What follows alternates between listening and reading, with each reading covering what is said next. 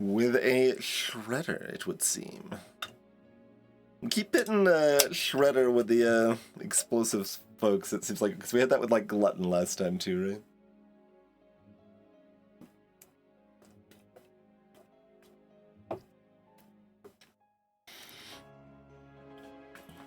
I don't think I want shredder, but that's okay. Like, I want Plank for a change, but, it's okay. Okay. Always have this nice wave 1 to kind of help recenter a little bit and be like, okay, I'm not running at the speed of sound, and we're not attacking ultra fast and doing 1,000,000 damage. We're chilling.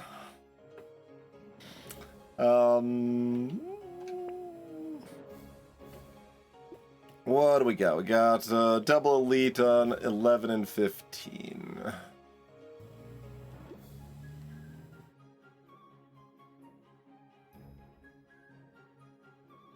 We're on Abyss, and we're Explodey Boom Boom.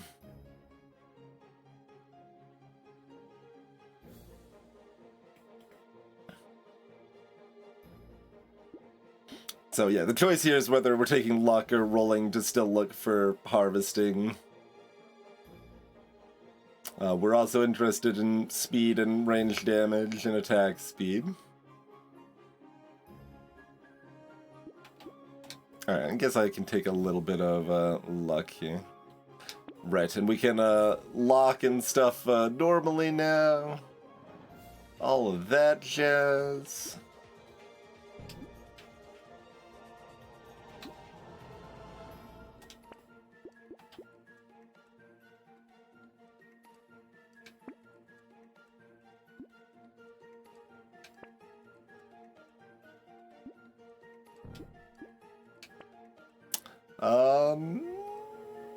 Not sure if I roll one more time.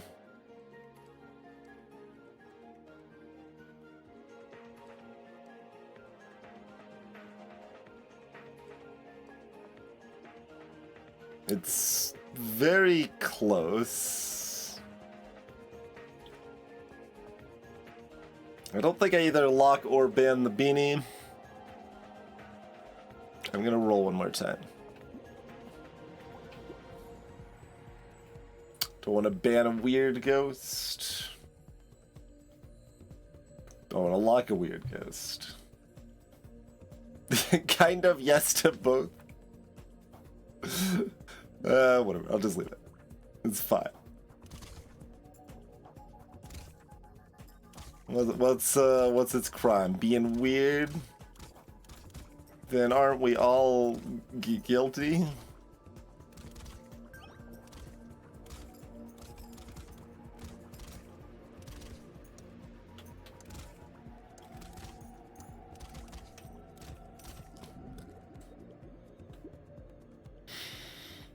Saddle for range damage, look for harvesting.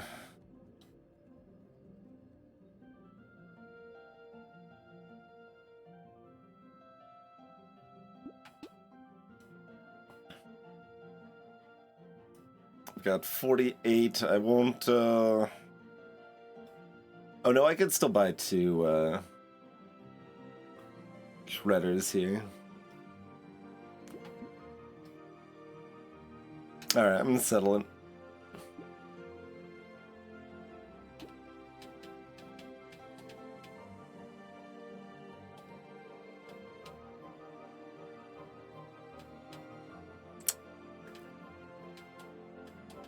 Not sure on the propeller hat.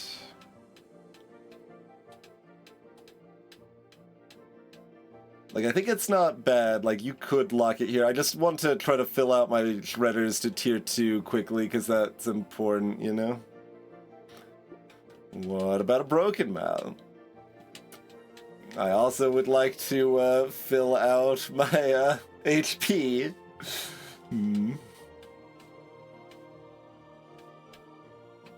No. Wait. I probably want those. Like, it's still actually not that great, even on Artificer until pretty late, but the instinctive loathing of landmines break it out there. I did actually release the ban button, but slightly too late.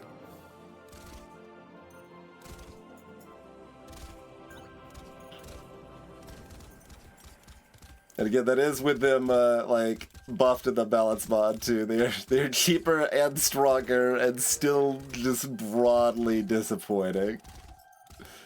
But when they do close to double damage, it's a little bit closer. Level 3. Blue's pretty rare at this point. Yeah, alright. Harvesting? Okay.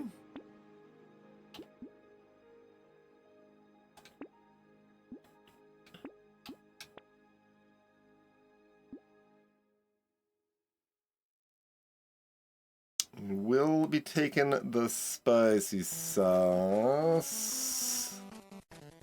Oh, this is almost interesting. There's like a Pruner here with the lemonades. Like, we could just be glutton in disguise.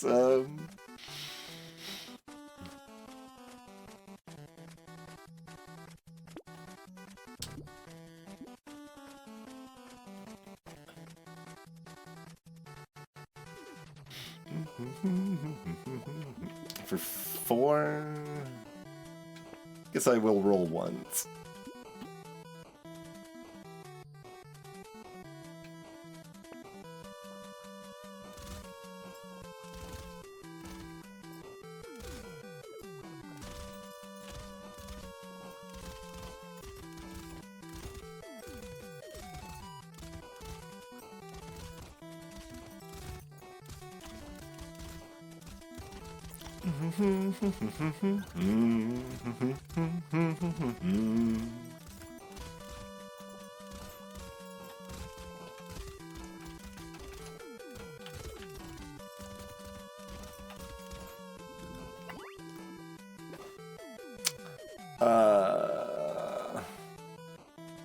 But it's $6 though.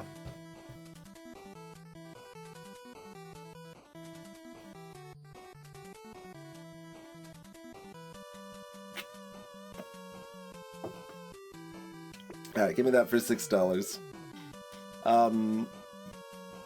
I could take speed, I could take attack speed, I could keep looking for harvesting.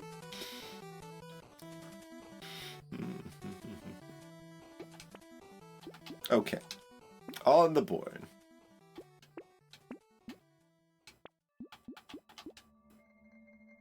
We're not like mixing in planks here, are we? I don't think so.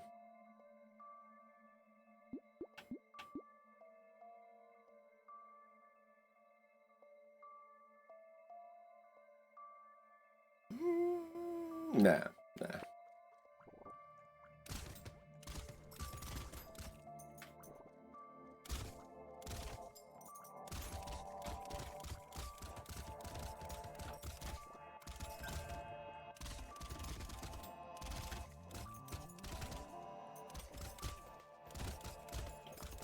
I feel like if I accidentally killed the Cursed Goblins last wave, then I would just like run it and do it purposely now, because like we've got the big explosion, so it's somewhat hard to avoid, but it seems like wave 12 is going to be our biggest pain point, and the curse is not going to have time to help us by then, I don't think so. 1 elemental for -2 harvesting. Salutations, Xenon.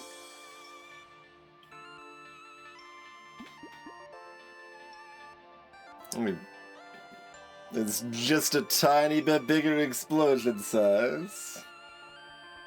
Like, how much would I pay for a plastic explosives?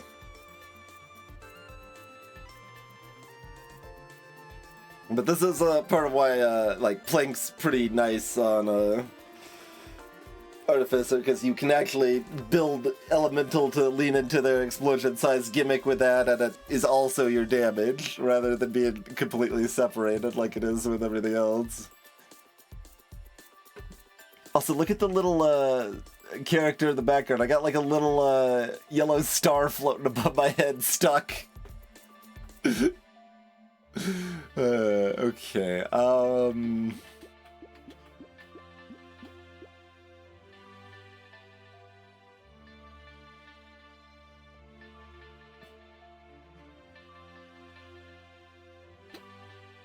taking it.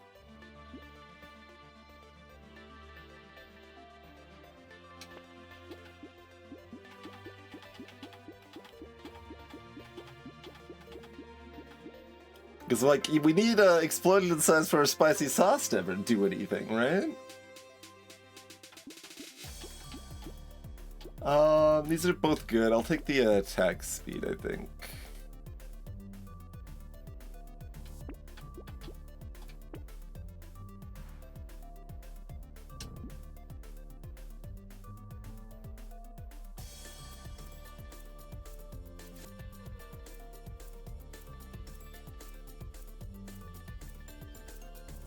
Am I buying or banning this?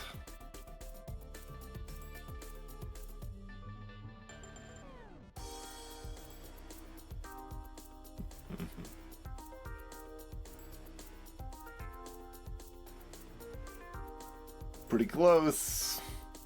I'm gonna ban it.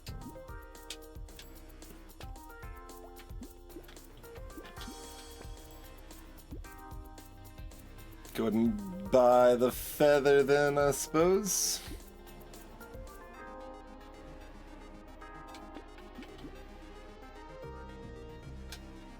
I updated the, it's not on the workshop yet because I'm waiting for it to leave beta, but I updated the little wave reminder mod I made too that shows the icons in the bottom right. So it also shows a few other special waves like the pufferfish for wave 6 here. Range damage doesn't have any special interactions with this character. It's just the Shredder's skill with range damage and my damage for any source of explosion damage. My explosive damage and my regular damage are added together. So the negative 100% damage or 101% damage is added to the 190% explosion damage. And that's my damage percent stat, basically. Okay, we will take a lumberjack shirt for $5.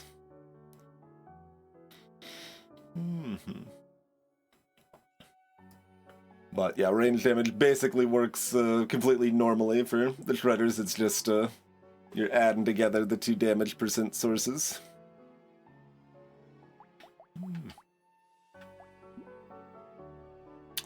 Like this is 450. Like even with the 3 pierce, we don't care about range that much. Like if this was a sudden purple one here, I'd be like, okay, fine. But I think I've got bigger priorities here. Speed 9 dodge. Okay, sure.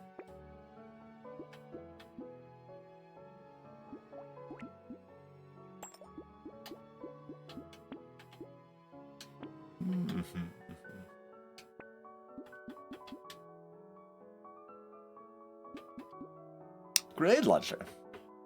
Cool. So, like, this still shows up rarely enough in a normal 20-wave run that it's not really worth buying at full price just for the ban effect. But from a crate, yes. And these weapons are low enough damage that killing trees in one hit is actually beneficial some amount of the time as well.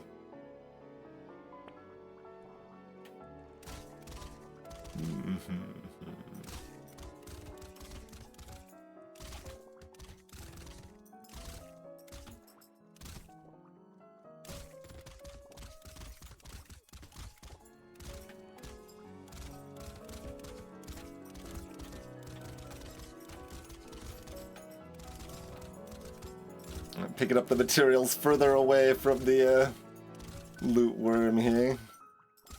Oh, well, it's circling back this way, though. That's okay. Dr. Worm's getting a pretty good feast. All told.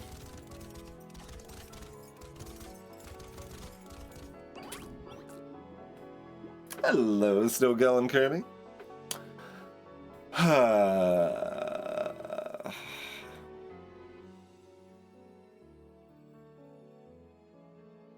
Like, do I want to try to figure out the value of explosion size? I mean, the big explosions are fun, so I guess if it's close, I'm just gonna take it.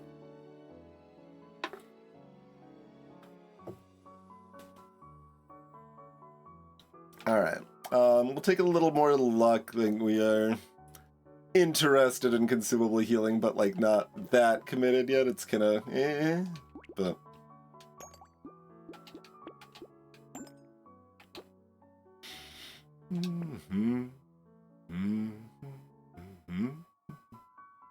it's a campfire.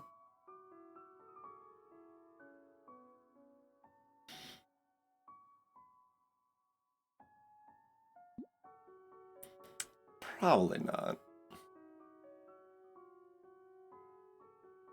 So not that excited about a Cyclops worm.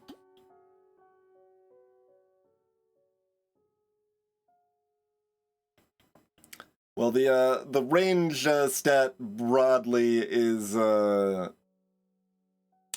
bigger, Zidane, so negative range is going to be more negative, positive range is going to be more positive.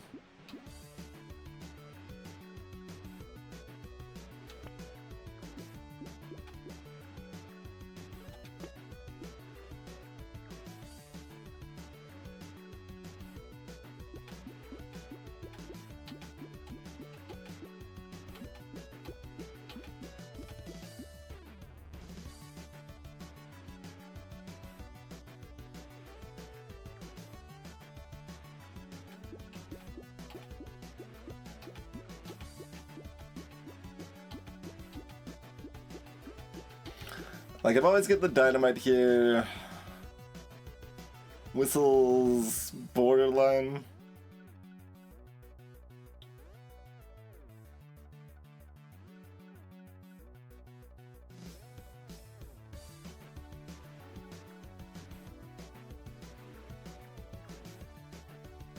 I think I'm just taking the dynamite. Need to save money to try to find a higher tier grenade launcher, because it doesn't like it's a lot like rocket launcher. It doesn't really get good until it's purple tier at least, but it is good at purple and red.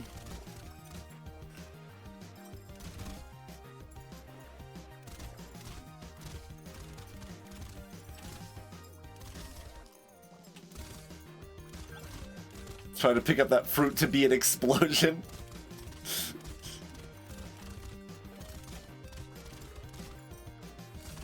Okay, the loot worm does not want to pick up the materials in the top corner here. Maybe they would have finally got them there. It seemed like they were never going to get them, so I should go pick them up. But because those were the double mats from the beginning of the wave. Yeah, that's fantastic.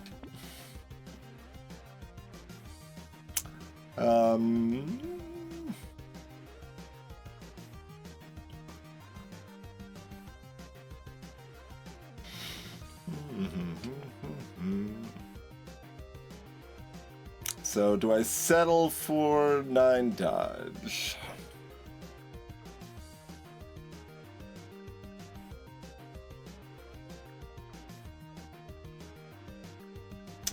Like, I don't, it hurts that I don't know quite what I want here. Like, my opinions are slowly shifting, but I don't know exactly where they should end up. Because half armor is a lot less armor. And dodge is better, or more accurately phrased, probably easier to reasonably acquire in a balance mod. Less punishing to acquire is maybe also a phrasing, but so we certainly could just get the dodge here. I'm also interested in having over 20 speed.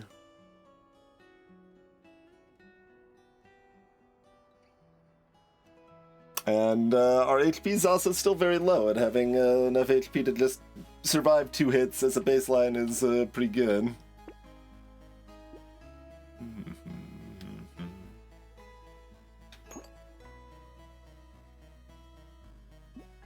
Harvesting? No thanks. I'm most afraid of wave 11 right now. Harvesting does not help me survive wave 11.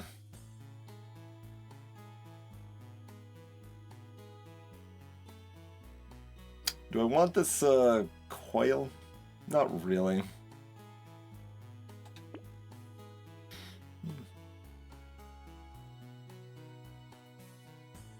I almost want the onion.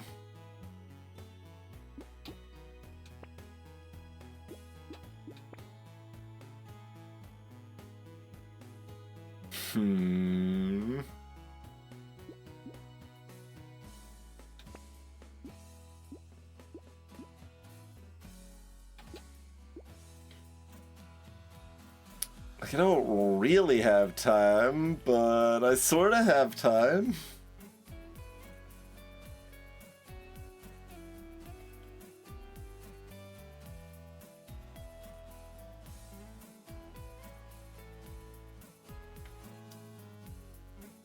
Your recognition is not failing you. It is in fact Artificer. Salutations, Artificer.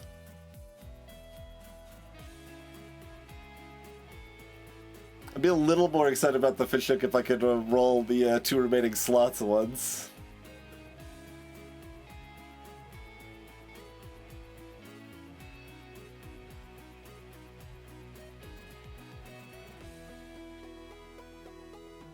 Oof. Like, even as a curse avoider, fish hook's fairly good. It's like 1 wave earlier, it's a yes. The end of wave 9 is rough, but it's like, it's just early enough you still could. Because, like, it's not like wave 11 is the only threat, but it is by far the biggest threat, I would say. I think that probably means I can't take it. Let's see.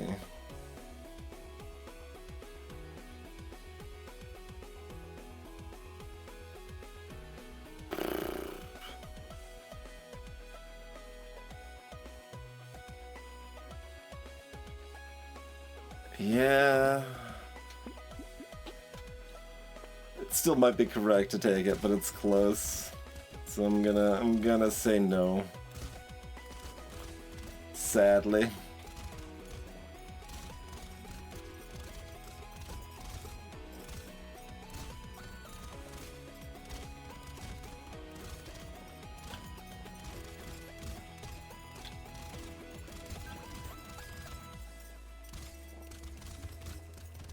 I'm gonna let that egg hatch if I can.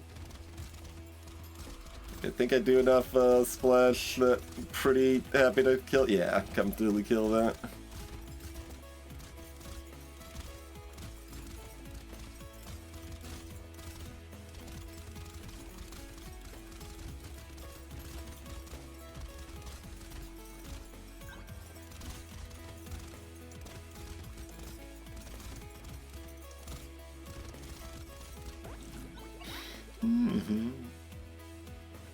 Man, we've started building dodge, but we take that for 28.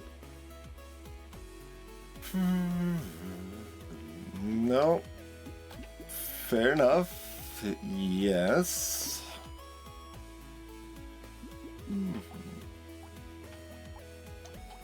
Yeah, like I said, it's you know, it's out damaging the blue shredders, but not by a lot.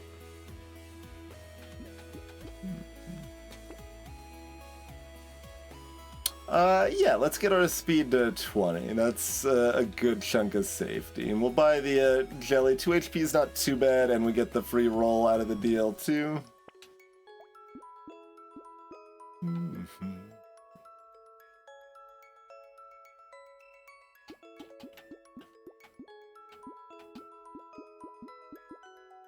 These are both things I kind of want.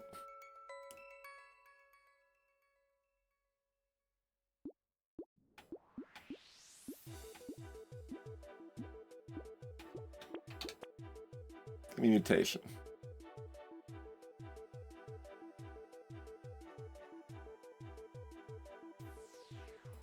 I could take the peacock last wave. Do I take it this wave?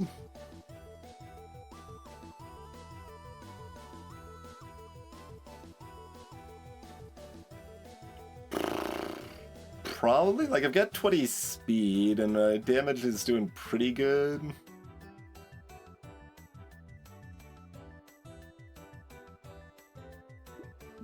Alright, I should be able to reinstall wave info, but I don't have it right now, and I have to remember it.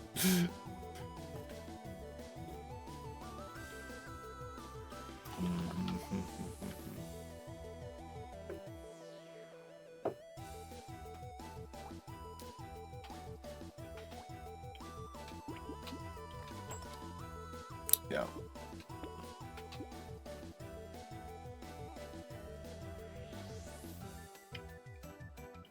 I think our clear plus speed is pretty good, so that should be fine.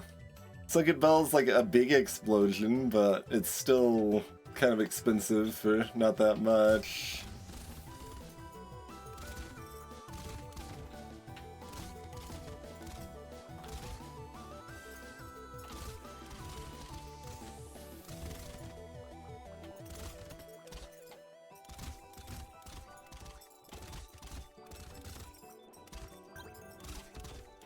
Maybe I wasn't supposed to buy that spicy sauce early on.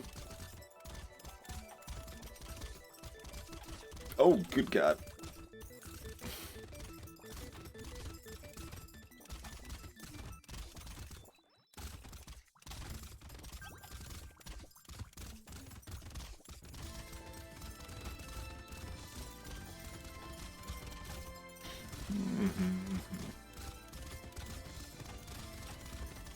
Anglerfish did attempt to eat my entire face there.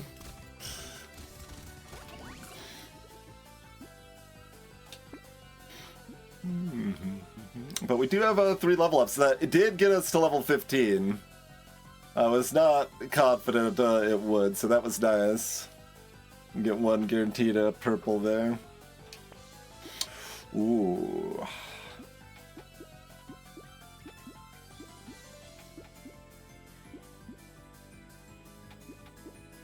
I could take the HP. 3 range damage is cool. And I said I think I'll take the HP when I took the armor. I meant to say armor. I did take what I meant to take, but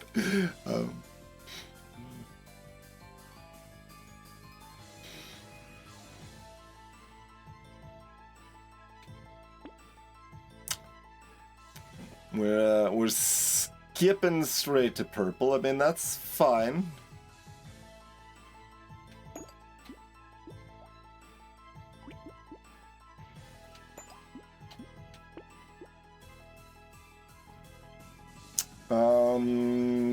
Looking for anything else that's gonna help me right now, so I'm not gonna take the scar. Oh, that's interesting.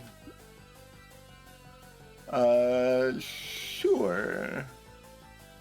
That's, well, actually, I mean, this is really good too, but this has gotta be better, right?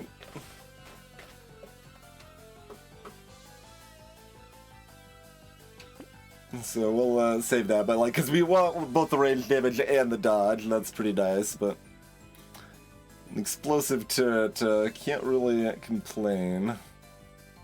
Yeah, okay, we've got, oh, it's you. That's, there's the explosive turrets right in the middle to hang out next to this goober.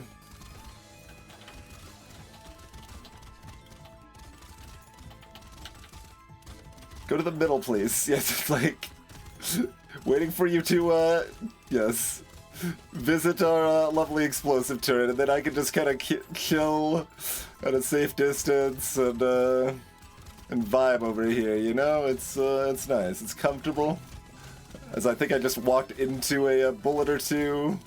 Don't worry about it. But a nice explosive turret placement.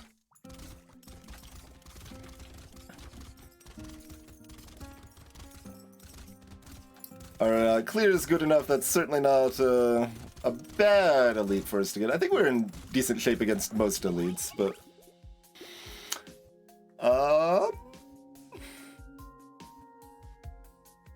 Interesting.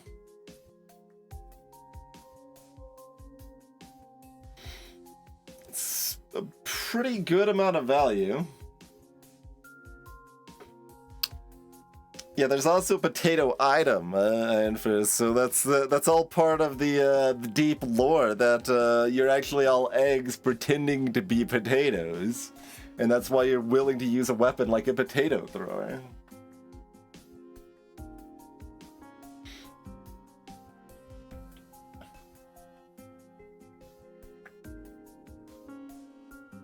Like, I kind of want more speed, but this is $44 and gives 8 engineering and the 8 HP regen, excuse me. And the engineering and range are not that bad either. Alright. What? This is a trap. No, you can't fool me. The -1 range damage sucks, but the 6 HP is good. And the life steals something.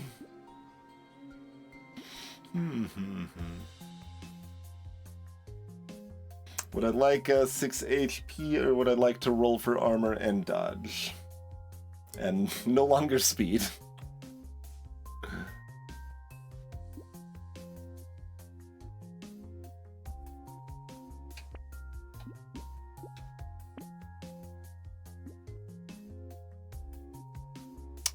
Honey. Cool.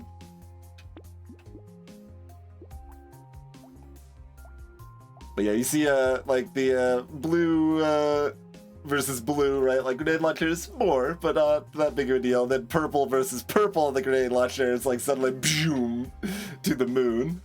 I guess, to be fair, the grenade launchers do actually like crit, but the giant belt of bait. I think I stand by that.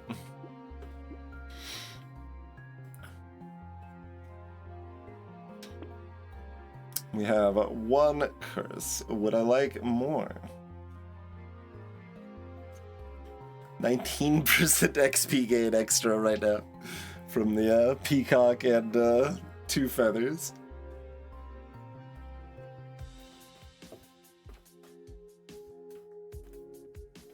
No gardens or med turrets. Like, we should be pretty safe on wave 12. Just, like, it would feel so bad to die that way, though.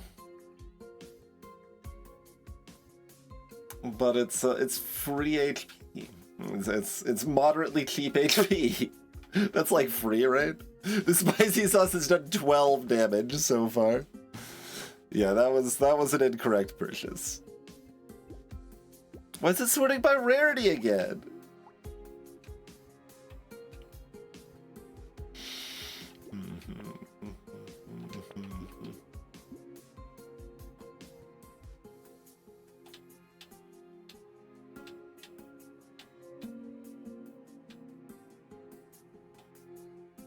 Tried to remember what's on wave 12 Abyss. I mean, the fact I can't remember is somewhat indicative that it's nothing too special.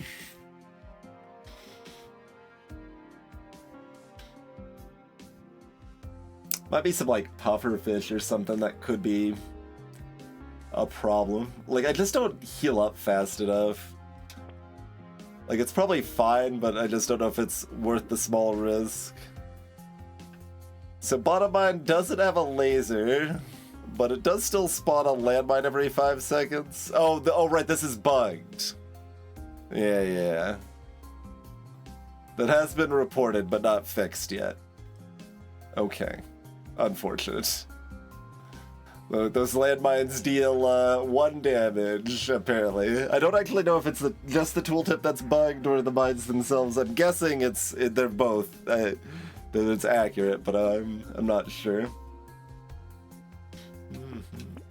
But we'll presume that it is in fact bugged and not taken. Alright, would I like another spicy sauce? Would I like this campfire? Explosion size getting legit.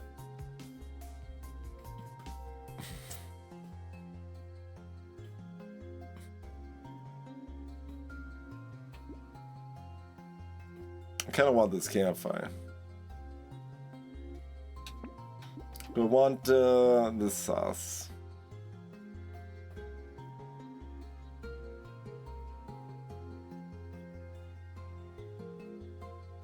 Like, the second sauce is a lot better than the first sauce.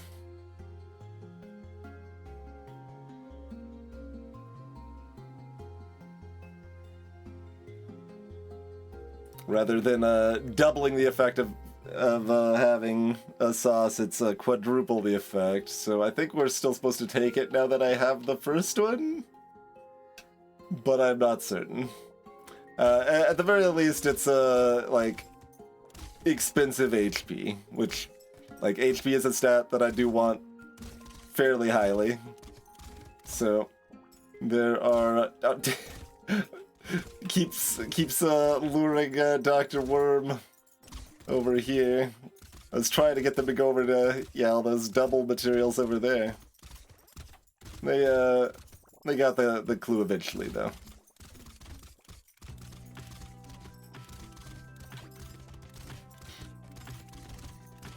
The explosive turret makes it even harder to avoid Curse at this point, of course, but just wanted to keep it low for Wave 11, mostly just not have to worry about extra big hits with my jank armor situation, you know?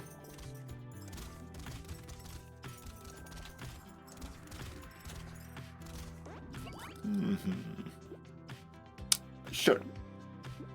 Absolutely not. Probably not. No. Absolutely not. Okay. Good. I mean, you've seen me stream, Xenon. It is important to justify every purchase. Pretty much.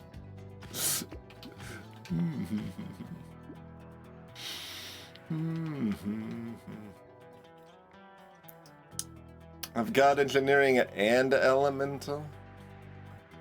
Would we like Tyler? I've heard that he's a little guy.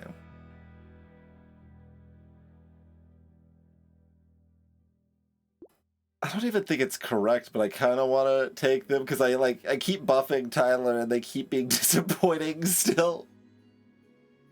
So it's like, eventually they'll be okay, right? Right?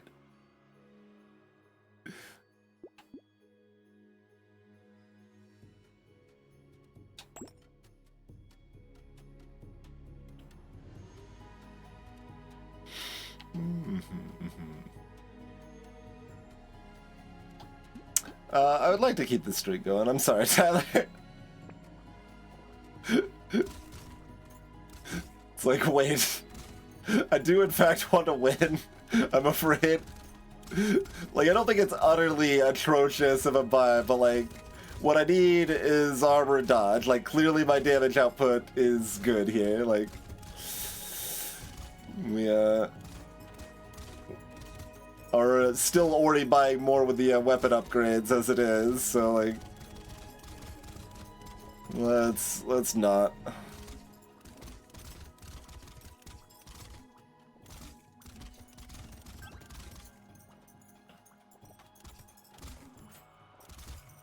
Egg.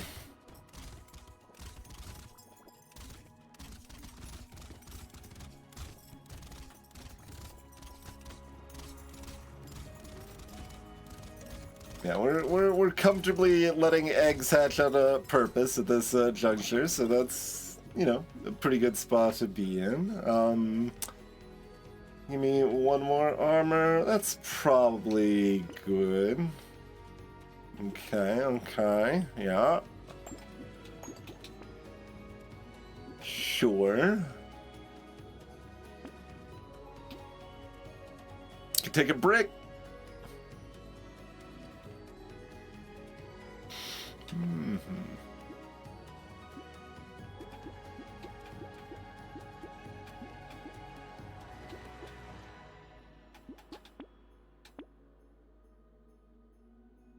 I think I'm fine taking the campfire.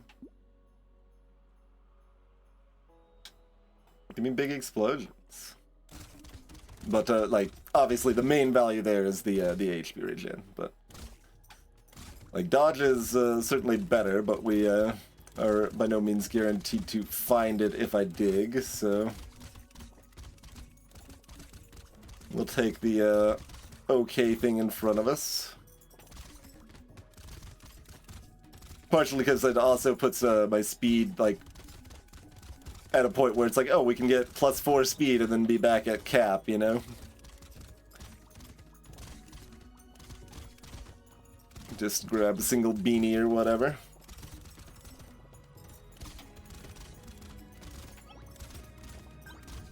The grenade launcher also going to randomly kill sea pigs.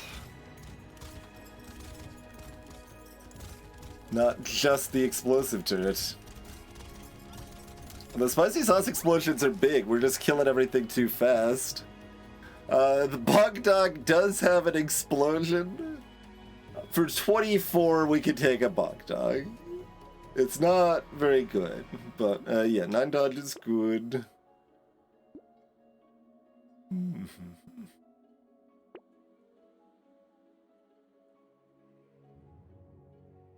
not sure I want this blue grenade launcher.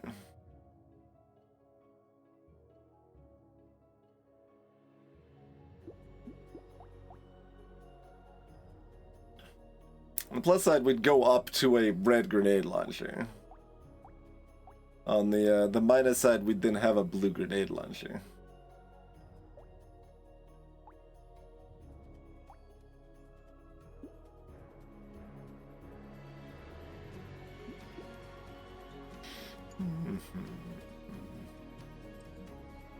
Just find me some armor and dodge and healing, I think. Okay, fine.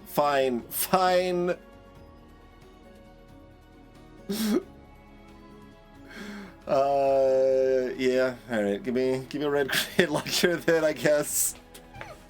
Fair enough. I tried.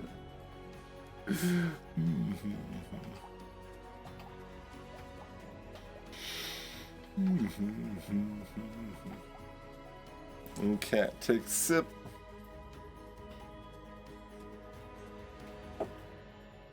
So, I mean, I do wish I had more dodge, but damage output's great. Explosion size is gonna clear everything.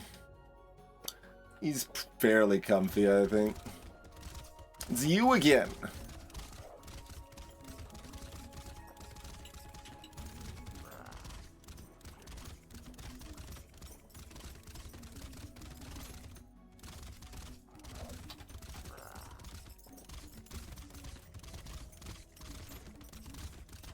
Oh, I should have brought them closer to the turret earlier, but that's okay. I was just vibing. It's comfortable.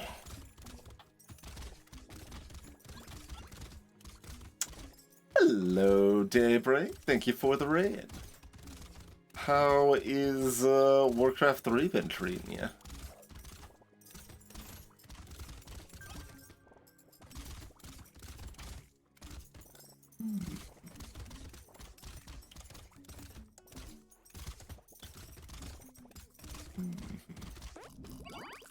We're exploding things. For $14, and we've got grenade launchers. I guess I can probably take this. Yeah, this did do 11,000 damage last week. Fine, I'll take the insanity. Oh, hi, it's a medkit. Fantastic. Being sick hasn't helped. It usually doesn't. It usually doesn't. We're currently trying to start a fresh-ish win streak on Paws and Claws and Brotato here.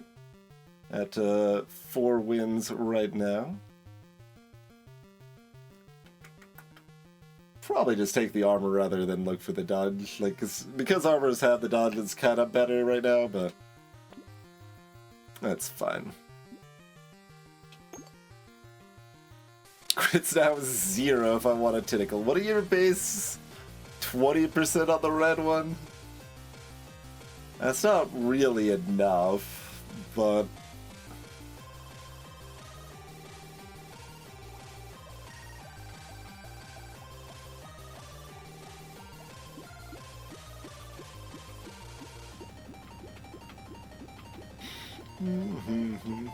probably don't let myself get baited.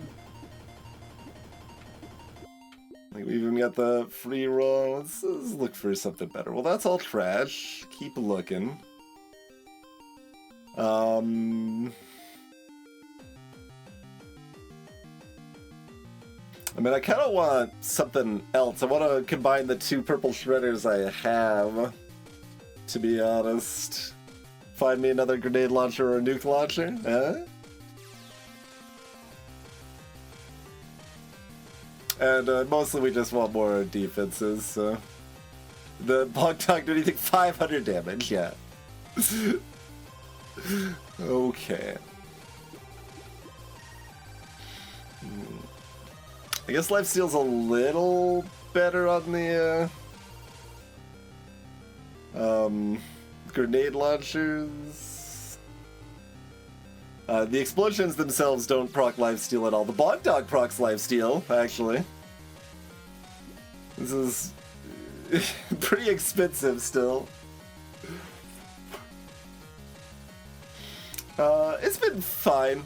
I would not say Paws and Claws is standout great or anything, but it's been fine. The pets are a little bit cute. Beastmaster kind of still needs to be reworked, in my opinion. They've been gradually fixing some bugs, and they added my whistle suggestion, so it's actually great. I take it all back. The fact whistle makes a sound effect now is fantastic, so it's actually the best. The one Bog Dog we got from a crate does lifesteal kind of consistently. That's interesting. I think I'm still gonna pass. Am I? Like, it's not like I'm negative lifesteal. We were incidentally positive already from something else we took.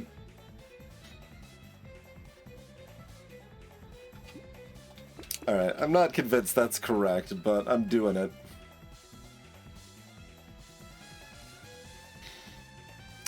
Still don't have a good idea what to think about Jelly Shield. I think it's at least okay. Like, I think just having proper dodge and you know, healing and HP and stuff is gonna be better. But this is here right now.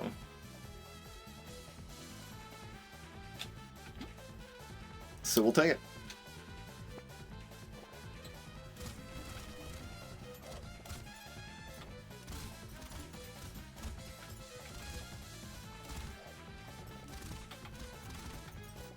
It's also been a little annoying because the Paws and Claws stuff has like broken all the mods, so figuring out what to do to fix everything again and get it prepped for once it's out of beta has been some work. Fortunately, there is someone much better with Godot than me that is regularly willing to help out. The dev of the improved tooltips mod is very helpful on the Discord with the various mod problem questions and stuff. Sure, yeah.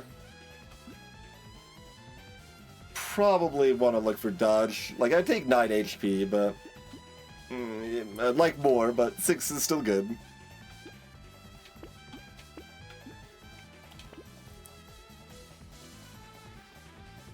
Luck back in the dumpster to hit the speed cap again and get another free roll, I suppose.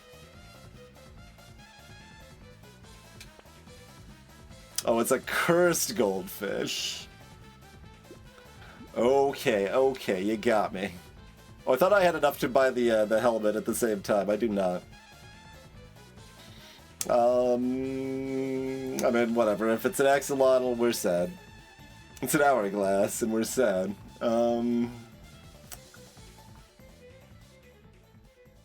So how good has our explosive turret been rocking here? 25k total so far. I mean, it's good. It's definitely good.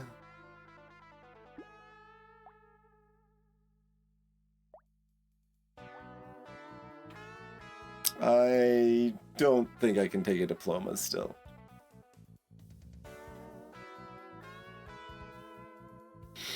Alright, well, goldfish, even curse, doing what goldfish normally does.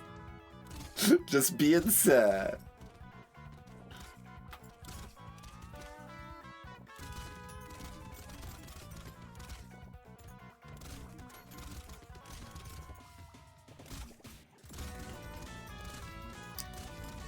But yeah, pets overall are... I'm fairly neutral on, like, it's both good and bad that they kind of open up some extra cute little avenues. Like, characters like One-Armed are stronger because they can find pets, for example.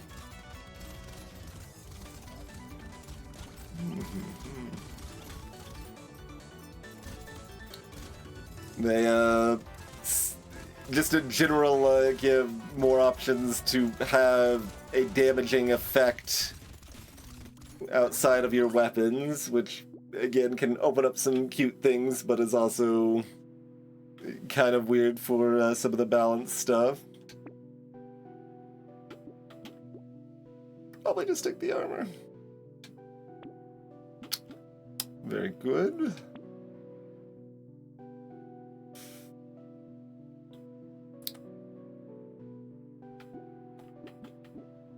You certainly can take that.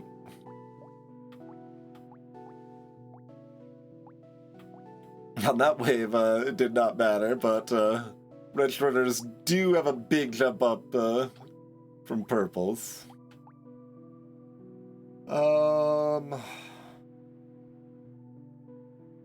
This is fine.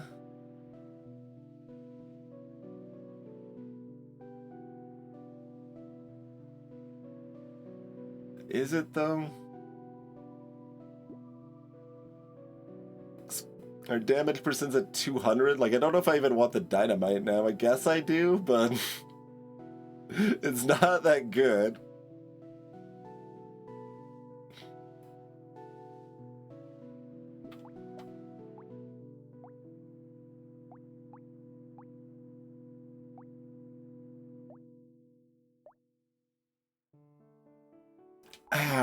All right.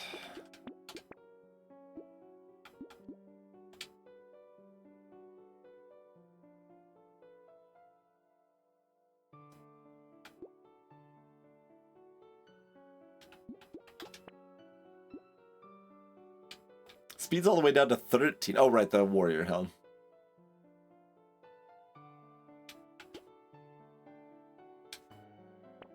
So just pick up a an additional purple speed level up.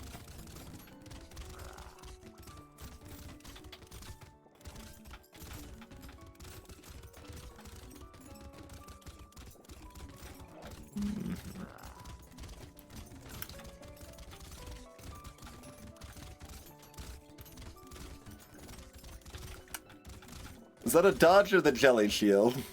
Because, like, I popped the pufferfish right next to me and, did not eat the bullet in the face. But I was not sure if the jelly shield blocked it or if I just dodged it with the stat.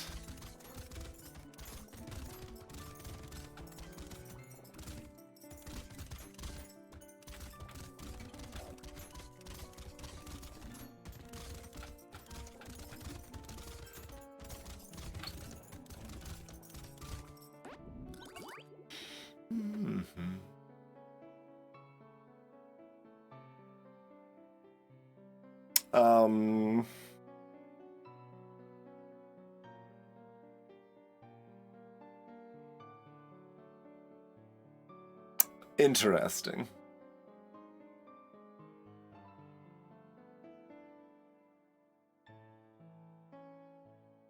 I think with the palette spot changes to Ricochet, I can take this here.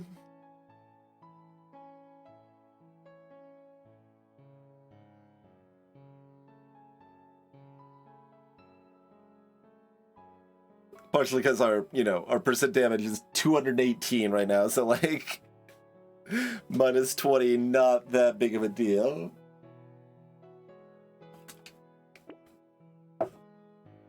Alright.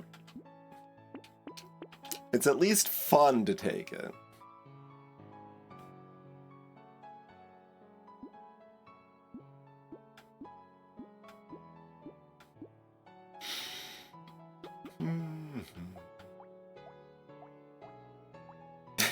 $5,000, $10,000, $22,000 on the grenade launcher damage. All right, make them bigger. Okay, well, we're taking that. Fair enough. Hello, hyphenated.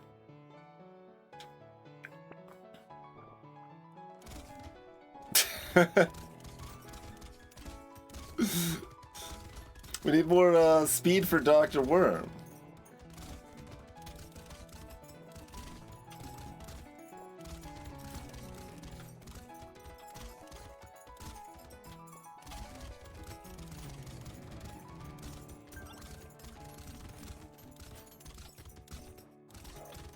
I'm trying to like control material pickup so that Dr. Worm doesn't have to move as often here.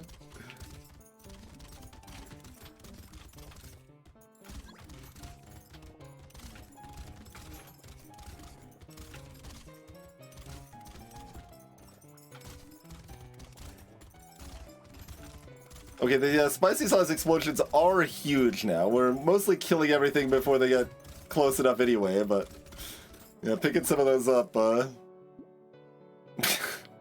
we want another bog type. Fine, we got the live steal, take it for 30. Yes, give me the coffee, absolutely. 6 speed is not 9 speed. Unacceptable. Okay.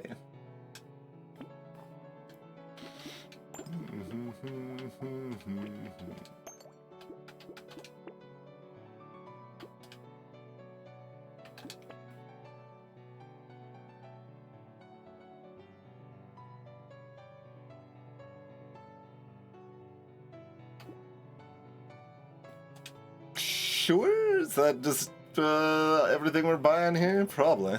That seems fine. Those can be our remaining 2 buys. Oh, we're at 20. I thought I was at 19.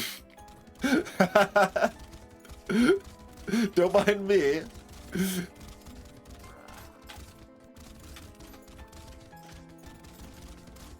High-level Brotato player here. Doesn't even know what wave he's on.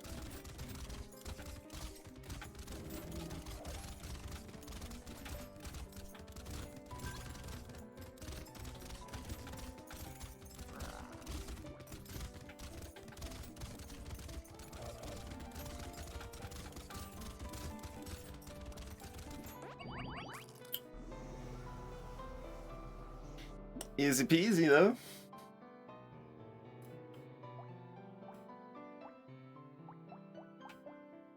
Oh yeah, I mean, and if we did get hurt, then we do heal up very fast too.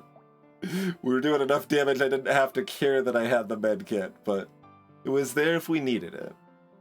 That's kind of how it was with the spicy sauce too. Like, it definitely wasn't, like, impactful, but if, things were more borderline, then it maybe is impactful. 23,000 from the, Cursed Purple Rocket Launcher. Only about, 15, like 14 and a half from the rock, or grenade launchers. And, you know, the Red Shredder's always completely nosedive on wave 20 specifically, but, you know, 8.5 or so is not too bad.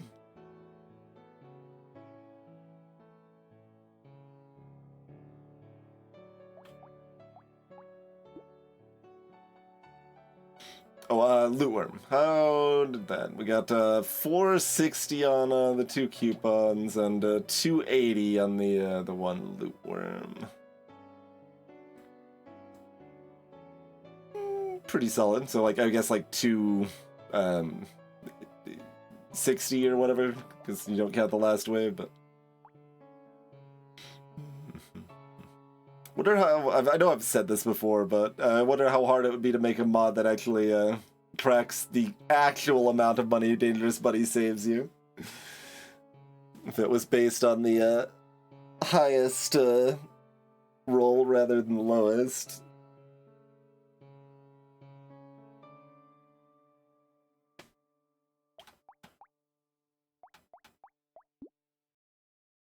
But yeah, pretty smooth sailing.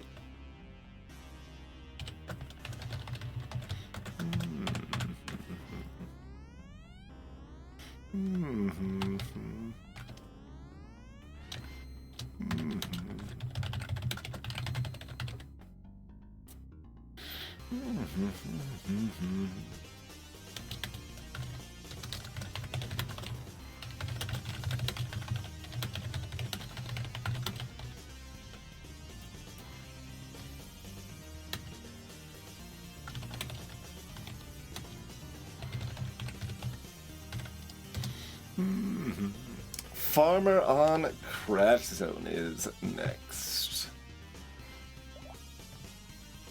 Well, I suppose what's actually next is a quick break. But thanks for hanging out, everybody. Joining us for some Brotato that's not crashing this time. Yeah. Follow if you're new. Be back in like 6 minutes. Go on to Farmer next and see how far we can get our fresh win streak here. I mean, I suppose like we've won more than 3 in a row, so we are successfully not in win streak purgatory anymore. After that happened like 3 times in a row, it's like 3 wins, a loss, 3 wins, a loss. Now we have at least 5 wins before a loss. Hopefully more.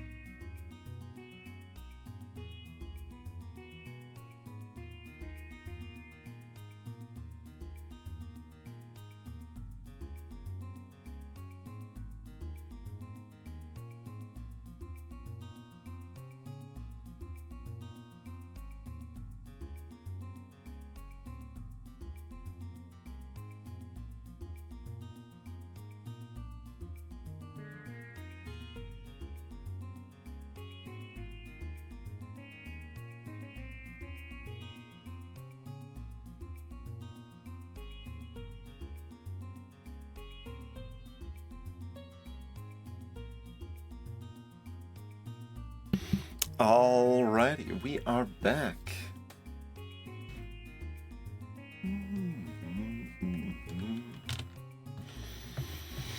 So, farmer. That's not that weird, as you don't know. Farmer, like, we are playing characters in a approximate order of difficulty. Farmer is one of the harder characters with a random weapon start, for sure. Obviously, if you can choose to start Pruners, they become significantly stronger. But even then, like, dying wave 11, completely reasonable. Like, it takes a while for that harvesting to kick into to overdrive.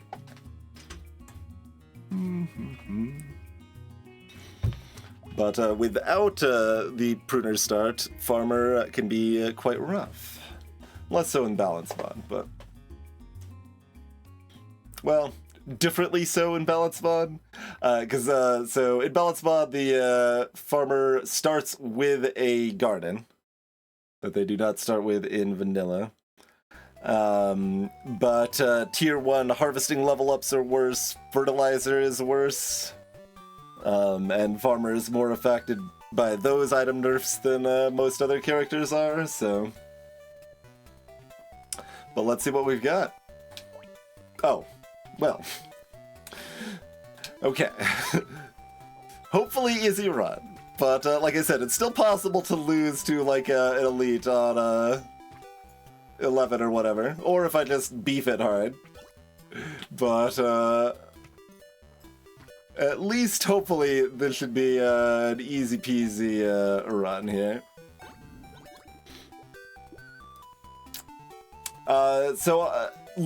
Tier, like, early game harvesting was made worse because it's super strong. And late game harvesting was made stronger because it's bad in Vanilla. So stuff like wheat is buffed in Vanilla.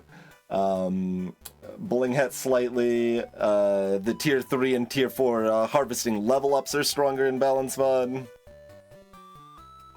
So it's just depends on the position and they are in the game, and the value you can expect at the time you actually get those things.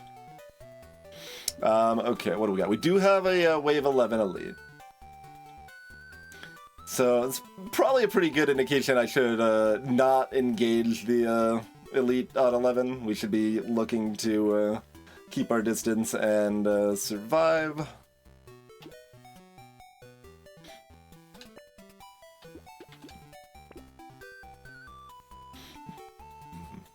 No reason to get fancy and take this other stuff, I don't think.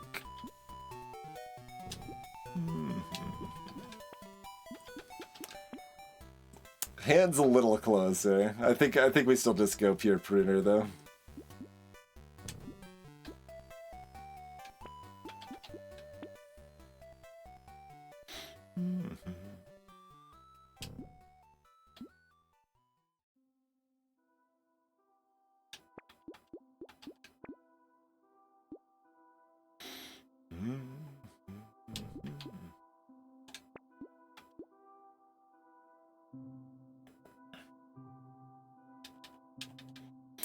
Do we lock the coffee or not?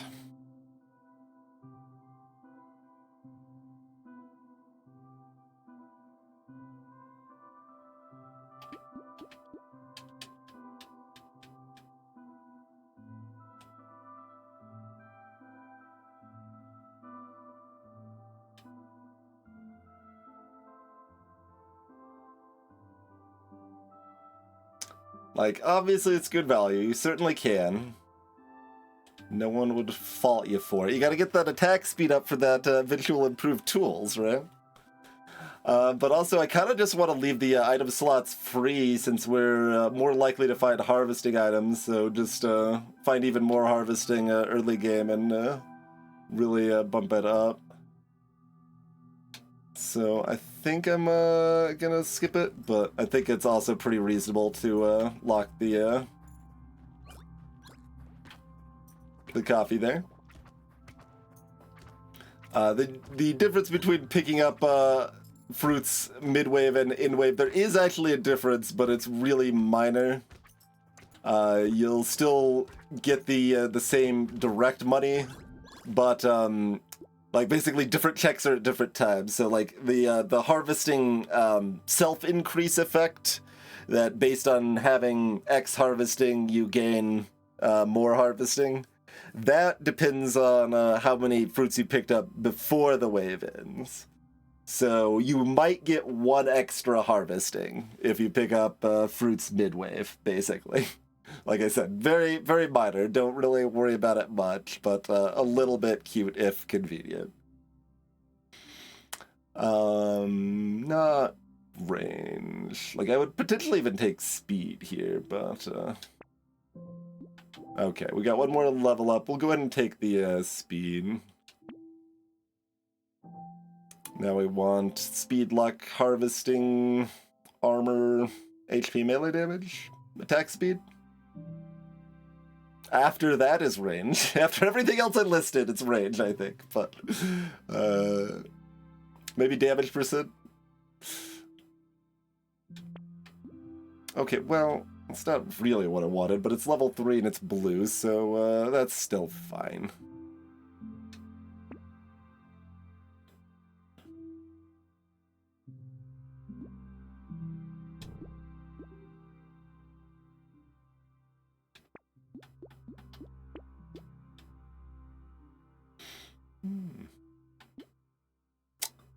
How about the hat? I mean, luck's weird, because I'm gonna have so many fruits anyway, I don't exactly need more luck, so I guess I probably don't actually want that.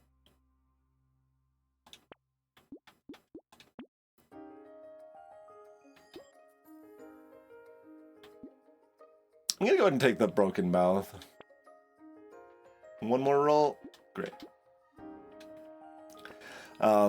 Because most of our healing is going to be coming from fruits, so we're probably fine tanking HP regen, or if not, it's still an okay buy, but the idea is just to get a little bit more HP buffer so that we don't accidentally beef it. Like, just, it's a way to prevent like accidental missteps where I suddenly get like triple tapped early from a mistake sort of situation, right?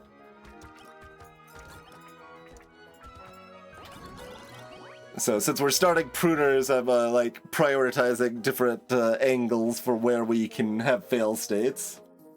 Yeah, the aggressive rolls were because of the guaranteed weapons, exactly. I still wasn't going to roll 1 more time, like we would have had the money. If I didn't find a pruner, I could have rolled 1 more time. At that point, I don't think it was going to be worth it, but... okay. Certainly we want dodge by mid-game.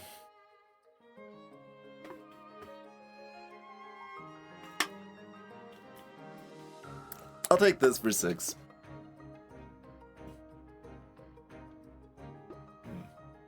I could take the 5 luck. I don't think I'm going to. Okay, I guess it's 6 dodge. I think it's 6 dodge. If I didn't have the broken mouth, I might take... or like locked, I might take the max HP, but I think I can roll for speed armor harvesting, maybe melee damage, maybe more dodge. It's wave 3. It's probably still got to be harvesting here. Hello, Inshato.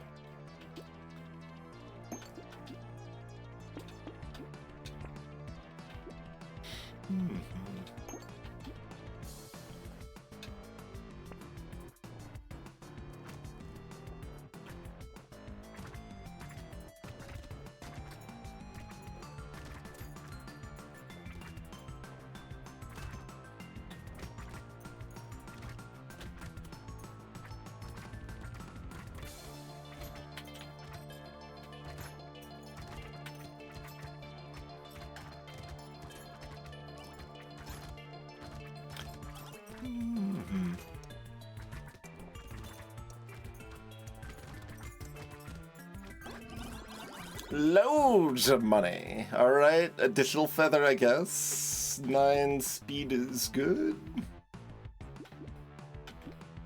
18 luck, also good.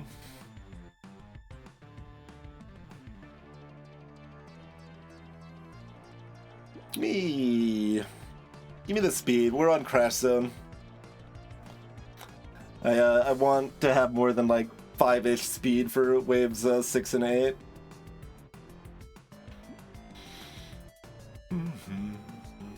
That early injection of melee damage is pretty good. Better as we get our Pruners leveled up, but I think I could still take this here.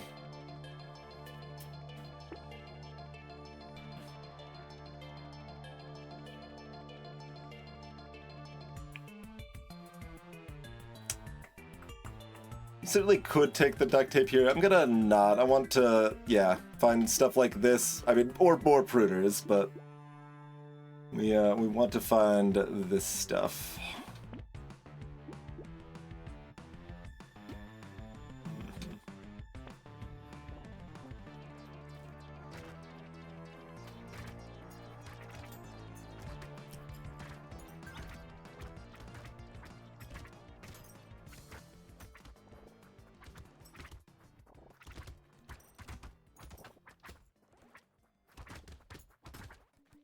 So I don't know what Borlog is. I'm reading that as Borland. A regular, normal Al Borland. Which is probably only on the mind because of the recent John Boy's documentary.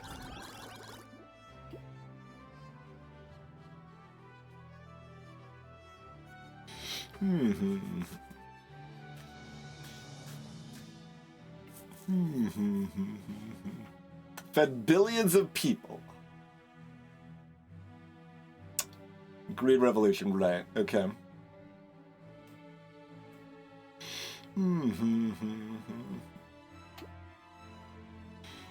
No luck, level 7. We could probably still fish. Give me that speed. No. Give me that speed.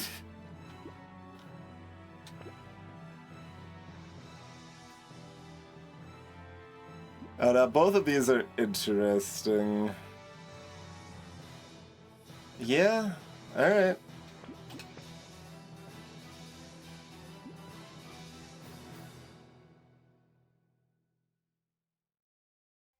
That mastery is gonna hold us off long enough that we don't need more weapons, hopefully. It's fine, we got speed.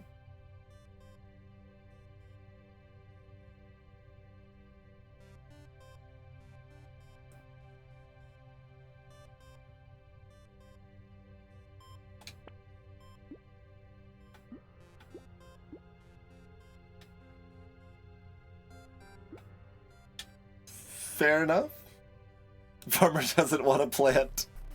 Not today. I've got gardens, not mere plants.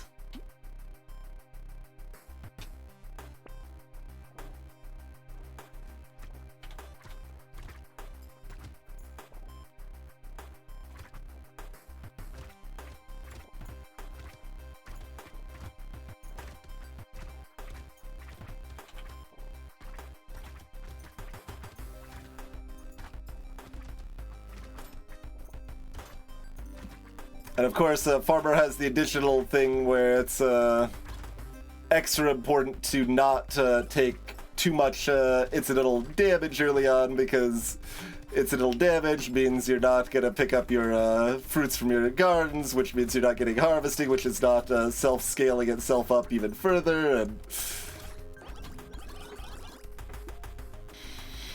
I've got enough speed. I could take the range. Yeah, I mean, I've got that knockback. Like, the range helps the knockback be effective. I think I'm actually okay with that. And then 3 armor. Yes, of course.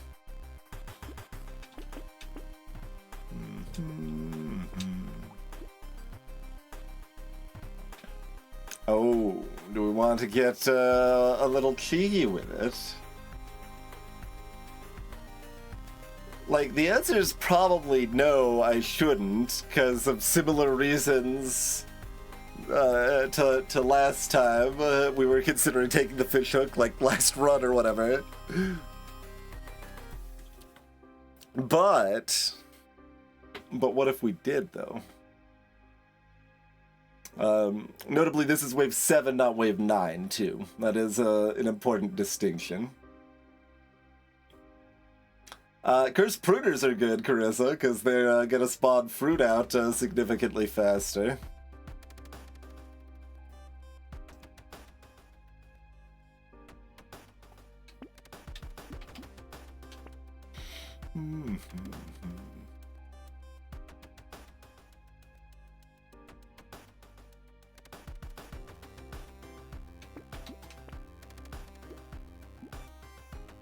Okay, if it curses. If it curses.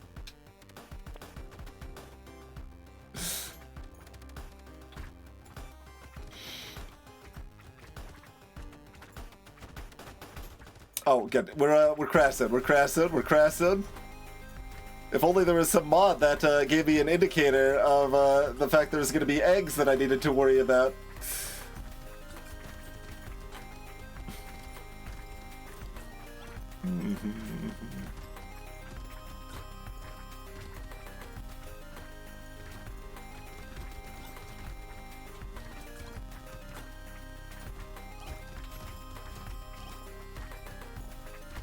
The freaking healer body slammed me. How dare you?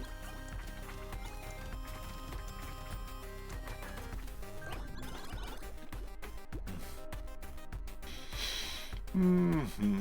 10 attack speed. Alright. 6 dodge. Mm-hmm.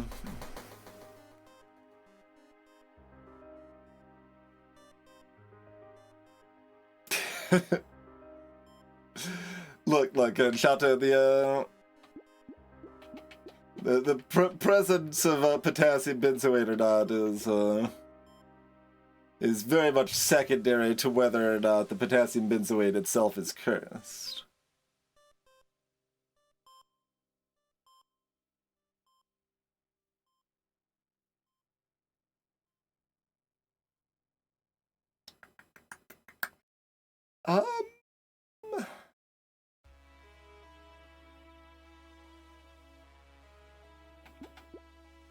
Yeah. Ooh.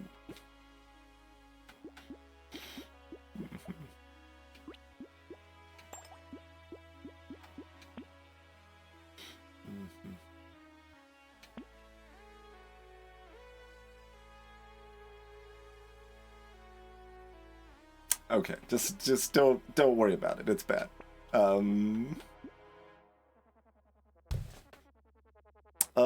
What about a penguin? Spicy sauce certainly makes that more exciting. The -3 HP regen I have makes that less exciting, but...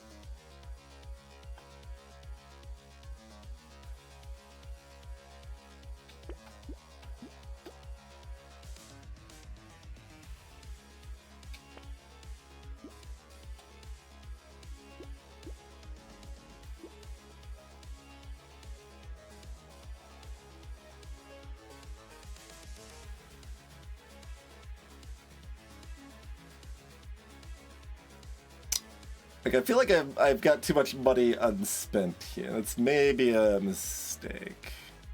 Probably.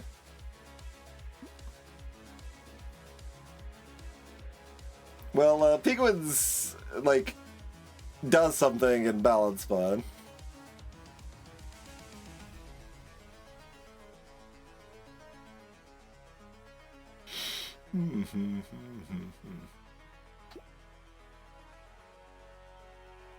Though it's less worth the incidental value from a crate than it is in vanilla, potentially.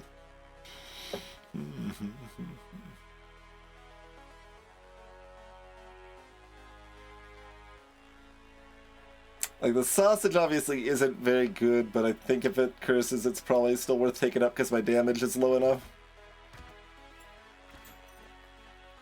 And we get to even see which of our gardens is cursed.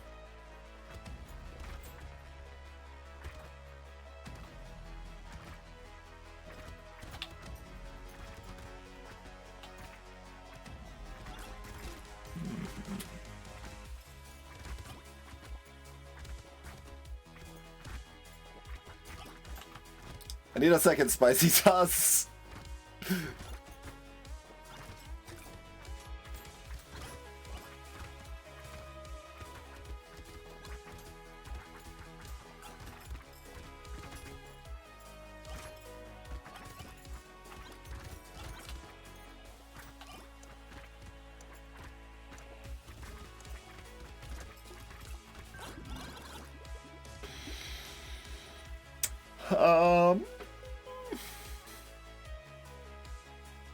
Loads of money. Hard to be too upset about that, probably.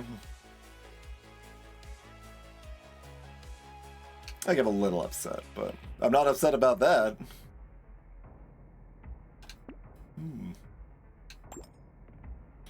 The other thing I can do with this is ban it when it doesn't curses. Well, that's already an 8. Do we want to wait to re-roll that again to be even higher, or just get its value higher right away? I guess we just get its value higher right away, right?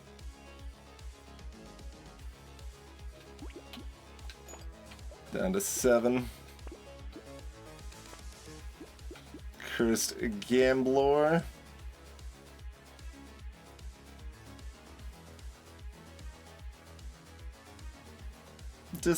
Just take it. I've got money left to burn. Don't have another ban for the small fish, unfortunately, but yeah, I'll just take it now.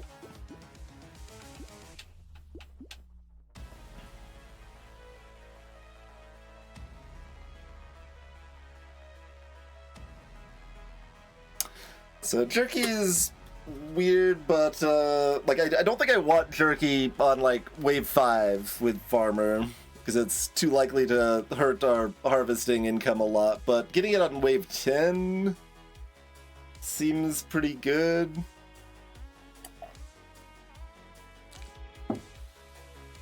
That seems pretty good.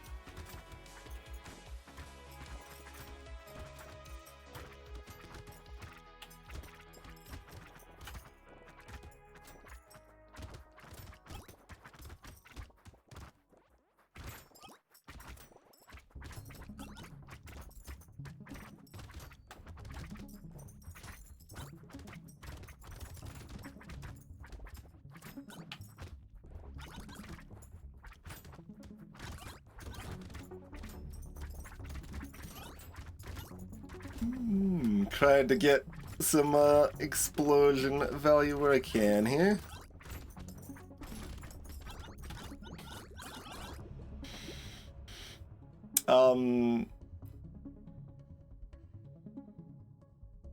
I guess kind of need some more range now. 3 level ups.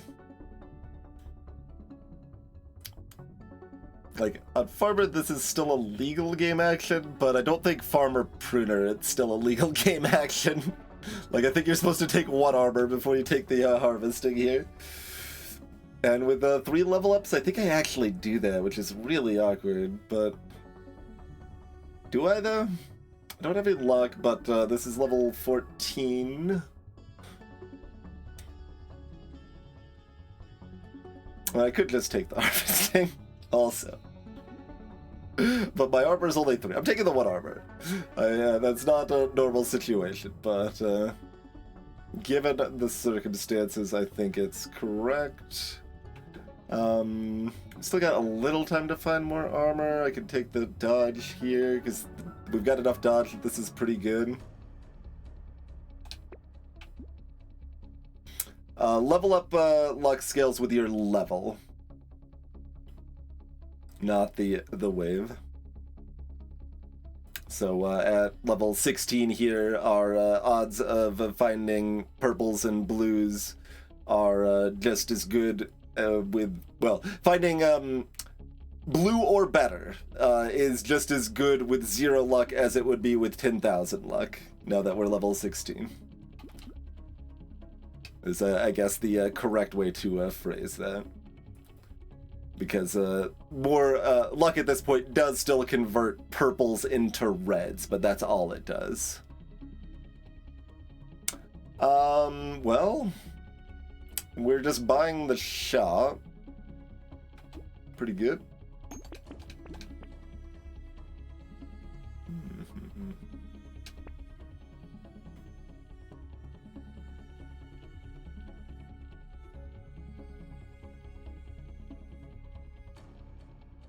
Scarf.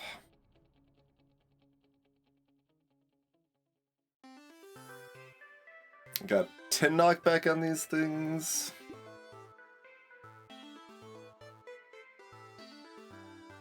If I didn't have the pickup range from the cauldron, I might take the frog here, but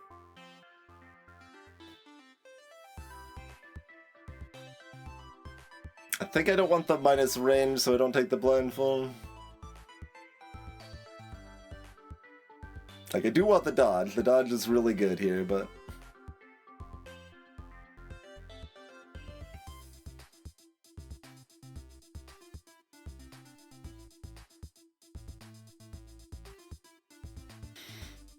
I'd certainly take this on wave 9. Do I want it on wave 10, though? Like, I've got enough speed, it's fine. I certainly can take this. My armor's up to 7 now. Yeah, alright, we could take that.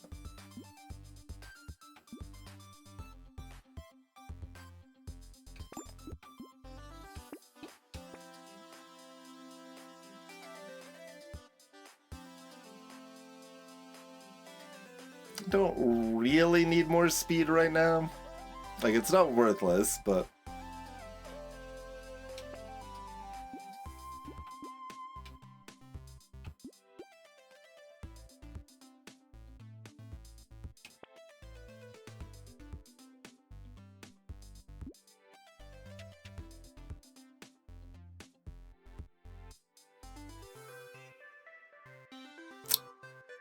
we've got, what, like 15% pity or something?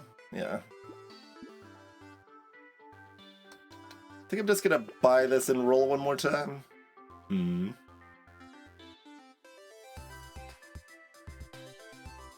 I don't think we barrow, but we can goat skull.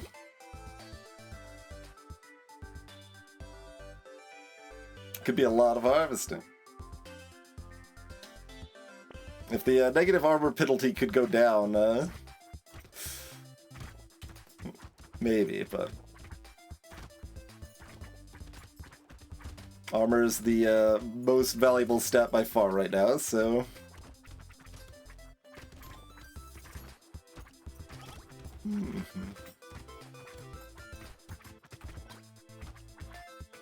well, I mean, dodge is also very good because we've already got so much dodge. So I guess by far is a little strong, but armored dodge is what I want in any case.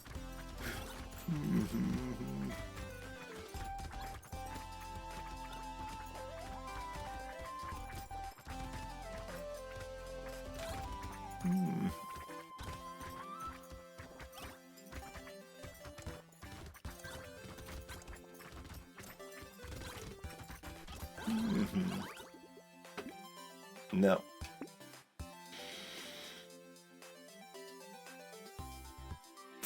So, I mean, I don't really need to be able to kill things. I've got the knockback and speed to make my movement against enemies safe, and we do enough damage. Like, it's not great, but it's enough. I mean, like, if this was red, I would take it. It is still purple. I certainly still could take it. But I think I want to look for armor and dodge and HP here. 1 armor. Unfortunate. Okay, 15 attack speed. 6 dodge, fair enough. Fair enough.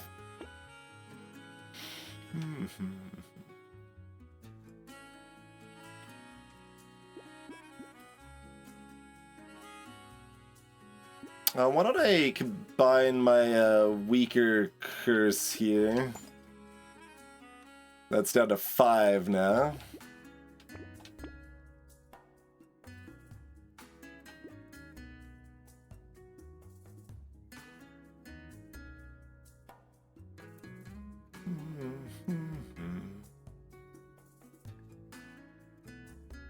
This is fine.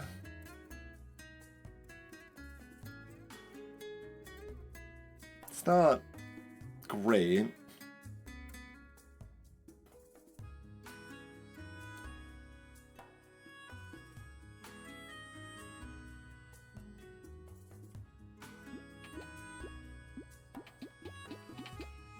It's fine.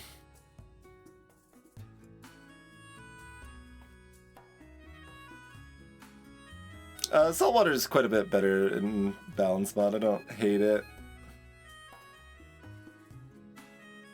Now that it gives enough speed to actually do something.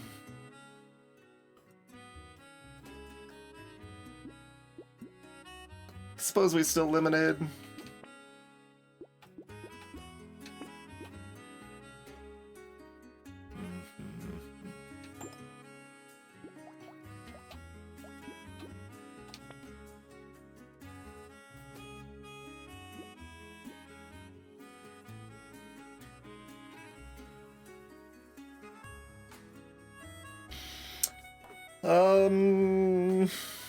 Is riposte helpful at all for waves 14 and 15?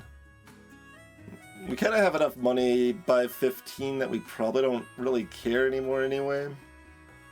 The idea being that if one of the magicians fires a fireball across the map and we get hit by it, it can then kill them from across the map, potentially.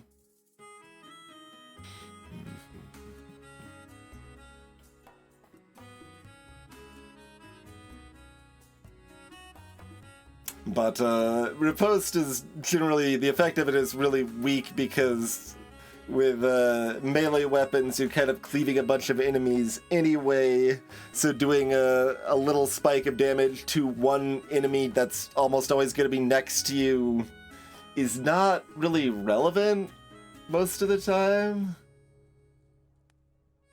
Like, obviously it's a lot closer to cursed, but...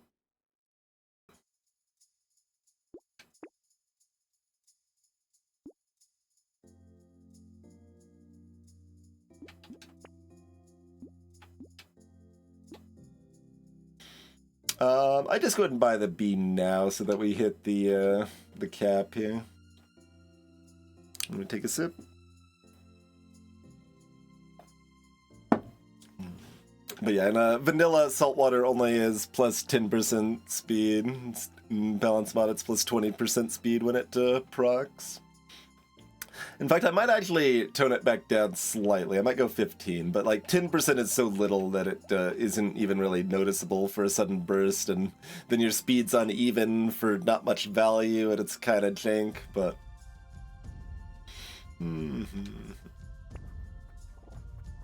Smiles McKinsey!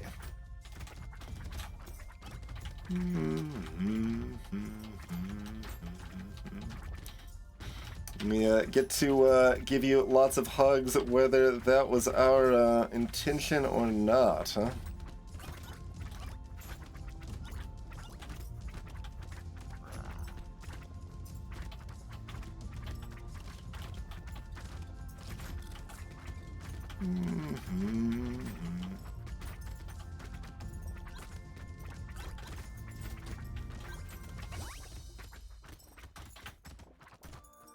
We almost do enough damage to kill them, but you know what? I'm not gonna worry about it. Like, you're certainly tempted to, but the spicy sauce explosion radius isn't really hitting them in phase 2. Like, we should be safe, but like the only way we're not safe is by being too aggressive against Smiles here, so. I guess we've got the double penguin, so we could take that for 28.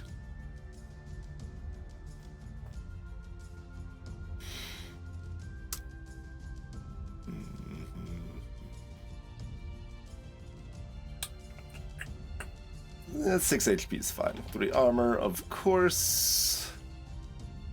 We don't want that if it doesn't curse and we're farmer. We are still able to take an uncursed tractor at this point because we're farmer. Yes. Yes, we are.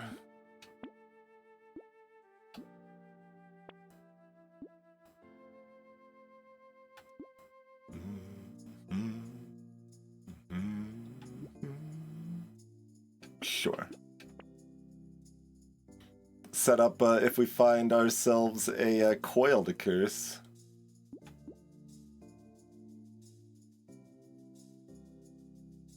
I kind of want to curse these things, but we've got too much money.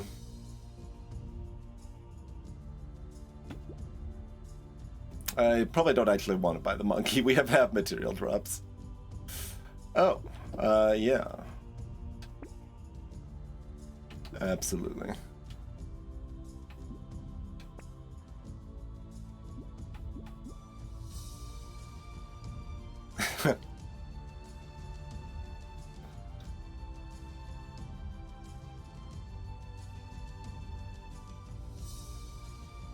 Kind of weird, but it's probably good, at least fine.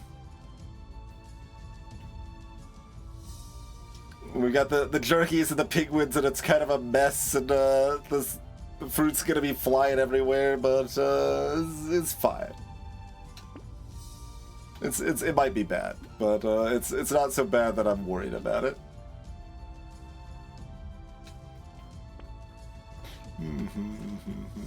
It also means we have a permanent speed boost.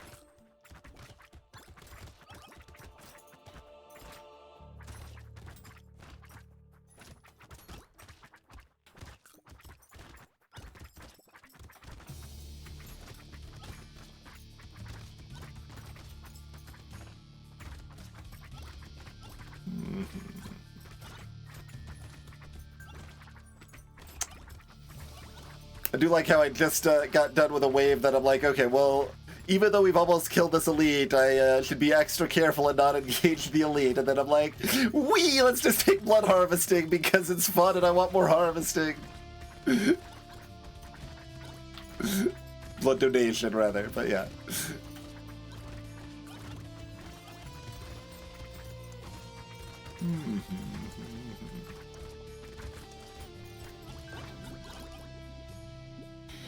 It doesn't kill it as much as you might expect. It does hurt it, the harvesting scaling, but it's also already wave 12.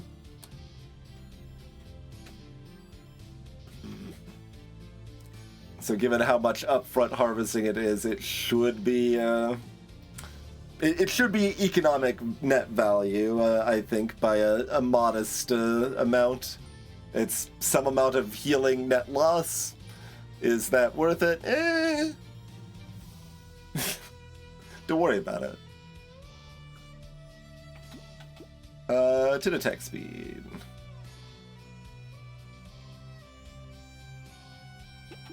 Nine speed, I guess. I would take purple range. I'm not taking blue here. Settle for the HP. Now give me the armor. Yes. Hello, Panther. Thank you for 46 months. Appreciate it.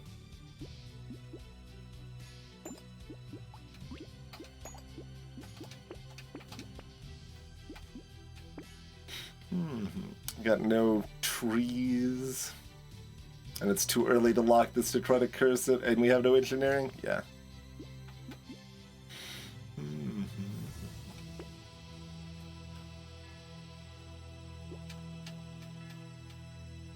It's probably correct to take the alien baby. If it was a little bit later, I'd try to curse it.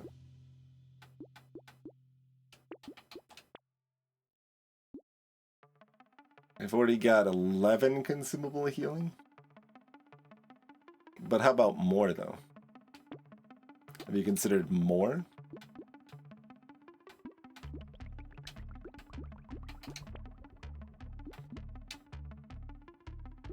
Yeah.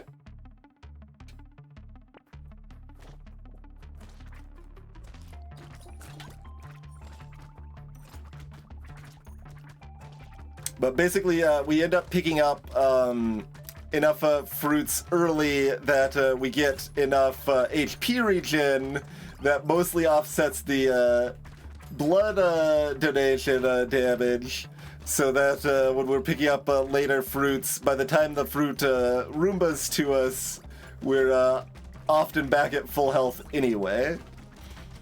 Is kind of how this is working right now.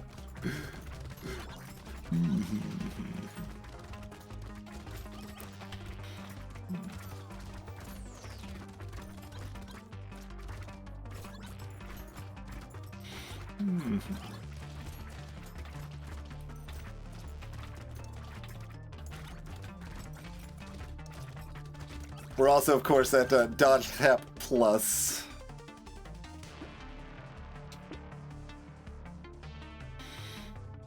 No, I reject your fake stat luck. I'll take the melee damage, though. Oh, we're already level 25. Okay, yes.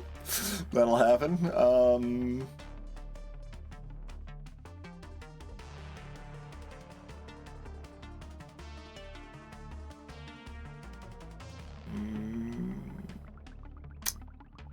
We're probably supposed to roll for armor, but I guess I'll take either HP or damage percent. Give me the damage percent.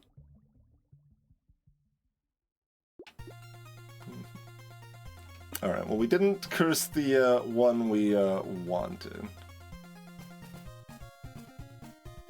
I guess if I bite everything else, I might as well buy the padding.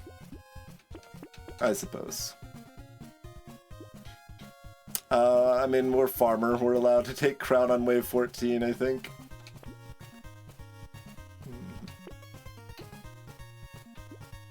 Bonk dog, sure. Give me a pet friend. There's improved tools. There's faster fruits. All right, give me more. Well, I need attack speed, not regular speed. There's that cursed coil.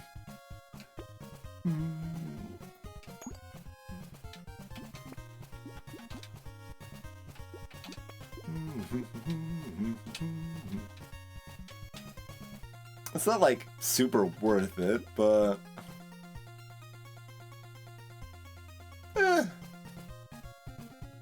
10%. Our damage is suddenly at like 100% though. Maybe I don't need this actually. Goldfish can in fact be cursed.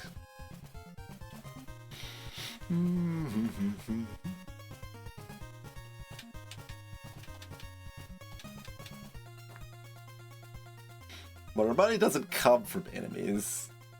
And I've got enough damage. It's kind of whatever either way. I think I don't want it.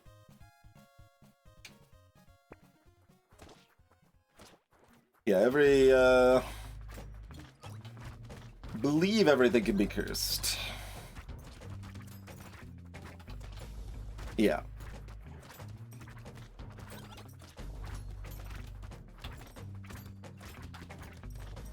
Although cursed landmines are dumb.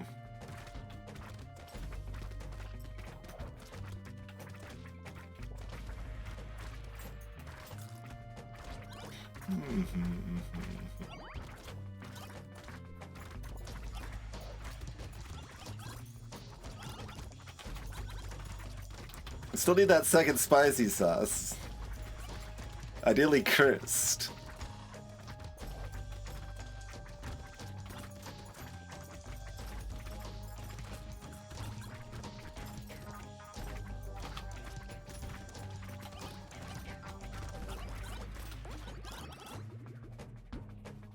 Oh, I took a hit right at the end, so we didn't get the harvesting. I think that was the first wave that happened, huh? Hourglass can definitely be cursed. Hourglass and Axolotl cannot be locked, so you can't curse it with Fishhook, but they can appear cursed otherwise. There are specific shenanigans available with Goldfish and cursed Hourglasses, in fact.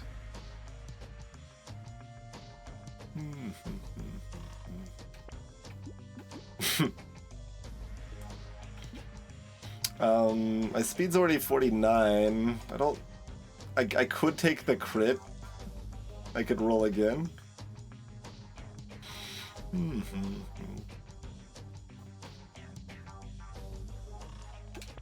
Attack speed. There we go. That's more fruit. Attack speed. It's more fruit. All right, give me a rat friend. These are at 3.5 seconds on those red cursed Pruners, by the way.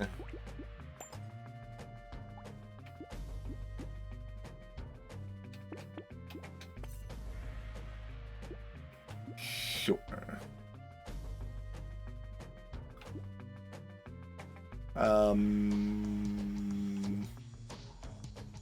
Landmine every 3.5 seconds?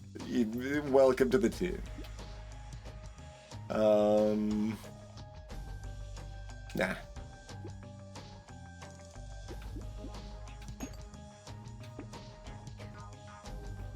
Sure. I'm not gonna figure out if that's correct or not. That's 5 knockback, which is damage, so take that.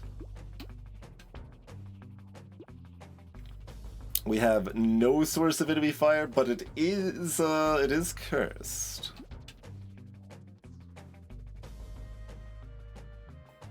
Oh, I guess I'm supposed to actually just buy the alien magic now, aren't I?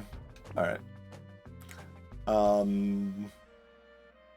Sure, we'll find some fire later, it'll be fine.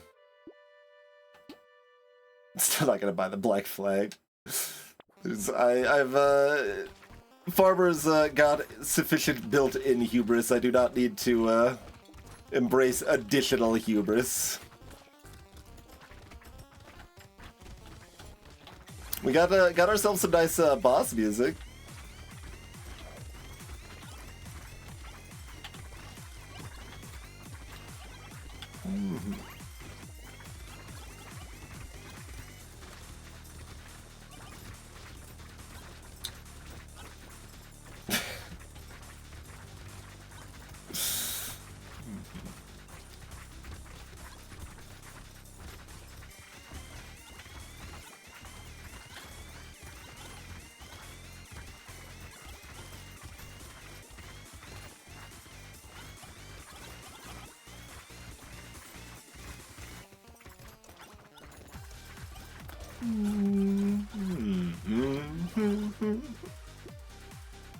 It does, Curse. Look, we can embrace additional hubris. No, we're Winstreaky. I'm sorry.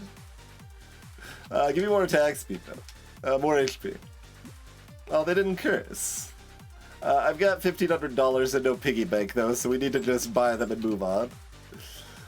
Sure. Yep. And no.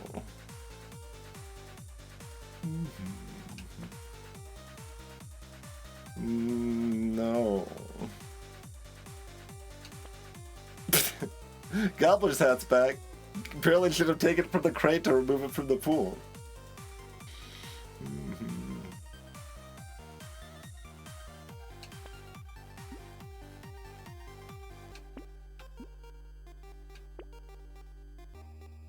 Do I grab a harpoon gun because I love harpoon gun?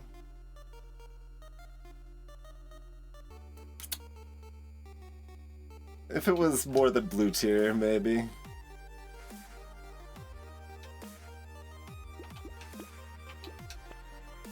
These rerolls are getting awfully pricey. This has attack speed on it. That's more fruit. We're taking it. $65 reroll.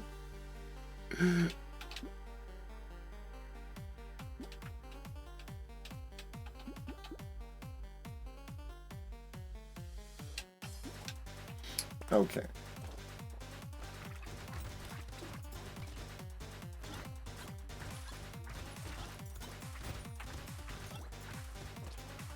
Look, I've had a gangster run where we were degenerately broken, but because of the way we got degenerately broken involved killing, you know, like 10 elites or whatever. The bosses on wave 20 did like 45 damage a hit, and then I just got two-shot by the bosses and died. So because I was screwed around. So we didn't lose like a big streak to that or anything, but that still stands out. It's like, okay, I guess no fun allowed. I got like some fun allowed though, some fun allowed, but like I still generally curbed the hubris a little bit. That said, give me the melee damage, I think. Give me damage rather than armor.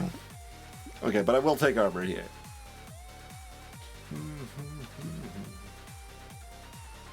I'm still taking the gummy berserkers, though.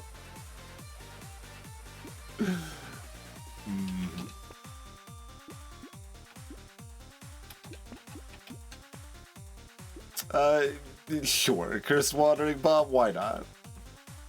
Why not? I've got so much armor while standing still. We got Big Doc Moth. Sure. Look, it's wave 17, our curse is -4%. It's time to start building crit. Okay, I guess I'll take a Cursed Frozen Hearts for the crit. Perfect. Exactly what we're looking for, question mark.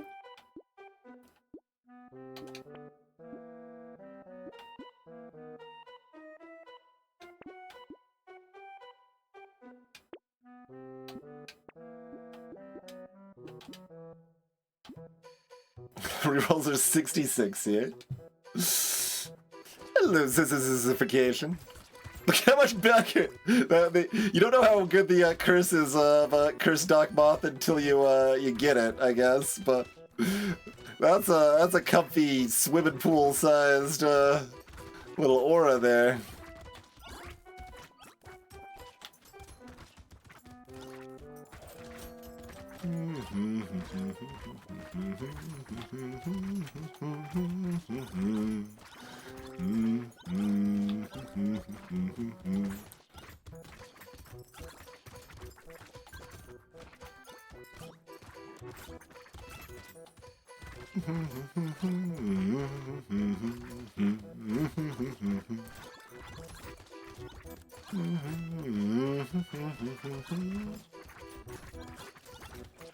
It can more than double. I mean, it's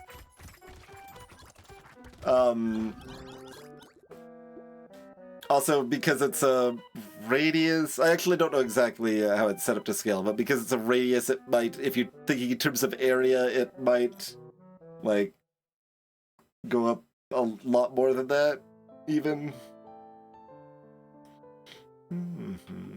Nah. Luck's a fake stat. Oh, the healing, right? Yeah. The healing, I think it's just the size, but I don't actually remember. Okay, can you not put them in the order I tell you to ever?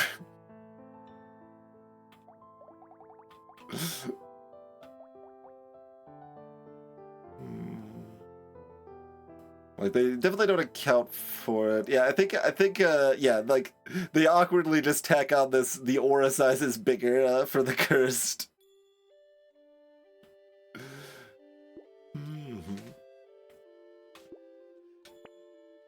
Attack speed.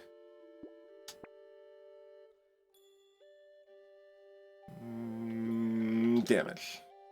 Attack speed. Octopus.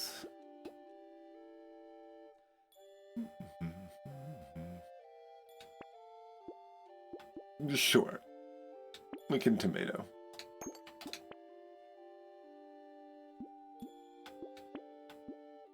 Blazemander, welcome to the team. Enemies drop more fruit. Sure. Give me that range.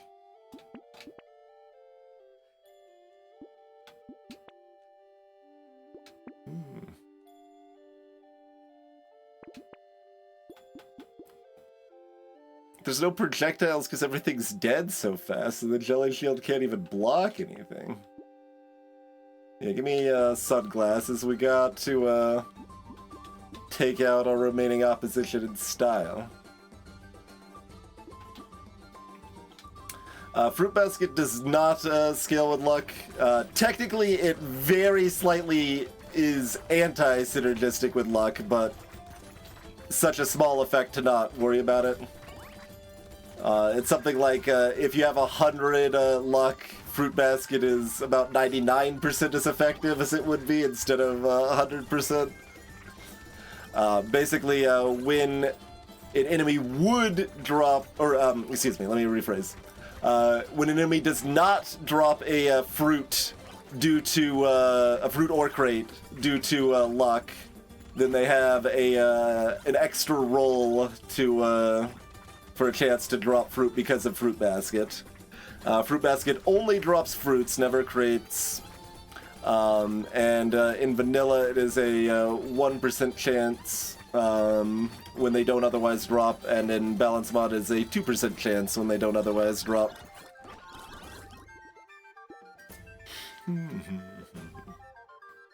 That way we lost out on a lot of harvesting. Whatever we're gonna do, that lost harvesting, it's really gonna be a problem. Pew! And that was actually wrong to take, I don't care. Give me the crit. Range, sure. Nothing cursed, how dare you?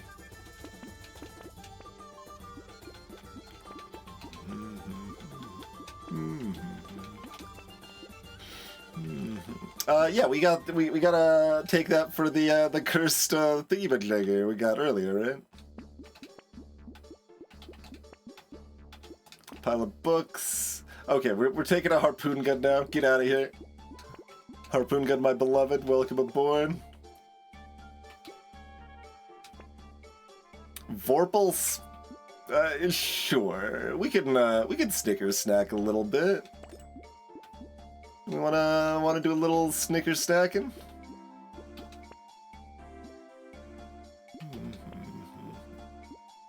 Oh, we even get to upgrade it.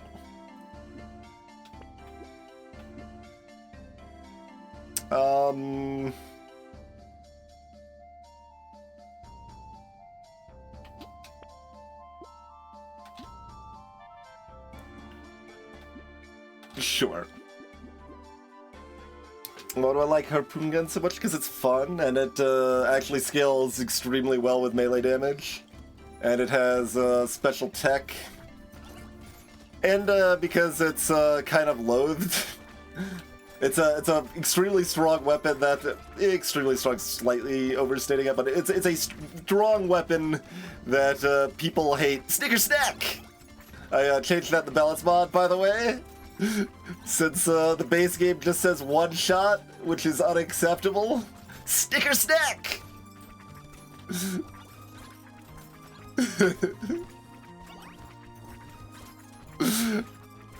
Finally, I was wondering if I should make it a separate mod. It's like, nah, if you want this glory, you've just gotta accept the balance mod into your life.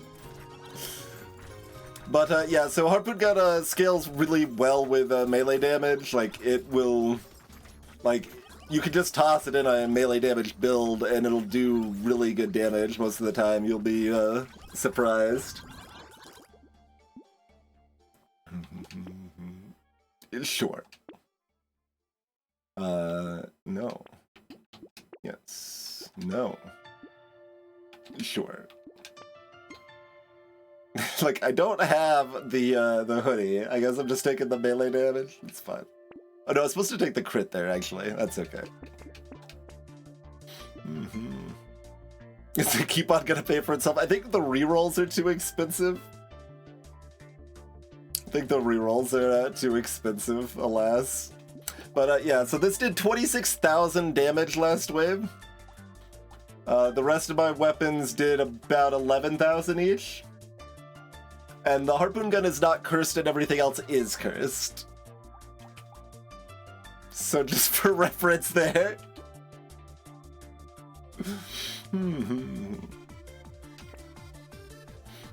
Plastic explosives for my spicy sauce. This for my spicy sauce as well.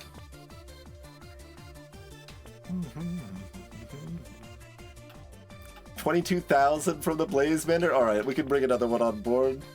Good work. Do I want a cursed hammer? Nah. Nah. Sure, I'll take a cursed medkit. Because clearly, well, I gotta go fast. Another tentacle? Why not? -1 dodge. I think we can manage that. Give me 2 more armor and a bog dog. Let's go. The other thing is that, so look at the bottom right, that the, did you see the elite, like, getting, okay, they're all just dead. But if you saw the elite, it kind of got stalled in place because of the slowdown effect from the harpoon gun. Like, I actually I adjust the pricing of harpoon gun to mostly be lower, and also nerf the melee damage scaling of the harpoon gun in balance mod.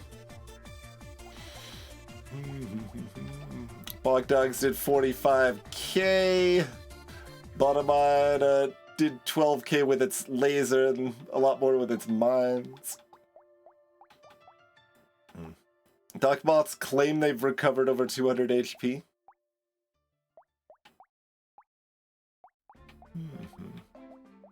Blaze Benders did 22k. And then, yeah, okay. The Vorpal dealt with everything in the last wave, though. 18. Yeah, Vorpal did the work. Once we got both elites next to each other at the end there, and it was hitting both, that did good work. Did good work. Oh, what did the sauce end up at? Only 34k, actually.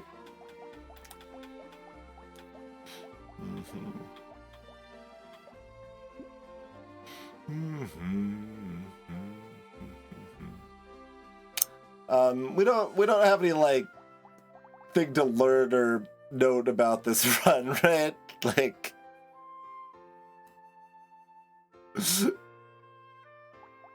like this is how degenerate we were when we didn't go extreme hubris mode. We only went like regular hubris mode.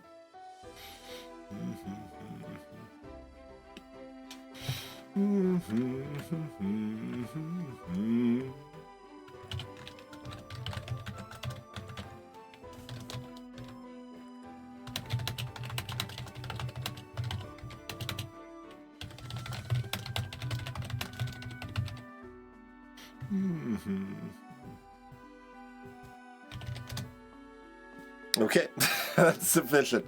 One-armed crescent next.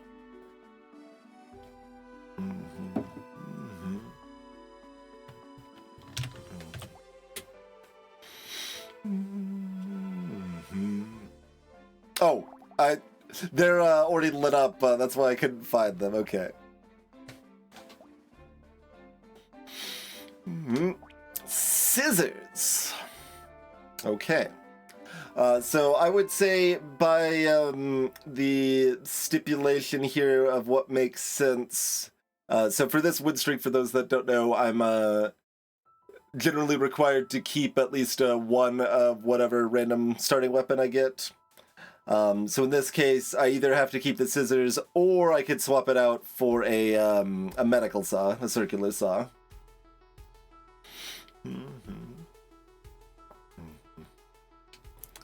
Since that is a tier 2 weapon that's in the same vein, basically. A weapon that you can't normally start with. think that's the only thing that would be allowable. I'm trying to think if there'd be anything else. I've got a mentally reset though. We are back in a potentially hard territory. We got double horde wave. Having a melee weapon for double horde wave is good.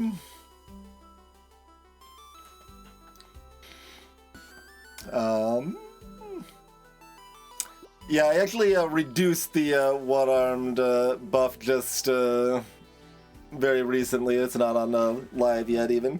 Because pets existing do buff one-armed, like, enough that I might even remove the set bonus for one-armed entirely, but if I do that, I also have to test them further because shuriken's only a viable starting weapon on one-armed because they get the set bonus, so I might have to remove shuriken as a starting weapon if I do that, so I don't want to do it yet, but I can at least drop it from 4 to 3, and we'll suss it out from there.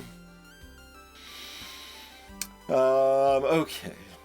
Reset, we've got double hordes. Not opposed to damage or luck or roll here. Why have I not just automatically solved all balance issues? Because you gotta keep updating things to make people to keep people's interest. Maybe I can install the balance mod. I think that's only for FTL, so.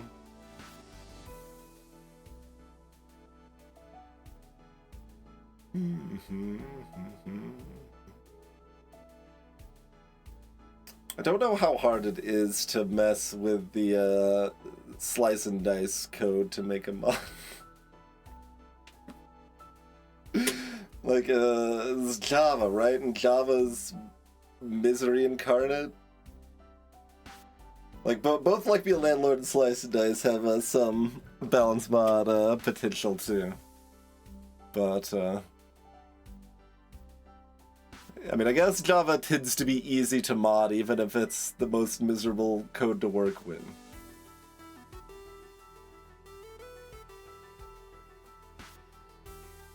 Like Me Landlord seemed like it was annoying to mod, but I didn't look into it that hard.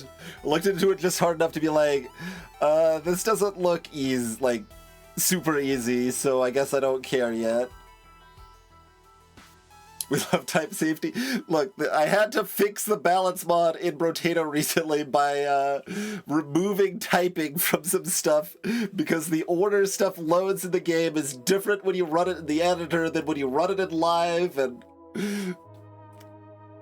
the timing of when it loads stuff compared to when it loads mods is not quite right for some things, and but yeah, literally that was the fix for the Stargazer and the fact the game was crashing because it was trying to the Stargazer's code is referencing a modified version of the Iron Lung, which is modified in the balance mod, so the sound effect plays at a different time that's more useful and interesting.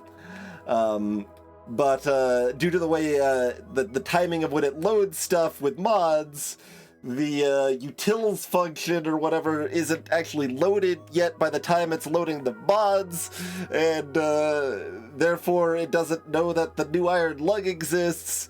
But if I just say that this is a variable, instead of saying it's a variable of class new Iron Lung, then it's fine, because by the time it actually gets there, all the code's there and it's good.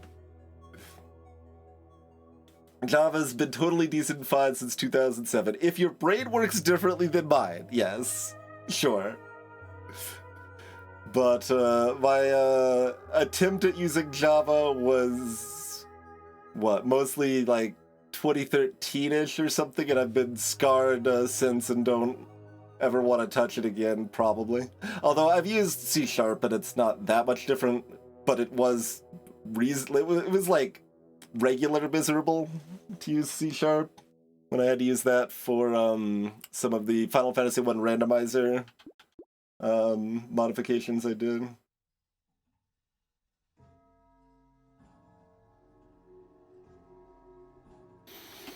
Anyway, do I want luck damage or to roll for harvest? We are scissors. Melee damage also good. Like I've got double horde wave.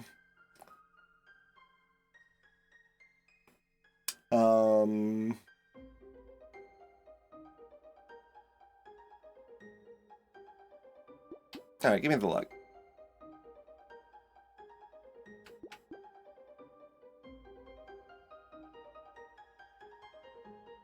But yeah, the first time I tried to make my mobile version of like Celebrities or Time's Up, that public domain game, I tried it in Java because that's what's native to Android and what is normally used.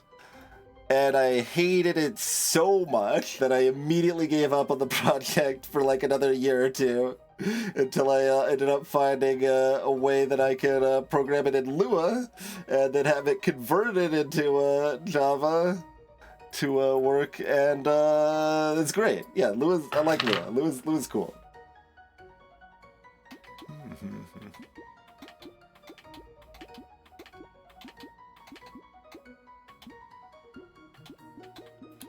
So a lot of times it's like reasonable to pick up random bits of damage like a turret on one arm. I think that's less important with a melee weapon though. Like I'd be picking up pets here, I think, but I don't think I pick up a turret, do I?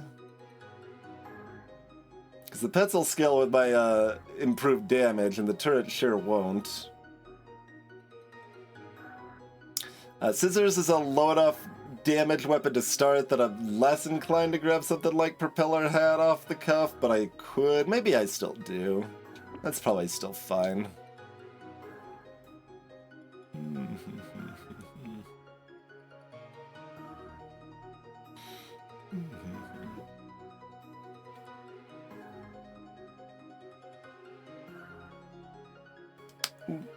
Tutorial is a little milder.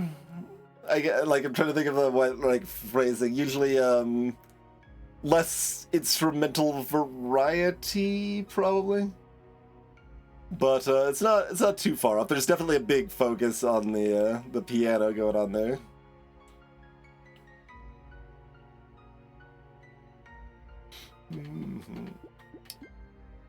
So obviously with a normal character we'd be rolling more aggressively for weapons. I think I don't need to to buy glasses yet, but we will want some range.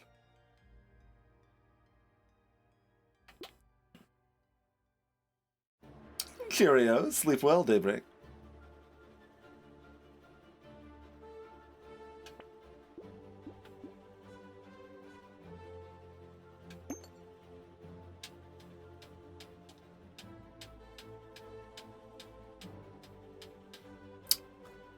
That should be worth it, presumably.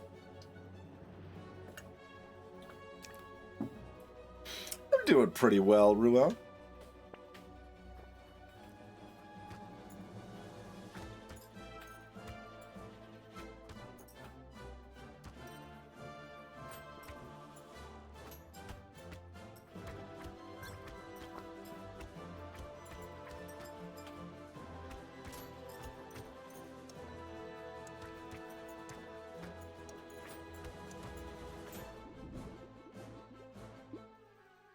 Harvesting it is.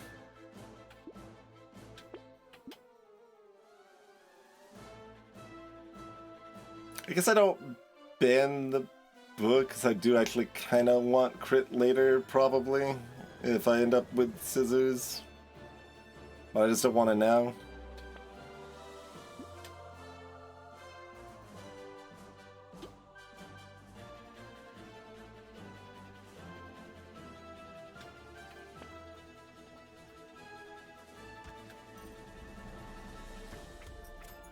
I'm not sure if I've done One Arm Scissors before or not. Like, it's reasonably likely I have because it's a kind of weird enough weapon and it's something that I often would have looked into testing to make sure it's a reasonable starting weapon on this character. But I am not certain. More harvesting, more luck.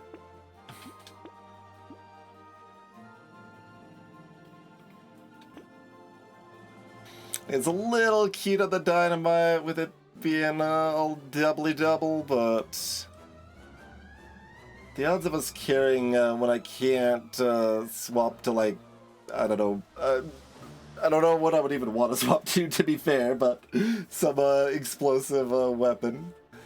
Like, we've got landmines are not enough to care about. Spicy sauce I mostly don't want to buy, probably. Maybe I do. I've got enough luck. But... oh, okay, yeah. Let's do the swap then.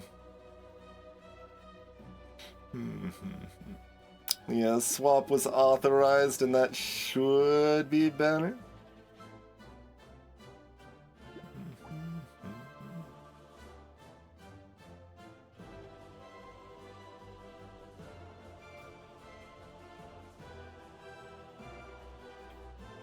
So we lose the bit of crit.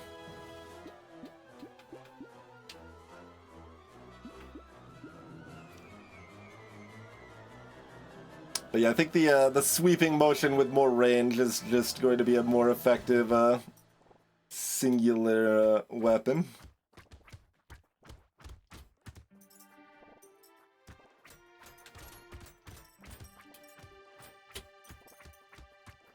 I do need some melee damage, although picking up the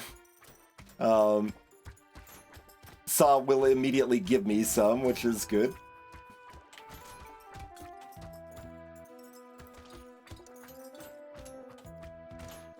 Can't get to that tree in time, so I'll just take it down as much as I can here.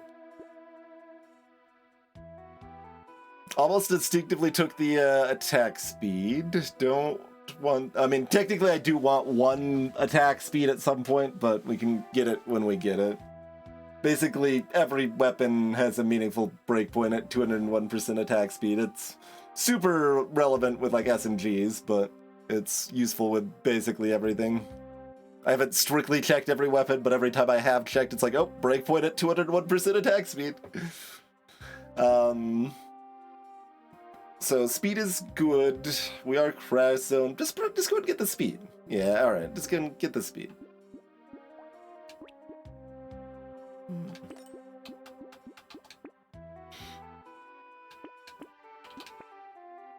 Maybe I didn't want the cake, honestly.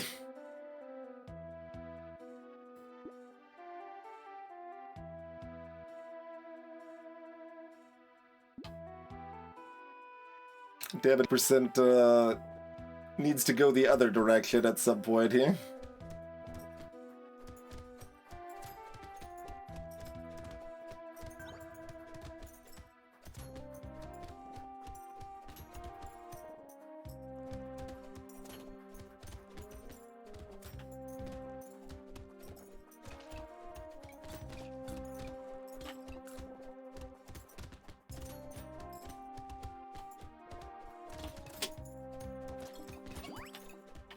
Ow.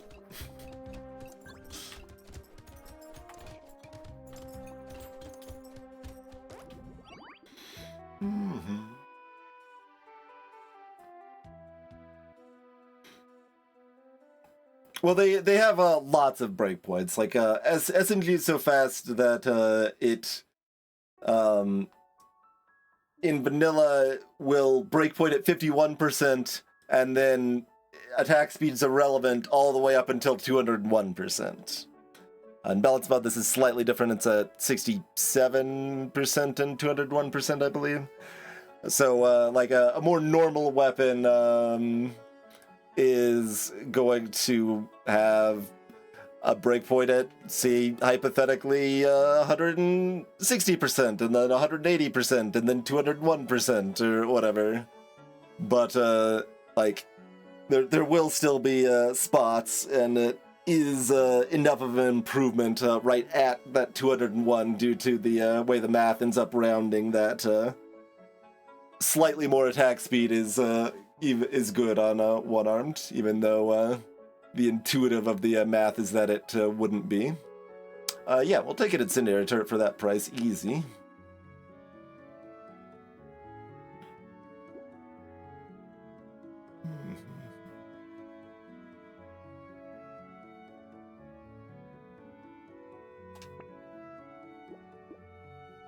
Yeah.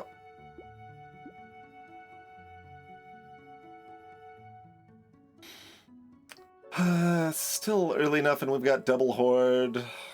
Yeah, alright, give me the luck.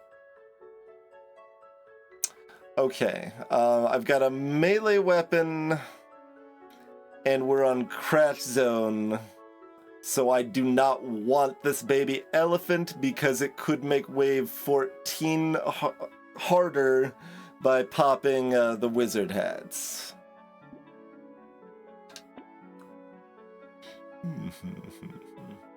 So despite it being an additional damage source, I think it's incorrect to take.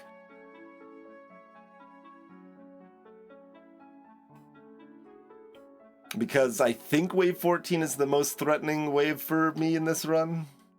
If the most threatening wave for me is 12, I should probably take the baby elephant, though.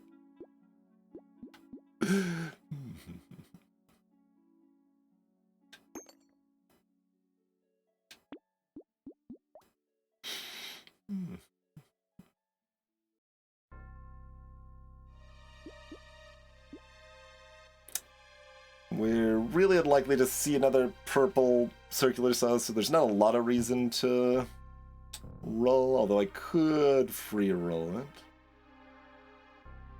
Yeah, that's fine.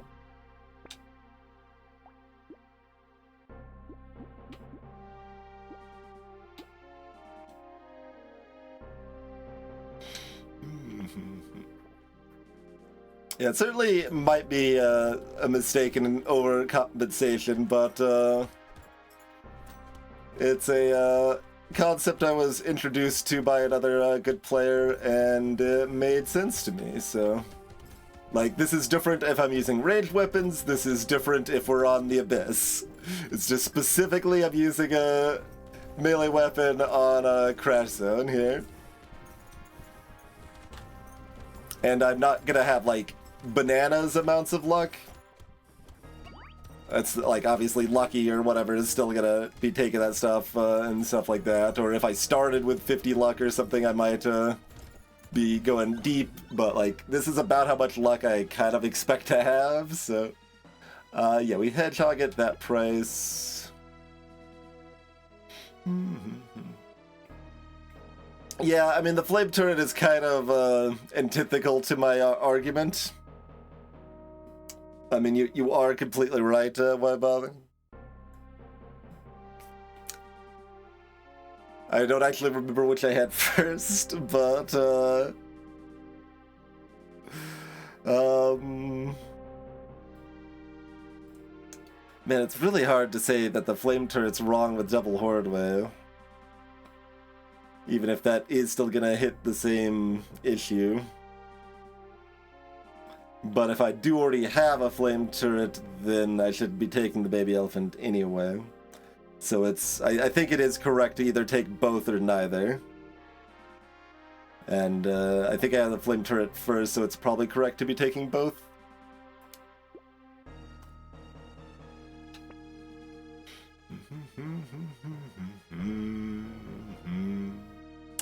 So if we were still scissors, we'd probably want this. I don't know if we want it with the saw.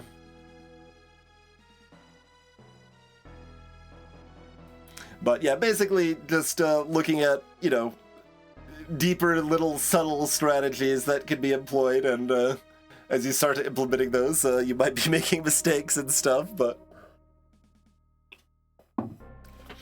I broadly doing well enough overall on average that need to look at some more subtle factors like that for where they might be able to improve.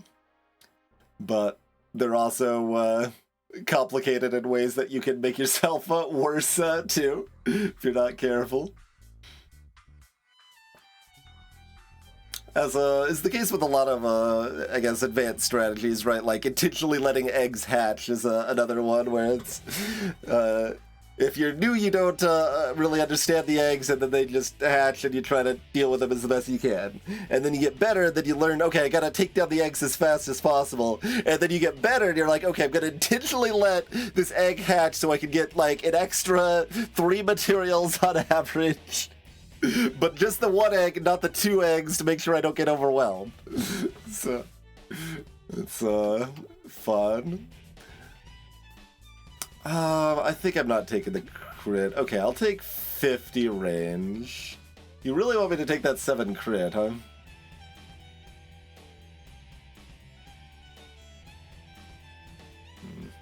We want speed, armor, melee damage, HP, damage percent, all more.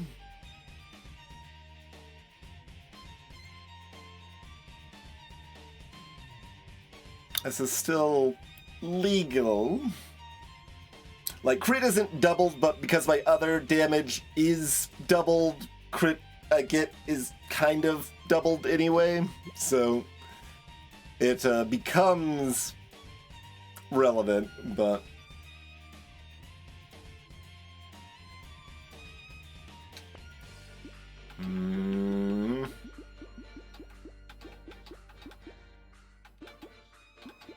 If I roll, I can't hit melee damage either.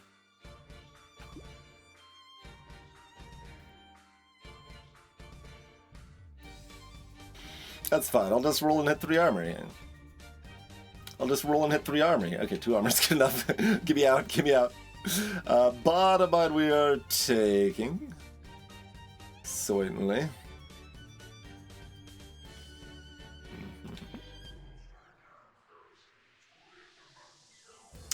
We take Beanie now, I think.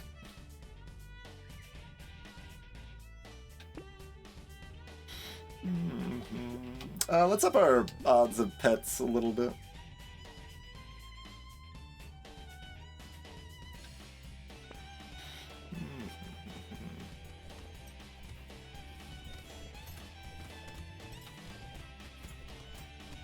Take out 1 egg. Damage is not really good enough.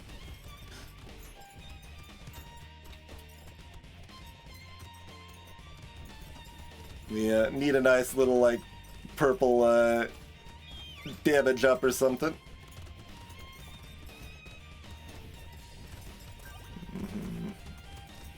I should be looking for eggs rather than going for this tree. The eggs are gonna hatch. Alright, well, hope for the best. At least we got a crate out of the tree. And I've got enough speed, the eggs are not really a problem, but... why no tea? Because tea is miserable. Like, I could take it, but it works so slowly, and I've already got 40% XP gain. Like, even with its balance mod buffs, I rate tea very low. Okay, we've got... Oh. Wait, they don't work, though. I was about to say, we've got the landmines from the bottom mine, but that's bugged and doesn't work with explosion damage right now. So I should maybe still not take this even at this price. But yeah, like tea just takes too long to build up for value, so I'm not taking it very often. Like, I definitely wouldn't take it on wave 8. I could have taken it on 7.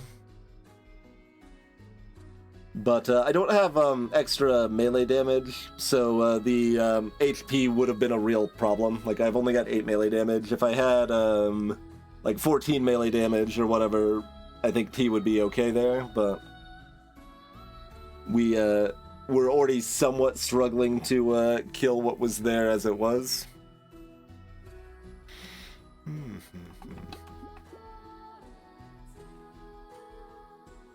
Hello, Mwezer. Yes. Yes, I have fixed Candy Bag also, and fixed the Stargazer crash. With WL's help on the latter. Like, it's just like, I mean, okay, if we found a Rip and Tear, this would be great for it, but Rip and Tear would be great anyway.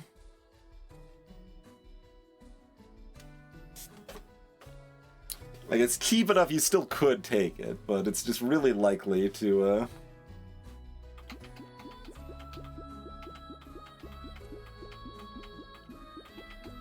I mean, I think for most players, Candy Bag's fine in vanilla and, like, quite good.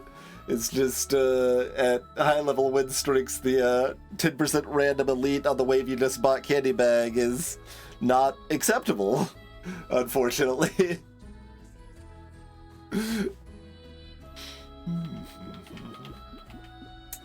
This is like, I want to take it, but it seems correct not to, but also it doesn't really matter very much. But what if it does? That's a slight bit of money. Alright, fine, give me.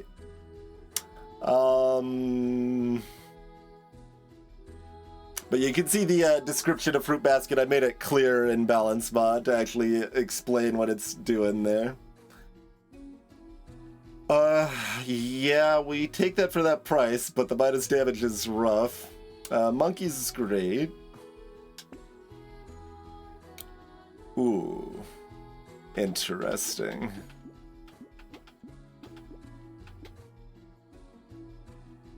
Like, it might actually be the damage over the armor here.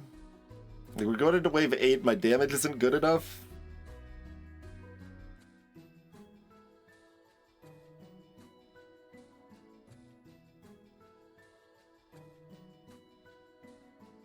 +3 armor is the best thing in the game. Nothing beats +3 armor.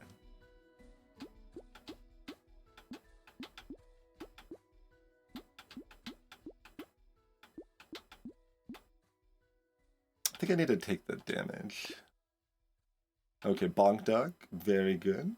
Also rewarding us for taking damage. And also rewarding us for taking the explosion damage, I think. I don't think Bonk Dog's bugged on the explosion damage. Yeah, no, it was working on Artificer, so.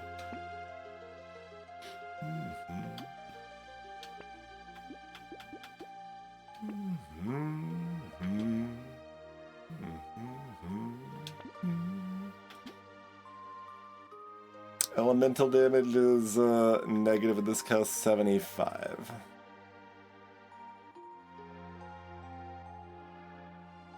Like, if I end up finding an alloy, this becomes good again, but I don't think I want to be taking it.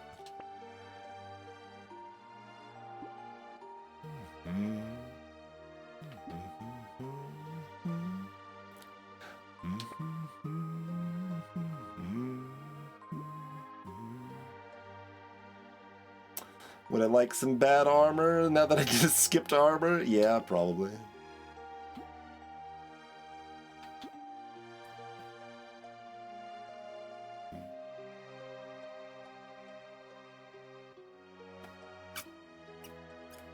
Don't think I respect small fish. I mean, I know I don't, but like, I've buffed it in balance mode, so I respect it sometimes. Do I respect it this time? I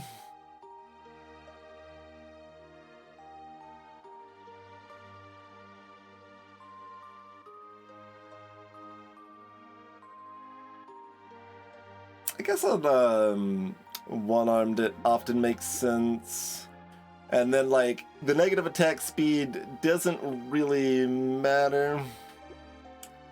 And, like, now it feels better to take us, like, a bit of attack speed to get us to 201. Hit that break point.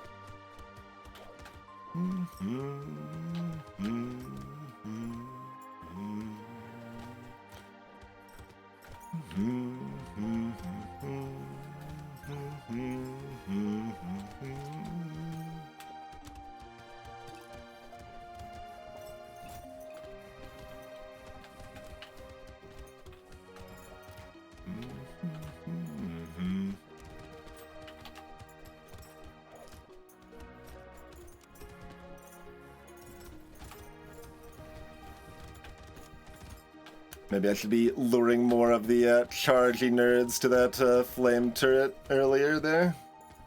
Probably.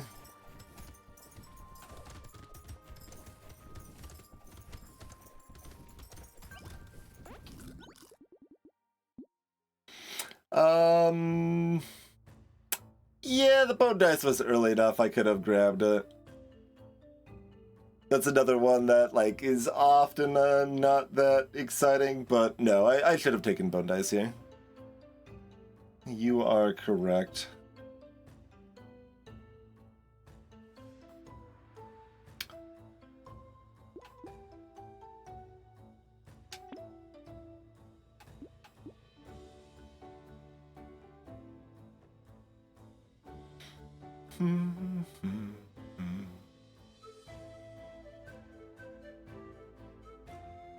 Does this have any knockback? None. Okay.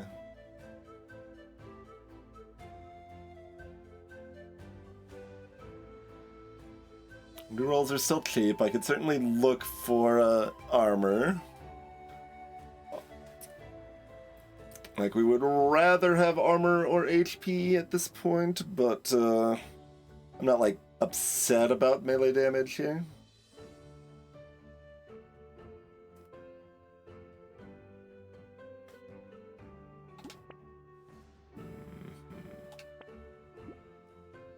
Alright, how about the same melee damage, but we paid a little bit more for it? White flag is a little bit interesting here. And we can at least save it to buy after wave 9 if I wanted to. Although, of course, the harvesting earlier is better too, but...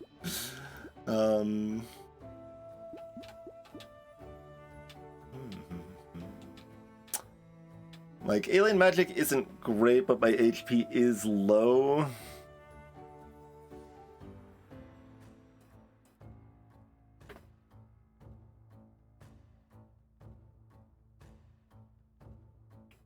Oh yeah, it's a significant buff to white flag. So it's cheaper, and it has a new effect to make it actually give a unique impact to consider. Yeah, most of the things are new effects. The clarification text on like spicy sauce is a vanilla effect that's clarified. Same with the +1 to other burn that's on scared sausage. That is a vanilla effect, but yeah, this is a new one. Like, you obviously still don't take white flag that often, but like now it's actually kind of trying to do its job of making the field less threatening. Like, fewer enemies doesn't do anything in a horde wave, particularly, so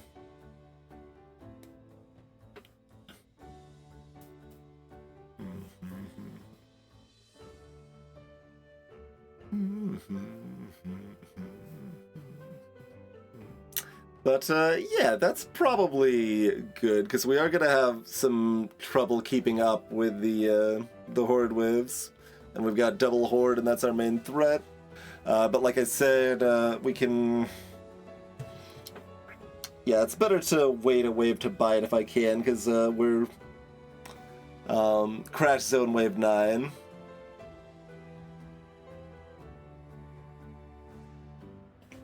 Although technically I could look at the math and see how the harvesting hitting the 21 breakpoint sooner. It's not usually that big of a deal, but sometimes it's a modest deal. But still probably not as good as 5% less money on this wave. No. No, even in the best case, the harvesting is worse. So, I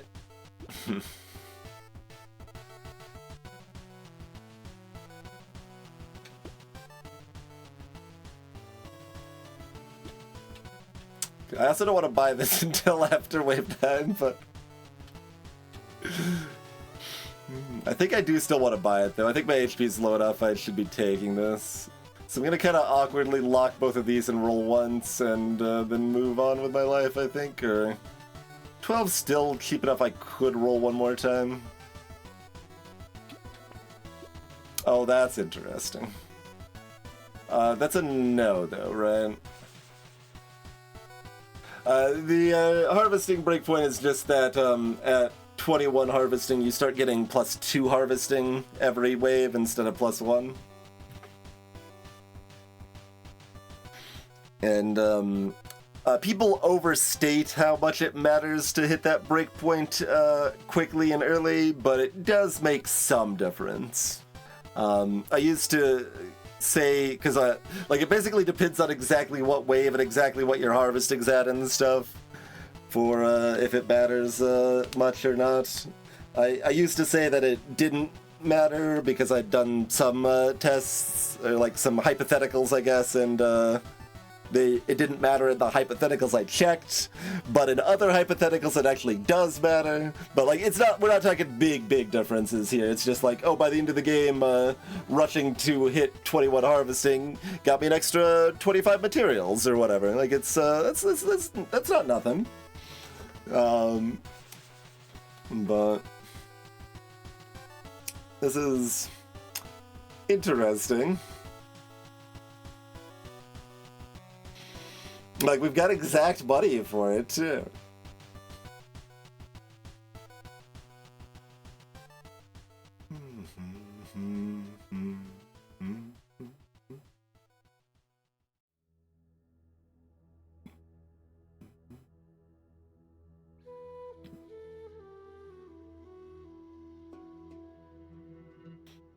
So, if I'm not afraid of wave 12, this is worthwhile.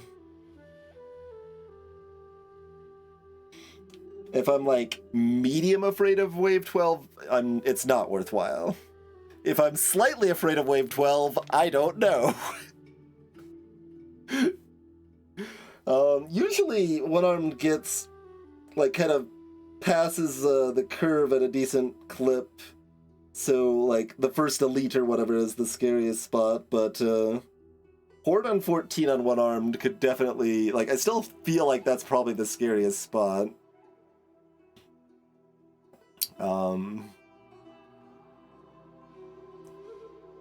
But this is still only, like, very slightly positive by 14, given the minus damage and the inflation and stuff.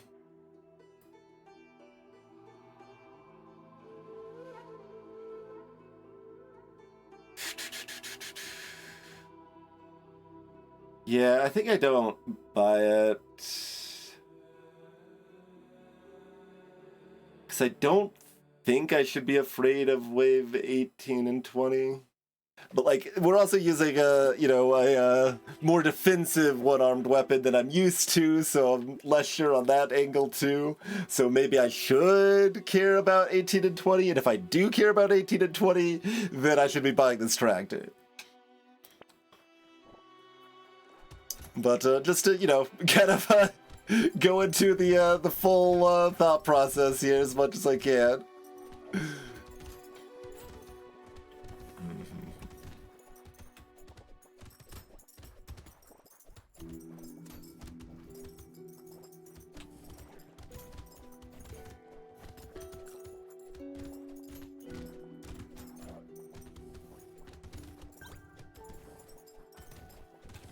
It's a tree up top as well. Let's go get that. Oh, the pet's got it. Nice. Nice work, friends.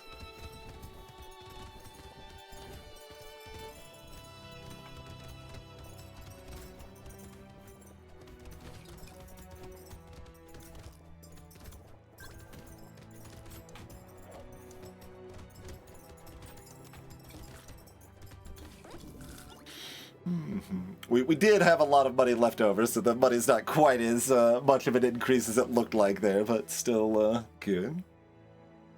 And fit my math of about, like, oh, we'll get like 450-ish from the wave, and that's gonna be worth more by having 5% enemies than 6 harvesting, so.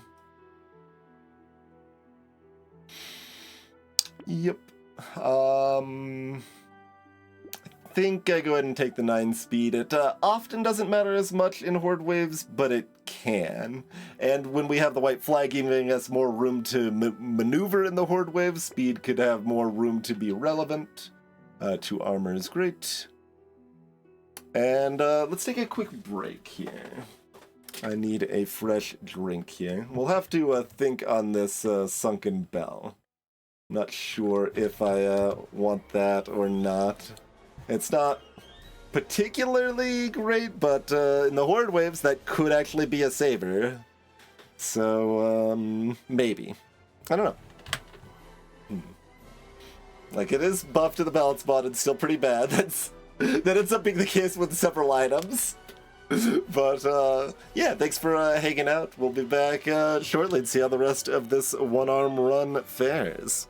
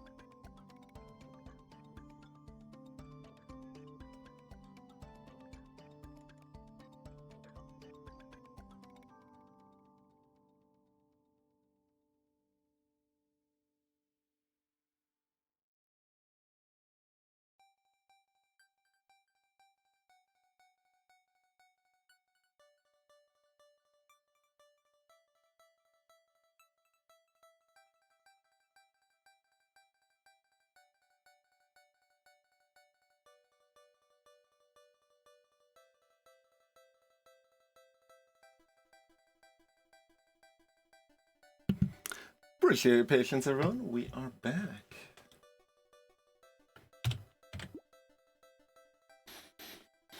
Okay, back to our Wave 10 shop.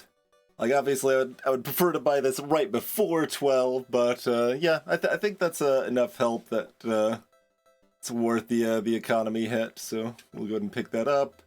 And kind of likewise, to some extent, this case, I don't like the minus luck, but I really want the HP, so we're taking that. This costs 90.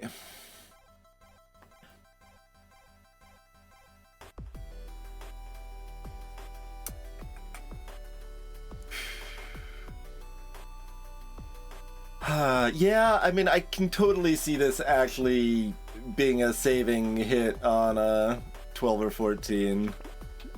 I don't know that it will be by any means, or is even likely to be, but I see the potential, so I'm gonna go for it.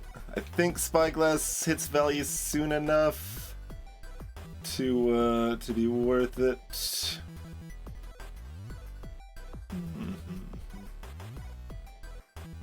Don't think we take padding.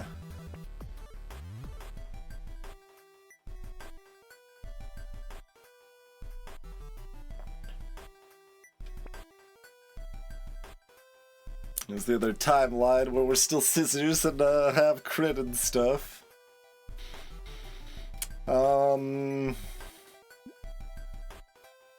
Yeah, I mean, Duck's probably still worth it. Yeah, we've got +2 consumable healing. And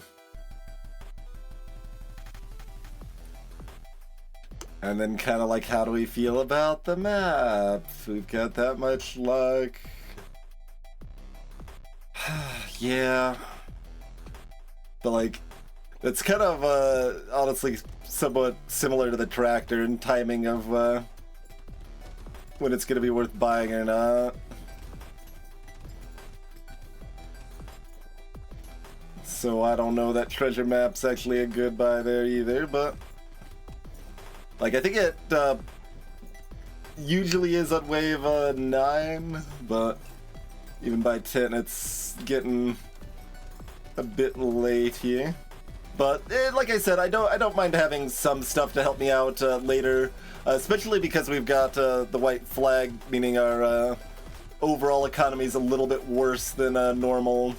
And I think Circular Saw might have a different curve in strength than we're used to on one-armed with most weapons, so I don't know that it necessarily will, but I don't see it. I don't see it. The whistle could not find me my quarry. Yeah, that's fine at that price. Yes, at that price I should take this, right? You have a little bit of base, so it's hard to go negative with the saw anyway. Yes, acid's good. Armor is great. Armor is great.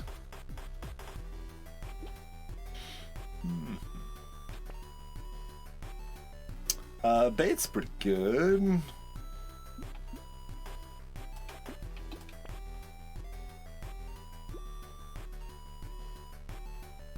How much of this stuff do we want, including Gentle Alien? Which I understand is weird, but like the flag was for reducing the maximum on the horde waves primarily. And that is, or basically entirely. That's what we wanted it for. We've got enough HP that I'm like not super desperate for HP from Gentle Alien here, but I certainly am able to. How's Bonk Dog doing here? Not bad. Although the explosive side is only a small piece of that. Like, if it worked on the bot 2, maybe I take the dynamite, but since it's bugged and the explosive damage doesn't work on the bot currently, I think I don't want the dynamite.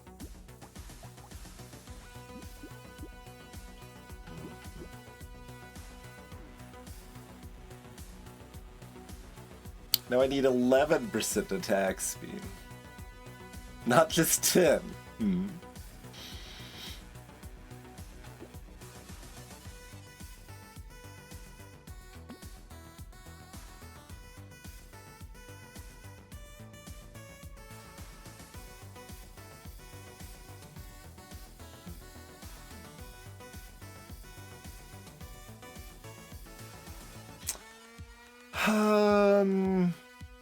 But yeah, the main thing here is that my damage percent is actually pretty low. But like, what's our actual hits? 53 with our first hit being bigger. So we'll still be pretty fine to take out all of the small fodder. I've got good speed to keep distance from the mummies while we take them out. I've got extra range for that situation too.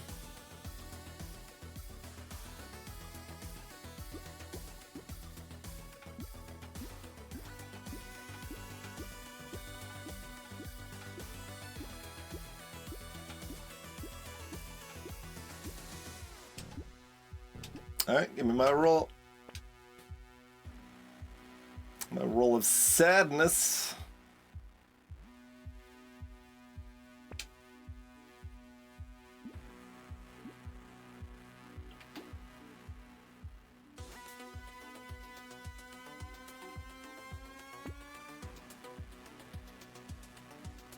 I don't know that I need more cake right now. My damage percent's too low, I think. And specifically the combination of that and my HP actually being pretty decent now. It is those two facts together, not just the one.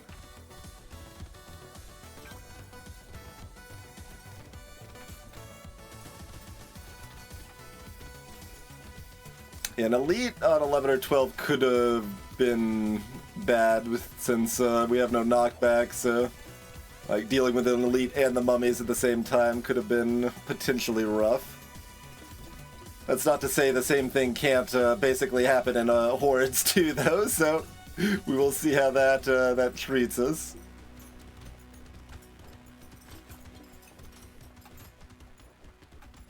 Yeah, we do have to hit these mummies a few more times than I would like for them to be dead.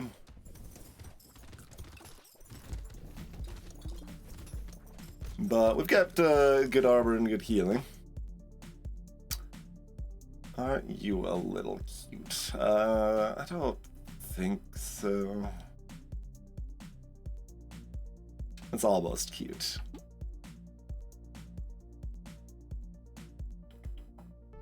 Yeah, okay, we're not turning on the purple melee damage here. Too late on the fish hook.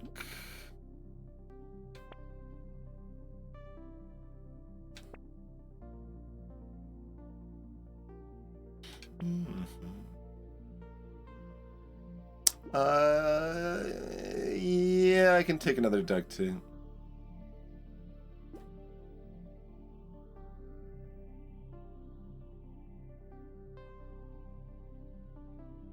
And so you're certainly fine to buy a bag here, like it is still gonna be good value.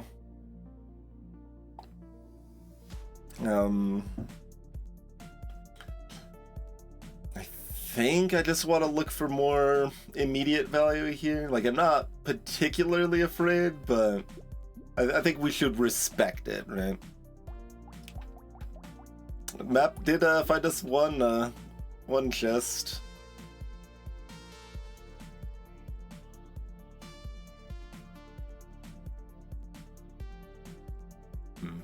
But it is still a bag before the double horn wave with 56 luck. And enough speed that the -1 speed probably doesn't matter very much. Okay, fine, I'm taking it. Convinced myself. I'm not taking a black flag though. Get out of here with that nonsense. Okay, so we've got Bonk Dog and Incendiary Turret. So my earlier arguments against Baby Elephant were wrong, so I should just take the Cyber Ball. I think so.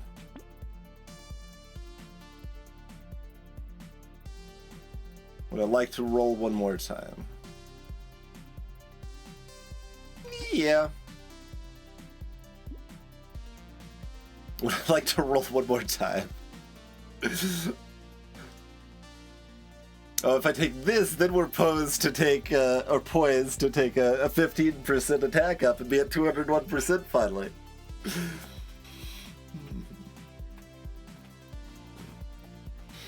I have no idea how relevant of a breakpoint it is on Circular, so I would have to look it up.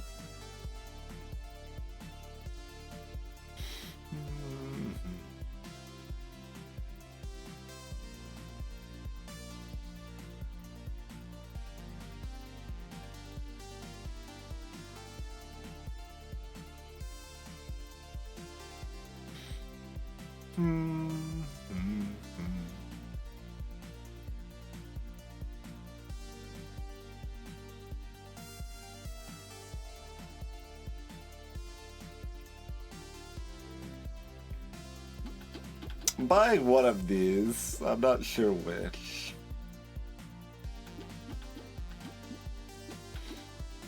Banning the tonic just for the free rolls, you know? Like, it's a fine item. I could take it. I'm not, like, opposed to it. It's not high enough priority, and I'd rather get the free reroll at that time.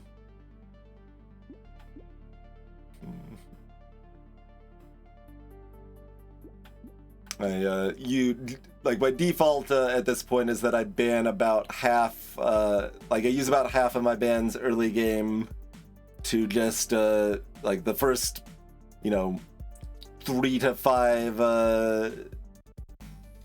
like, mediocre or worse tier 1 items I see just insta-ban, and then save the rest for free rerolls.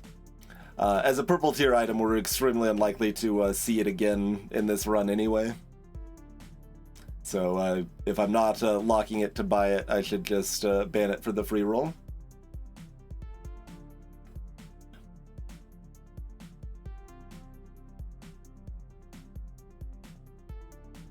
You have a kappa there, but so I wouldn't say the bans were intended for the free rolls, but it came up during early testing with the bans that they could be used for the free rerolls, and that was a fun way to use them, so it was intentionally left in any case. Alright, we can take a small fish here. I've got the spyglass, so I need this less. And if we're most afraid of wave 14, don't take it, I guess? Alright.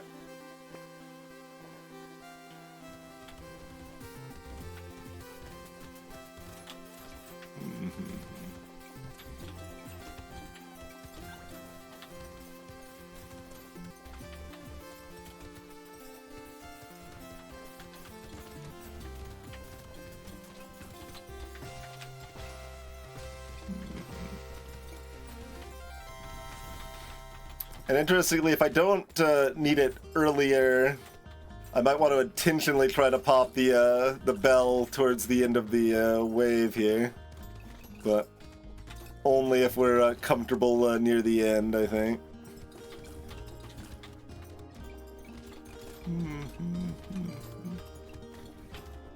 And by near the end, I mean like at the end.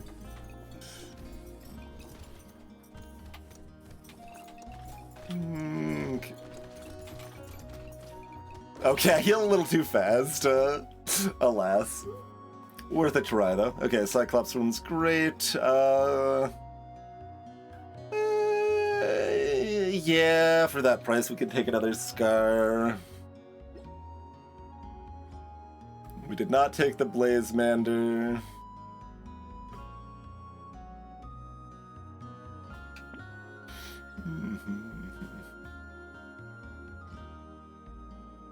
What do you mean by switch the starting item, Oh, that's interesting.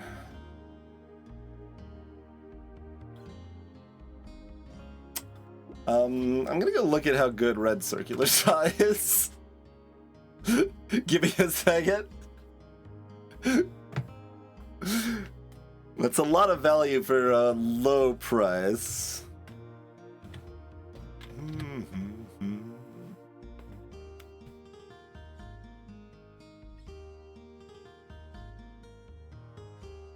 Oh, turn off bans. I think bans, because of the free reroll, offer just enough interesting space. I'd rather play with them.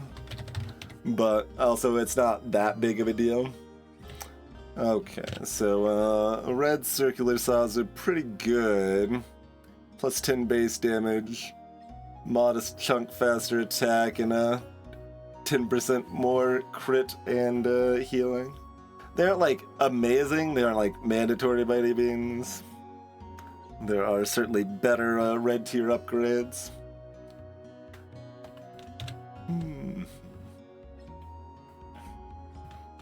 Like, obviously, we would want the red saw, but...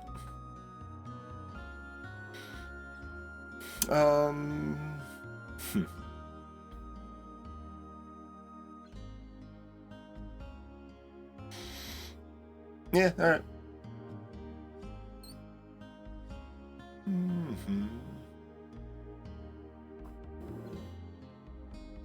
Dang. I want my 15% attack speed and get that back up to 201 here. Exactly. This is fine. You probably just take this.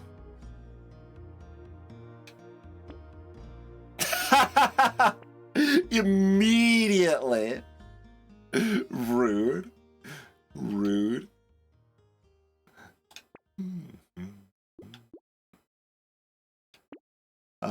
Would I like an additional fruit basket? Yes.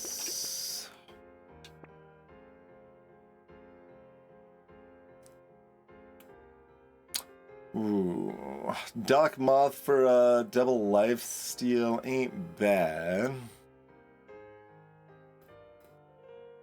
Yeah, that's a reasonable schismism. Like, I was afraid it would be in that spot for me too, but at least the way I use them, the mental load is pretty dang low, because I mostly don't care. Like, it's still a bit, but because I'm just banning stuff that's either bad or mediocre early, and then banning stuff that's between bad and so-so late to get free rolls. Like, that's enough of a straightforward heuristic that, like, I don't need to worry about it. But Doc Moth doubles the effect of HP regeneration and lifesteal. So when you successfully lifesteal in its aura, you heal 2 instead of 1. When you successfully HP regen in its aura, you heal 2 instead of 1.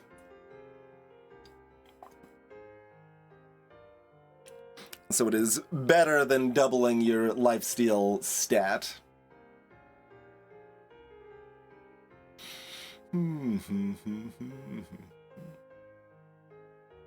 It doesn't, like, because you are healing once every 0.1 seconds at most with lifesteal. So that is still exactly the same, but now when you do heal inside the aura, you're healing 2 instead of 1. So, instead of being capped at about 8.5, if you're in the aura the whole time, you're capped about 17. But only in the small aura. I don't know how easy it is to stay in that aura in a horde wave. But we do have 52% lifesteal. Hello, Mingus the Wizard. So, I'm not opposed to it. Hello, Joe. And again, wow, so fast. I can take 2 crit here.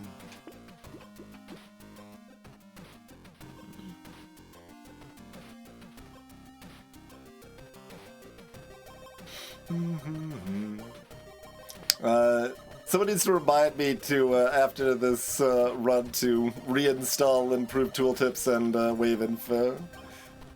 Because they should be working in beta. And then that's how we can avoid questions of people like, why aren't you buying that obviously good circulars? Because it'll have a nice little picture of the knot next to it.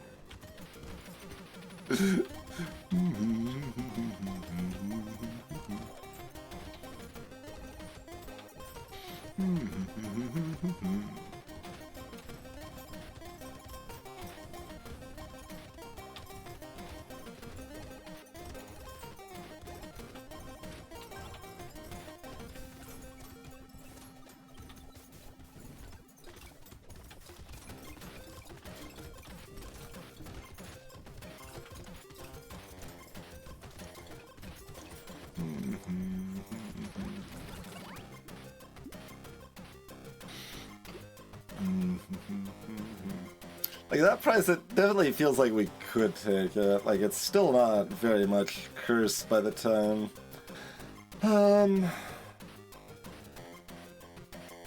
Yeah, I mean, there's a small chance I'm still in danger on wave 18 or 20, so I guess we take it.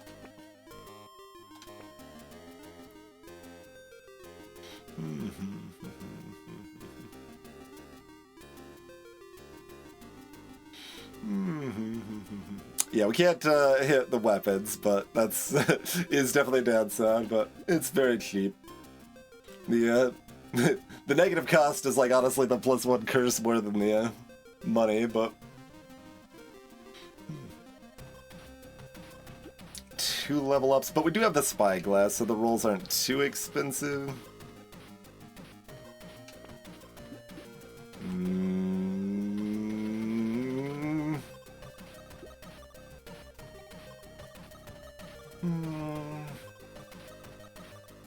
I guess. Not entirely convinced on that, but how about 2 armor? 3 armor it is. Great, great. So you just you undersell what you're asking for, and you get rewarded.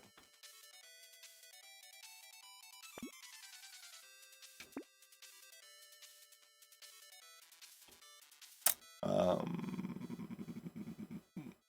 13.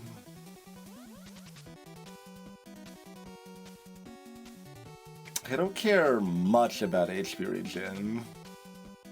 I think I skipped that. Little rat friend. That's right, Schismus. We could have a little rat friend. We have no... I guess we've got Bonavine as a structure, but they can already crit.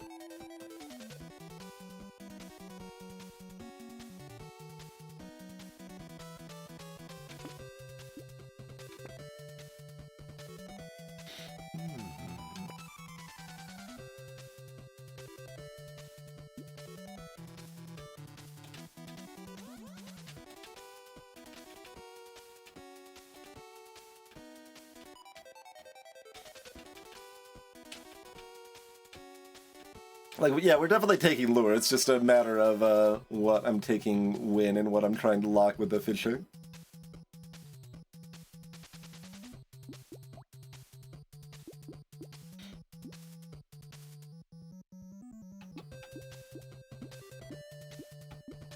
Because I think I want all 3 of these things.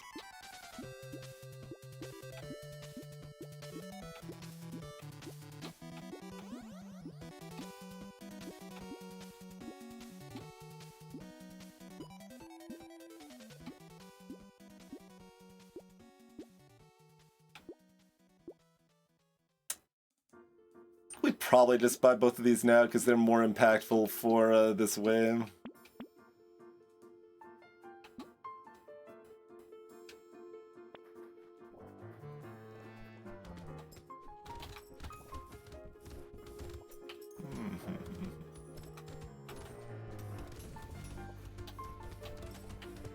Try to keep the Magician's Guild down as much as we can early on here.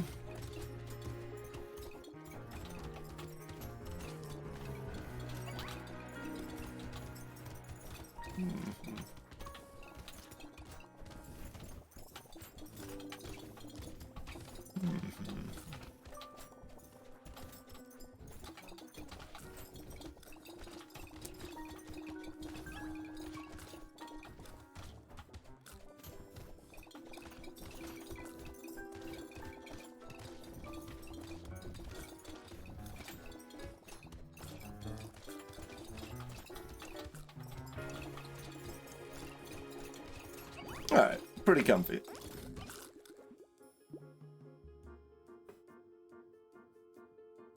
Hello, English. Technically, the only current mods are Balance Mod and Revamped. Oh no, and Bait and Wave, reminder. I will re-enable Wave Info and improve tooltips if I remember after this run, because those should be working in beta now.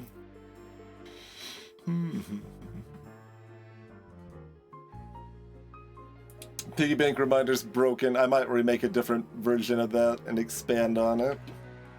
Yeah, wings is fine. Vidge ring at that price, I guess, is fine here. Sure. Sure.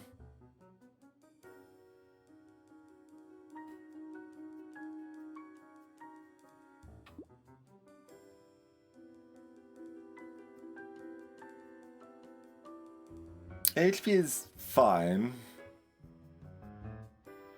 Probably want melee damage or armor here.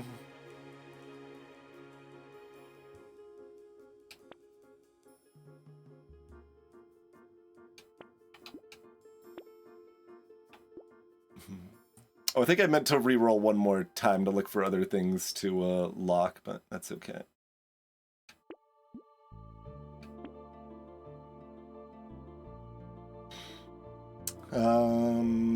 It's pretty bad. Because the main reason I'm considering is this because I could buy it, then ban this to get the free roll, but I think it's still too bad. So that affects bottom mine and the incendiary turret. I should have tried to activate this during the last wave too. I forgot about it for that one. I had the plan for the one before it, but...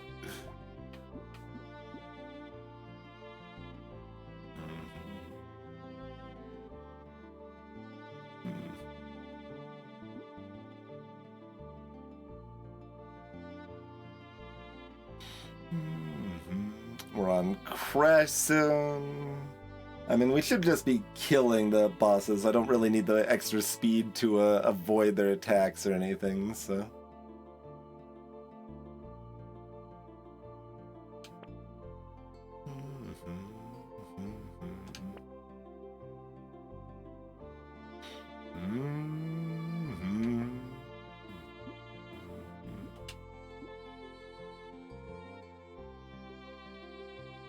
I've still got that much money. Alright, we just buy this and proceed then.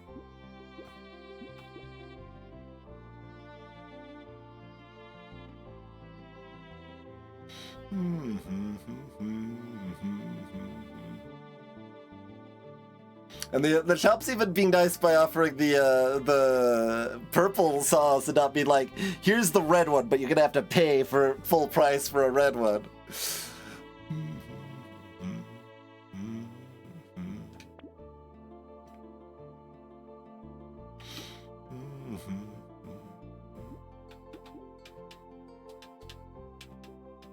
Like, I've got the coil now too.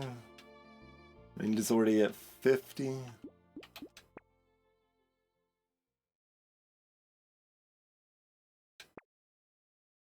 Fisher does not want to find good fishing. That's actually good fishing for wave 16 specifically.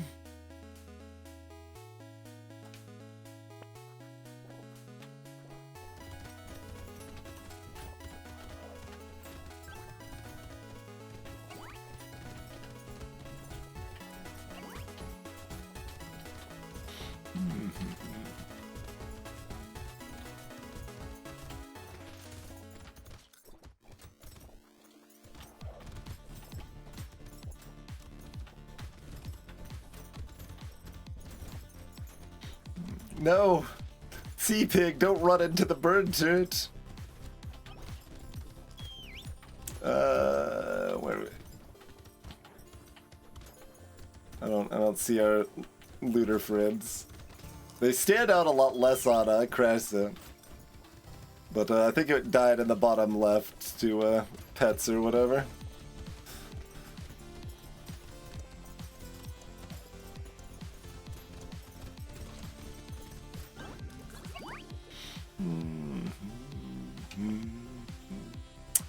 I guess for 20 we'll take that. You know, take a tentacle that prize. We'll take a bracelet that prize.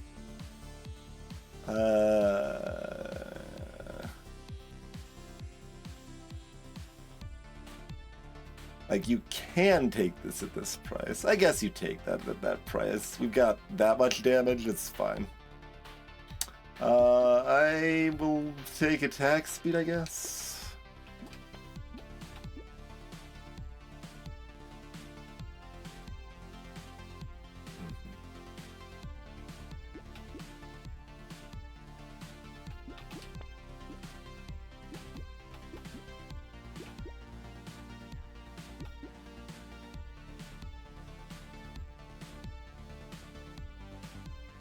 I'm gonna believe 201%'s pretty relevant because Circular Saw is pretty fast. I choose not to look it up midstream though.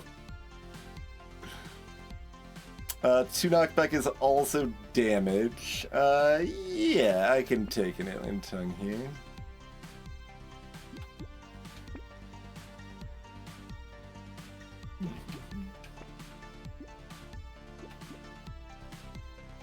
I don't know if I actually want that if it doesn't curse. Do I want it anyway, actually? Like, I don't... Like, more lifesteal's garbage. HP regen's pretty weak. I've got a lot of... Yeah, I don't actually want that. Okay, moving on. Good talk. Is tardigrade helpful for elite? It's not really.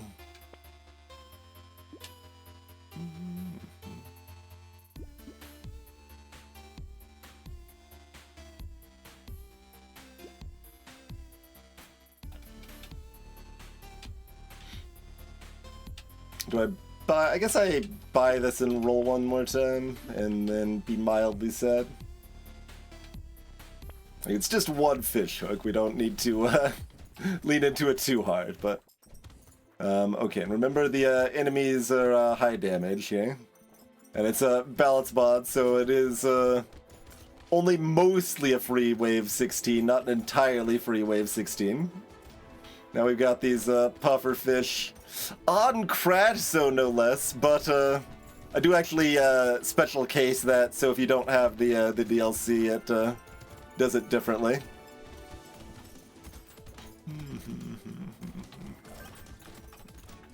Like, I haven't had anyone test it since the DLC came out without the DLC, but as far as I know, Balance Mod should still work fine without the DLC too.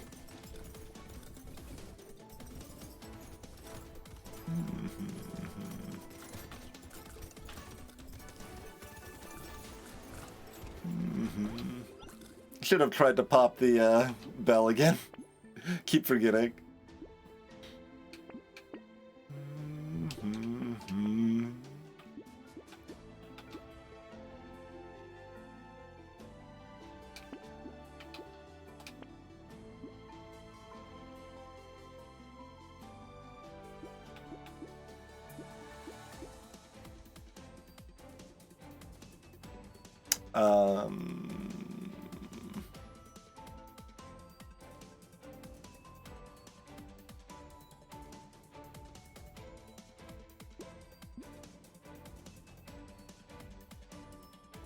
I guess we can try to curse that.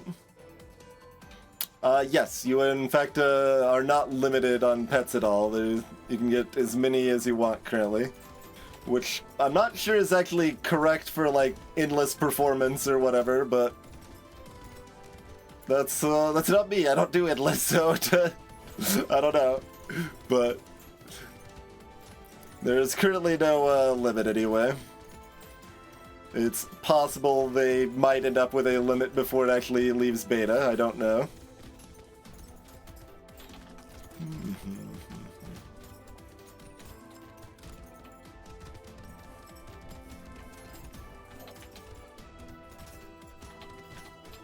Oh, we accidentally warped one of the magicians across the screen by standing on its X.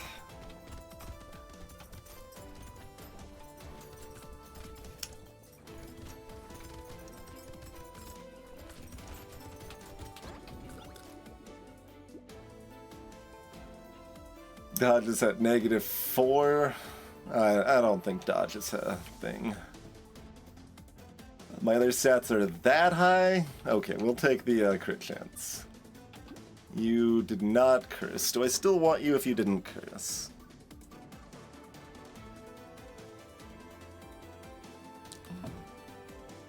I'm gonna say no, but it's close. Alien Eyes I'll take. I didn't even lock the crystal, it came back immediately. Get out of here.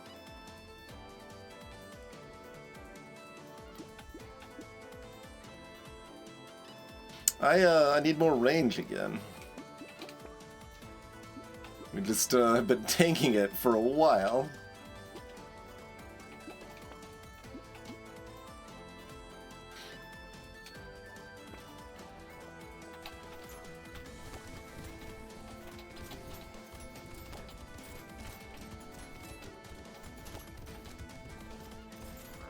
Can we survive the Viking hordes? With their gargoyle leader?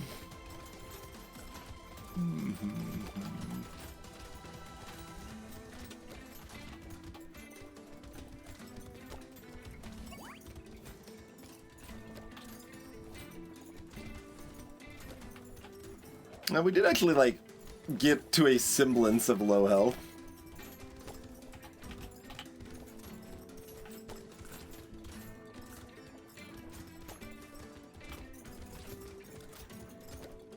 The dog's letting the magicians out of their hat.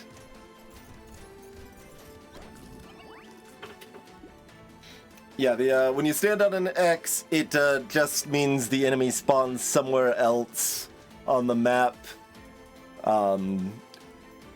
Basically 1 second later. Technically that can vary if there's like a huge number of enemies spawning, that might be delayed, but for any normal situation, it's just gonna be 1 second later.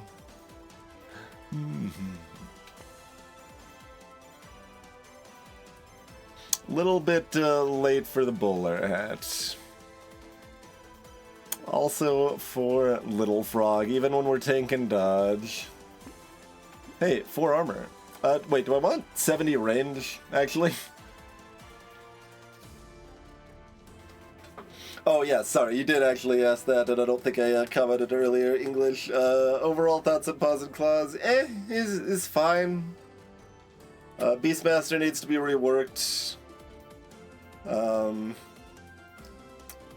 pets themselves are, on average, slightly too strong, but like both a positive and a negative for the game in a way that I don't particularly love or hate.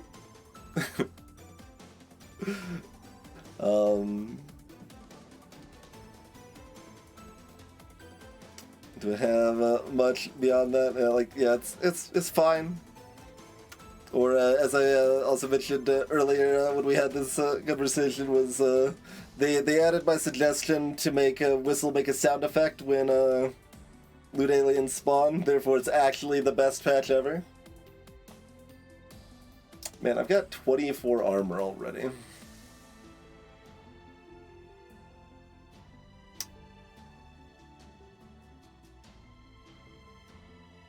The Paws and Claws update does not make Claw better. I was thinking about making it very slightly better in a balance mod by making it slightly cheaper. Since one of the problems with Claw is that it's kind of difficult to fill out your weapons, since they're part of the of 2 sets, including the precise set.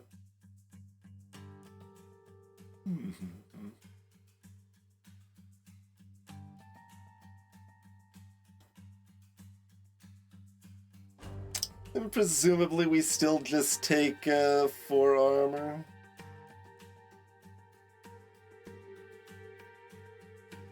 If I was Scissors, I'd maybe want the range, since its base is 150 rather than 175.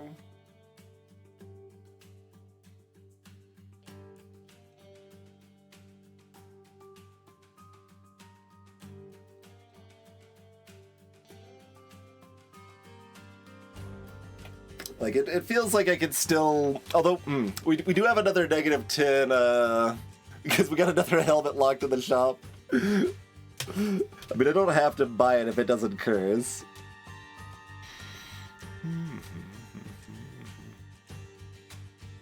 Basically, which is actually more safety?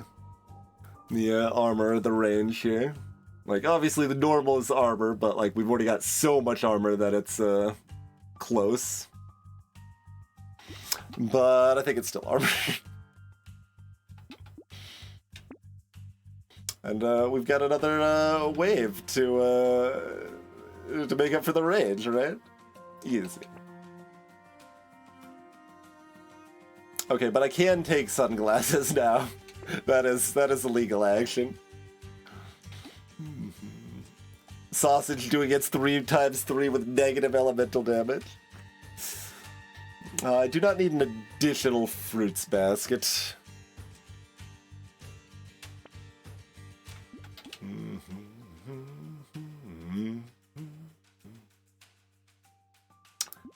I mean, that's decent if it curses.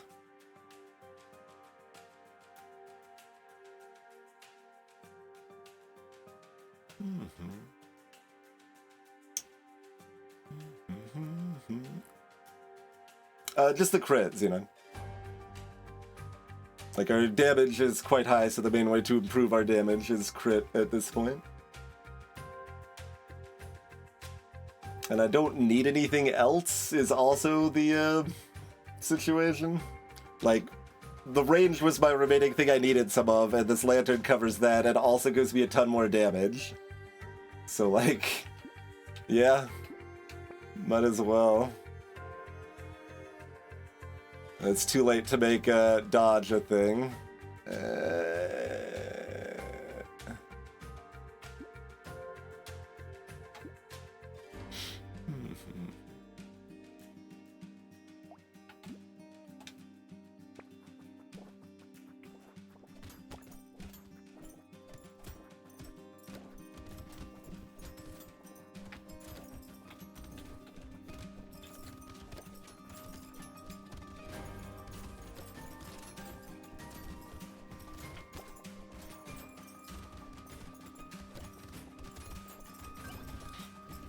Wonder how much time you'd have to spend analyzing a couple runs like this to see how effective small fish actually was.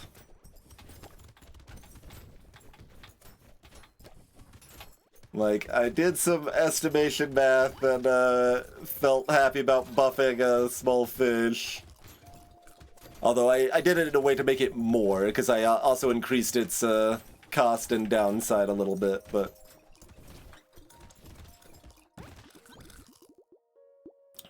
But it's really hard to judge. Like, it might be kind of good now, or it might actually still be bad. I'm not sure.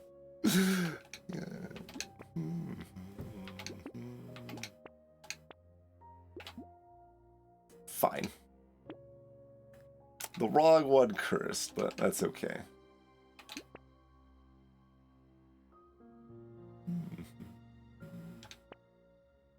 We can get another little rat friend. Although that's not helpful against the bosses, so I guess I probably should look for something else. Like a fairy. Cool. Moving on.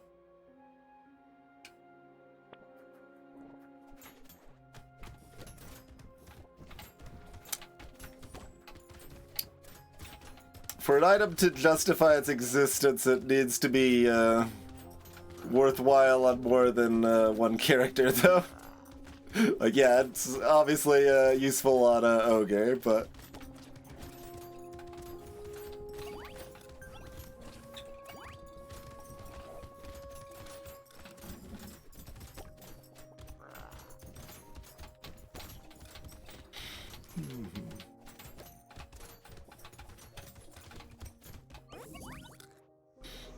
Easy peasy. Yeah, there's... I don't think pre-banning items is good. There's some other plans for ways to expand the item pool without it becoming a giant bloat. So like the ban system they implemented was one thing in that direction, but there's been people arguing against doing a pre-ban system, and I agree with that. I don't think a pre-ban system is good here.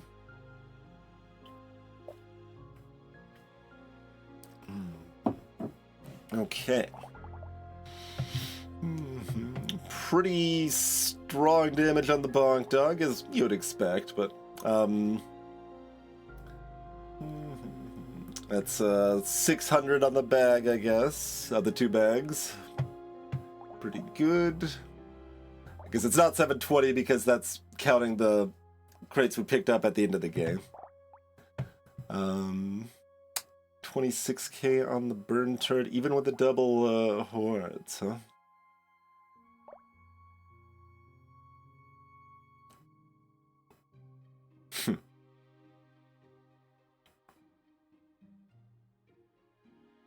Yup. Bottom line should be nerfed. Pretty late alien eyes to still do 22k.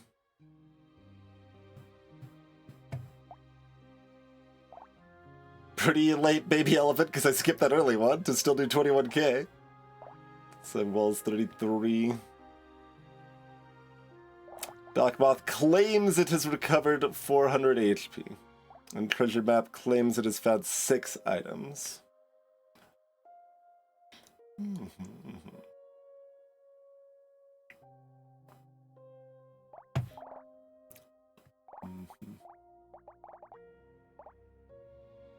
$87 on the monkey.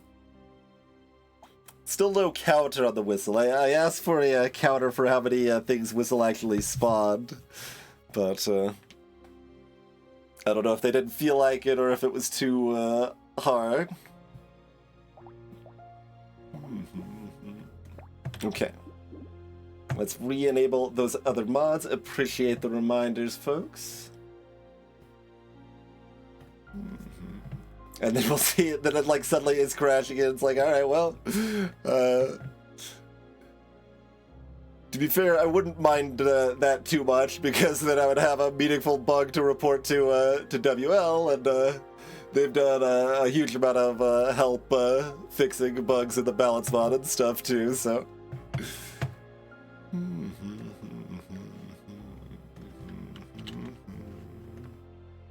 No, I'm trying to be on this window now, please.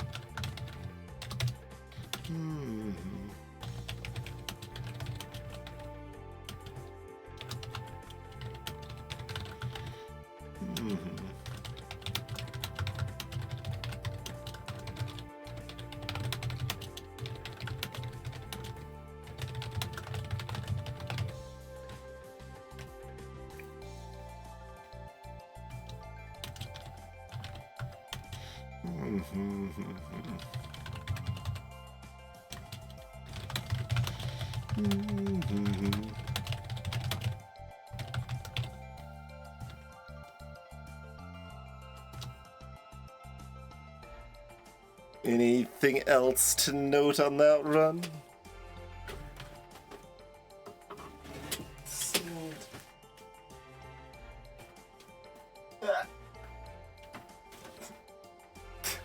Okay. Little panels I've got hovering on the microphone to further reduce background noise fell down. I thought I could pick them up quick, and it took a moment longer than expected there. Okay. Saver on the Abyss is next. Okay.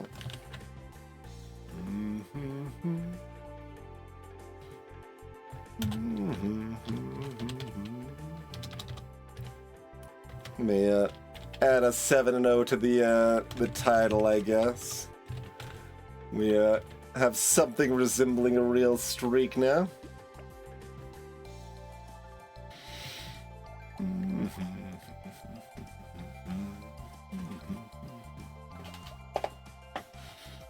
All right, what do we got for Saver? We got Spear. That is comfortable.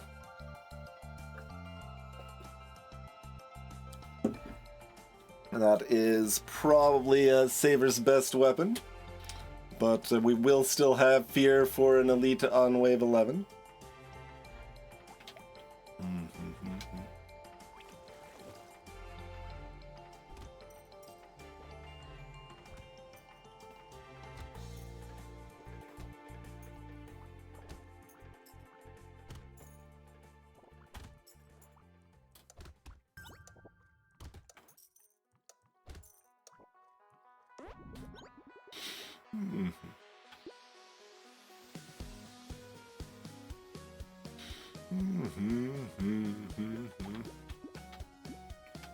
Why does it, like, I'm trying to move the mouse around and it doesn't want to go there? Okay. I was just forgetting that Saber started with a full 15 harvesting, and that's why I was briefly confused. But yeah, we'll go ahead and pick up more harvesting here.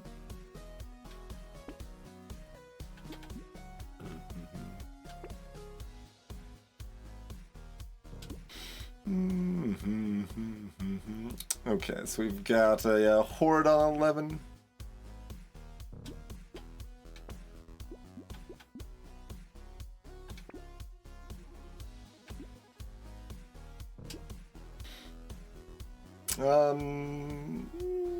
Lifesteal is actually pretty good on spears. You would think it's not that good on spears because they attack so slow, but because of their wide range and like slow attack animation, they have a bunch of chances to hit enemies in a single attack. So even like a one spear could potentially proc lifesteal like 4 times with an attack because it attacks slow enough that it goes like over like 0.5 seconds or so instead of just like a single hit like a ranged weapon would be. That said, you could still ban this and that would be fine.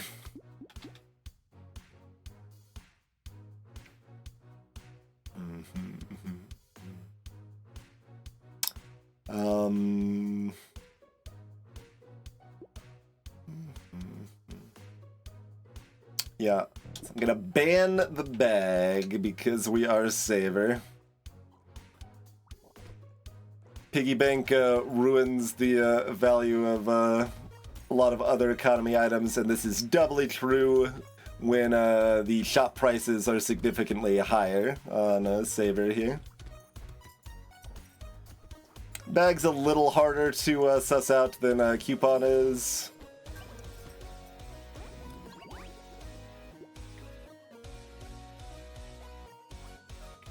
But usually not very good.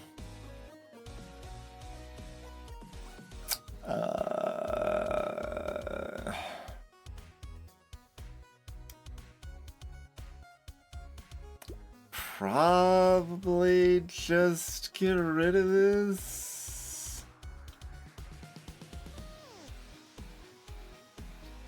Like, the material pickup could be a little bit useful on like the Horde wave and stuff, but like, eh.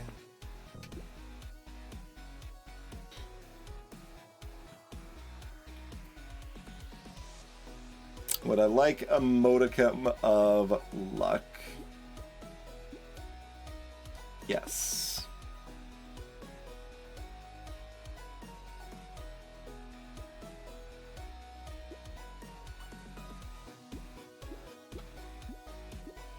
I'd probably take one of these rather than roll.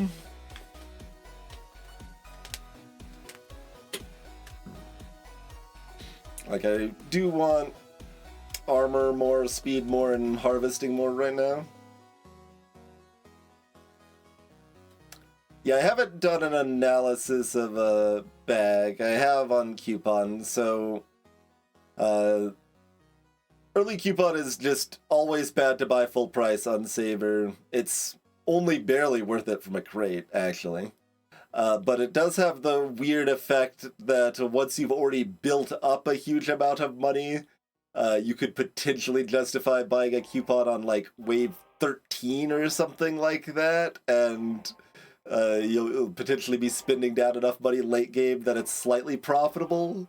But it's a weird dynamic, but mostly the simple advice is just to ignore coupon entirely on Saber, and that will do better than caring about it most of the time.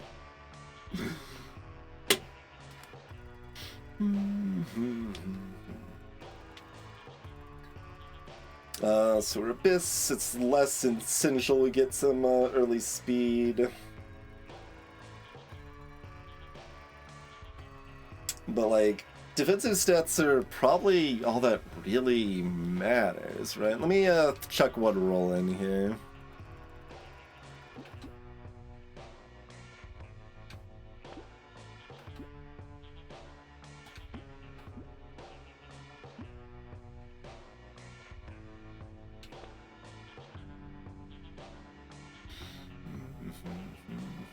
Map is randomized, yep.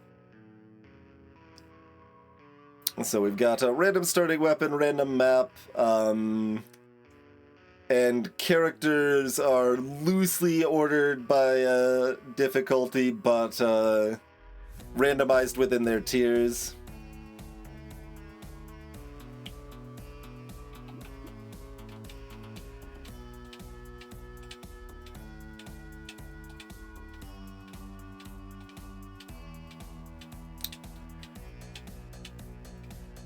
I think it's too early to go for this. Saver's a difficult character, yeah. They're reasonably similar to Farmer, where you're you kind of hit a pretty big difficulty threat spike around your first special wave, like wave 11 Elite or whatever, and then often have a pretty free late game.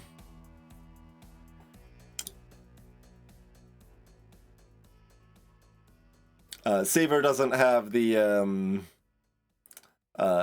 picked weapon strength of Pruners. Picked weapons still obviously much easier on Saver because you can pick like Spear or Pistol as a starter instead of some of the random ones can be kind of rough, but certainly less variance on Saver and indeed most characters than Farmer there. Which is a big part of why Balance Mod Farmer starts with the Garden. I'm deciding if I want to lock Eliminate. I don't think I do right now. Pistol is good because it is cheap. The fact Pistol is cheap is highly relevant for Saver. The other reason Pistol is good is because its base damage is pretty good, and you're getting a huge amount of damage percent automatically with Saver. So you don't need the range damage as much.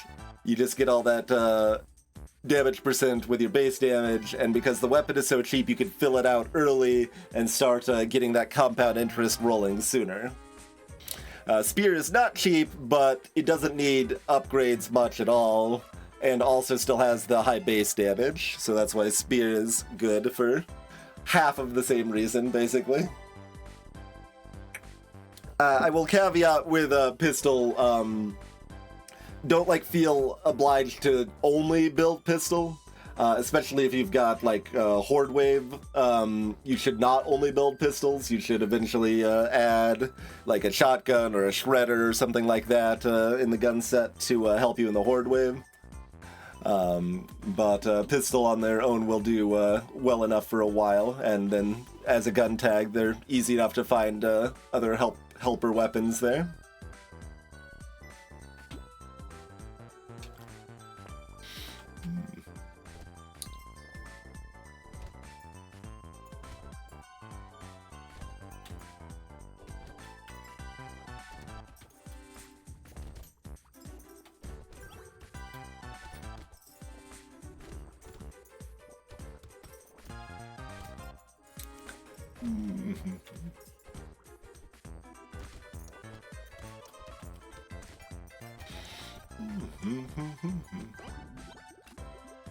Two level ups.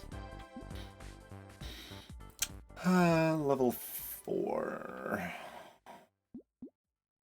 Yeah, give me the speed, give me the armor.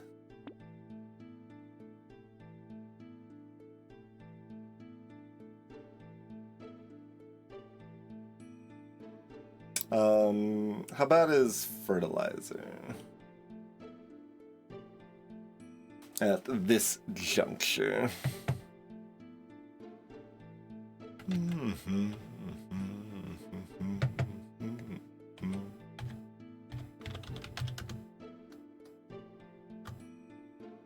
Pretty bad. Yeah, pretty bad.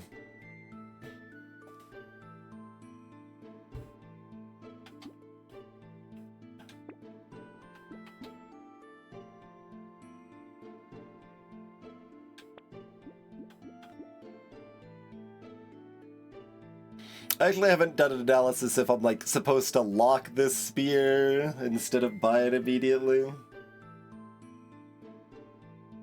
I don't think it matters a whole lot. I guess if I don't care about the shop filling with more weapons, it's maybe slightly better to lock it. I'll go off of hunch rather than do a proper analysis on that. Like, I could math that deeper and figure out if that intuition's right or not, but... I mean, realistically, it probably doesn't matter too much either way, like, but...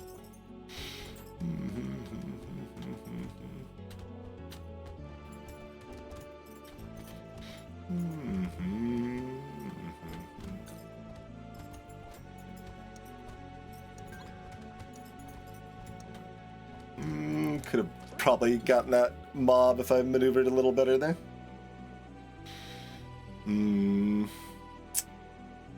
I would like a tier 2 level up here.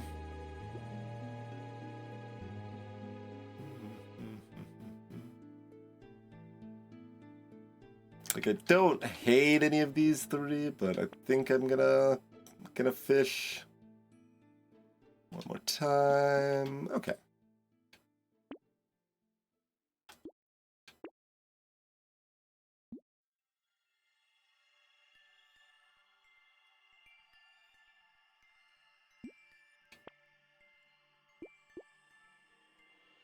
Just throw one roll out there. So, spears you could actually even keep as tier 1 pretty much the whole game if you really wanted to. I think the bump to tier 2 is strong enough that you should still be looking to get to tier 2 spears with Saber. But there's no, like, particular rush for it, I guess, is the vibe, I would say. Oh, and I guess the other thing, Saber's going to be doing less normal purchasing, so I should be spending bands more aggressively early, huh? Alright, I'll save one cheeky band for a reroll possibility. We don't go through shops like normal, so we're gonna have fewer opportunities to get free rolls.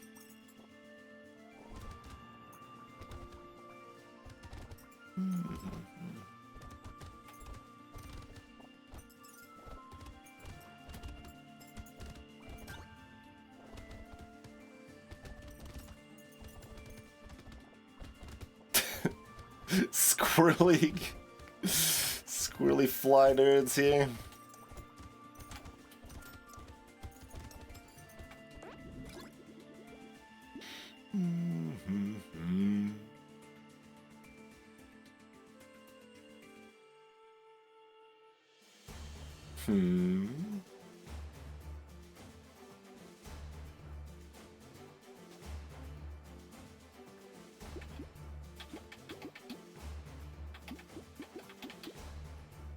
I could take the lifesteal.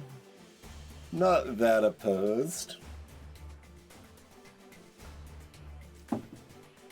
Don't generally take lifesteal from level ups, but it's still early enough that it's not that easy to find blue or better. And a roll can't hit armor on the first roll.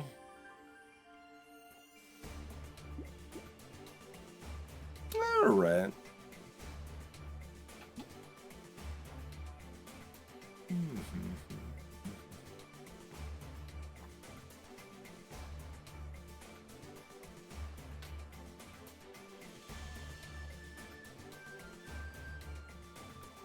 Yeah, we're chilling.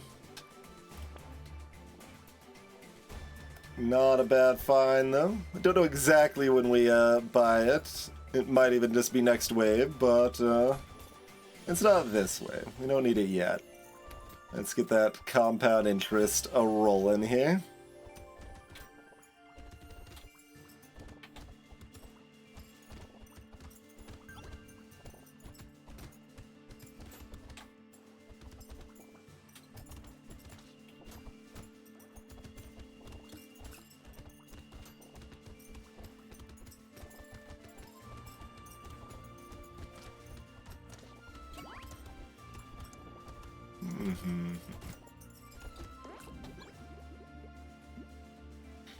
For 35, yes. Rude. Don't think I can abide a tier 1 here.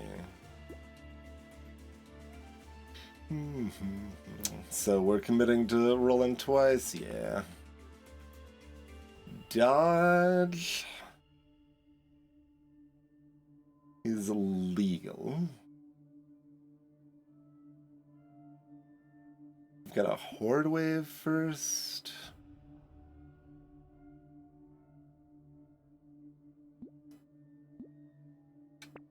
There we go, 9 HP.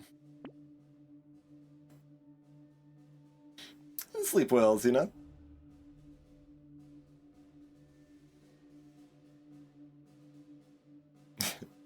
But, yeah, Blue Spear is like a platonic ideal, kind of like three armor is the platonic ideal of a level up.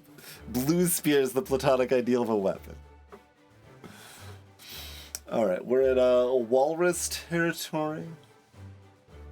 I think we can stick with the tier 1s, another wave here. Just roll that compound interest one more time.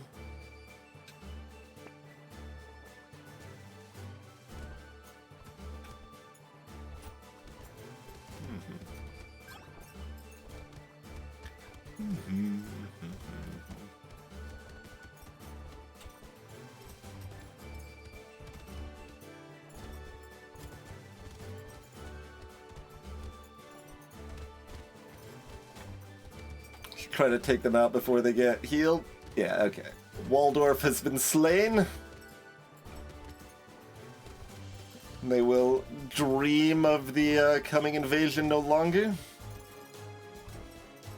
Because it's already here.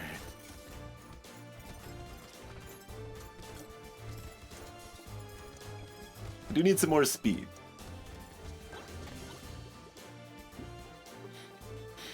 I don't think I actually realized Barnacle gives you not Barnacle, Baby Squid gives you a little squid mustache.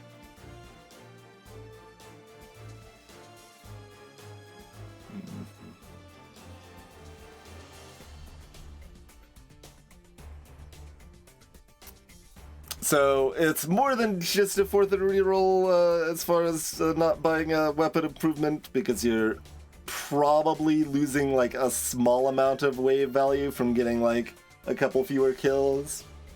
But so you say like a 4th of a reroll that carries on, like doesn't really carry on in Saber though. So yeah, valuing the reroll low makes sense, like 2 or 3, and then materials that you'd get in the wave. We'll optimistically call that 5, which is probably high. Plus the XP value from those materials makes that 6. So calling that 9, which is still less than the interest value. I'm valuing XP at 20% the value of gold. If you take a moderate amount more harvesting and XP gain than I do, you could value it as much as 25%, but I wouldn't value it higher than that.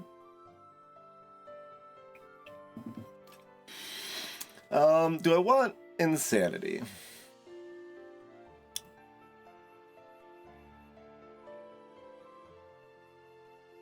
Like, yeah, I mean, yeah, at that price, yeah.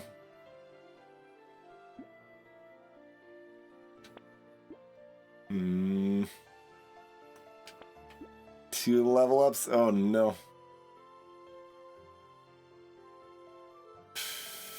Alright, we'll take lifesteal there. Can't take any of this.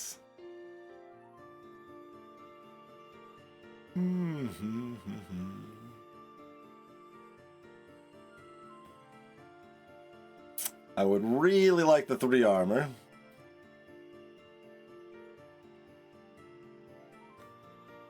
Nine HP isn't bad. 3 armor and 15 attack speed are definitely both better. 9 speed also better. I gotta try for the armor. Okay, there's the attack speed. Melee damage also not bad, since it'll scale with the damage percent so much, but for the Horde Wave I think the attack speed's more valuable.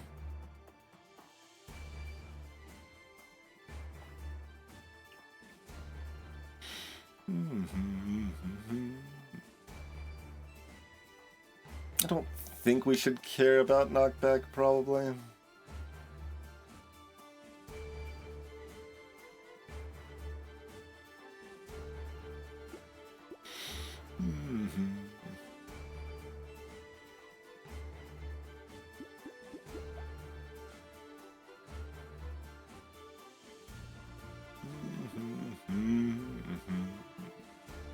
Anglerfish at 112, Goblin Sharks at 115.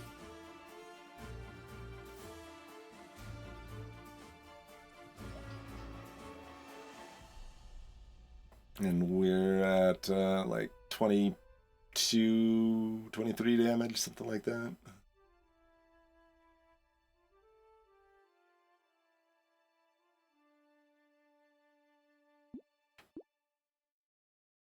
How do we feel about a rat?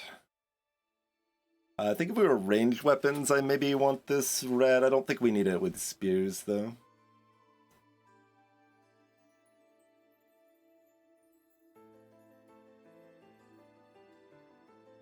Got 3 speed and 2 armor, but a lot of HP.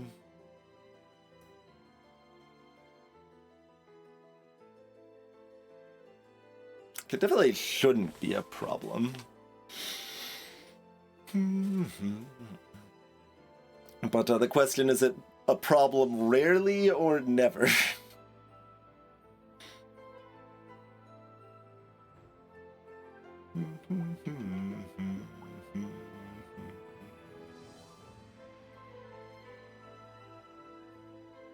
The spears are real nice.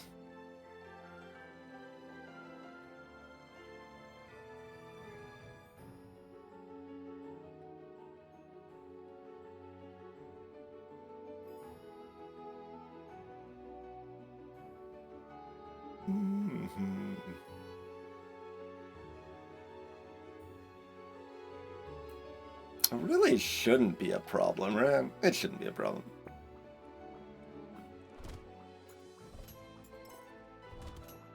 I can even poke the anglerfish from outside their range.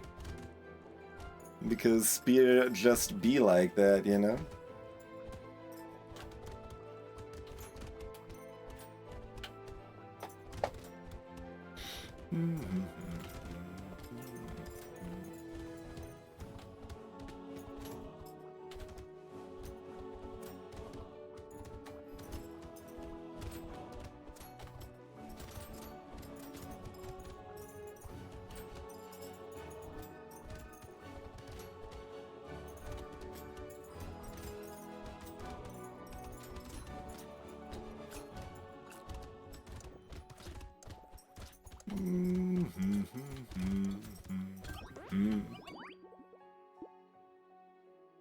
Okay, we did leave you in the pool. We will take you for that price. What's with these level up offers? I've even got the little bit of luck to smooth it out and not being nice. 2 armor, great.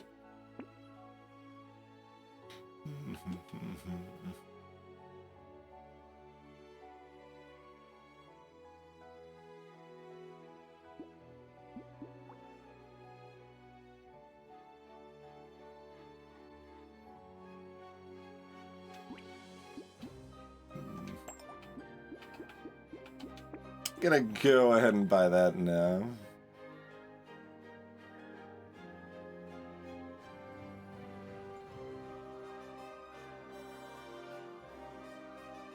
Make sure the damage is comfortable if an egg hatches. Like, I don't have enough speed to guarantee the eggs are gonna stay down or whatever, you know?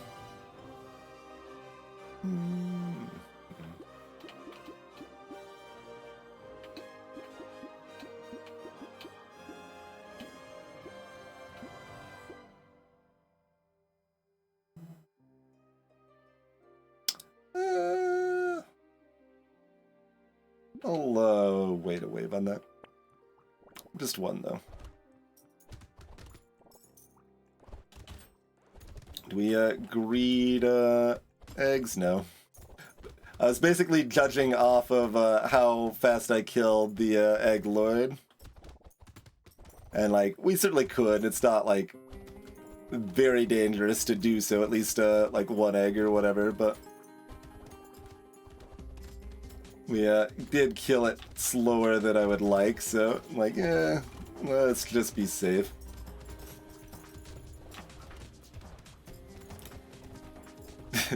But like, saying that out loud, I'm still like, have this little twinge that's going like, oh, I should have greeted exactly 1 egg early. The later ones are too dangerous because there's these the crabs and the anemones on the field, but early you don't have to worry about those, so the first egg would have been fine.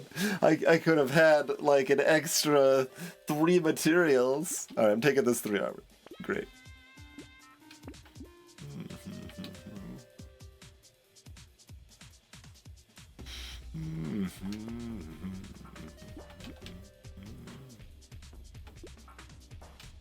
Snub?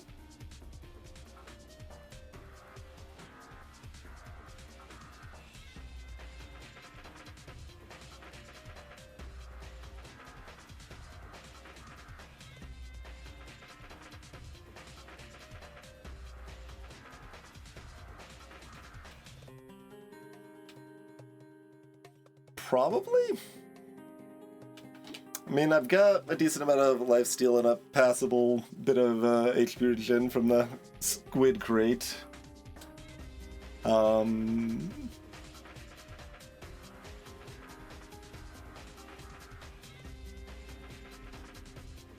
a horde wave and we've got positive luck. I think that's fine. I will take a break here, though. My throat is dry. We need a fresh beverage, and we'll be back shortly. Like, I broadly think it's correct to not build all 3 types of healing at once most of the time, but still end up doing it somewhat often. So I don't know. Is my mental picture of that wrong, or am I playing wrong there? Maybe a little bit of column A, a little column B? We'll see. Not sure. But I like consumable healing less than a lot of people do. But it's I like it more in balance mod where it's closer. Although I like it's weird because I make it better and worse in balance mod. I make luck a little better, like a little easier to obtain from level ups and stuff like that. But I like nerf weird food and jerky. So you know it's a bit mixed.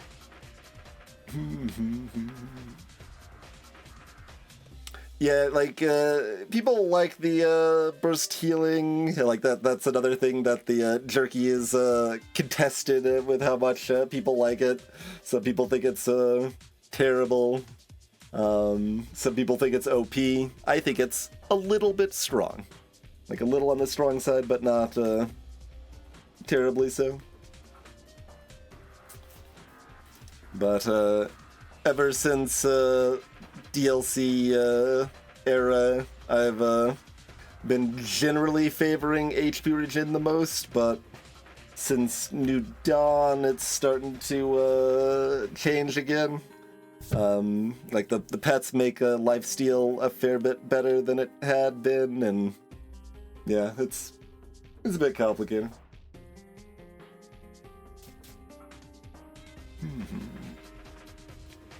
Garden costs a modest chunk more than Med Turret 2, I think. And obviously, if you had 20 plus engineering, you're probably taking the Med Turret over the Garden, but that's not most of the time.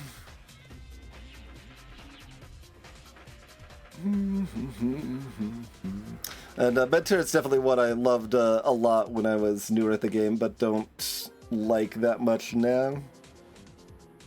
But should maybe try it a little bit more often again to see if I'm undervaluing it slightly.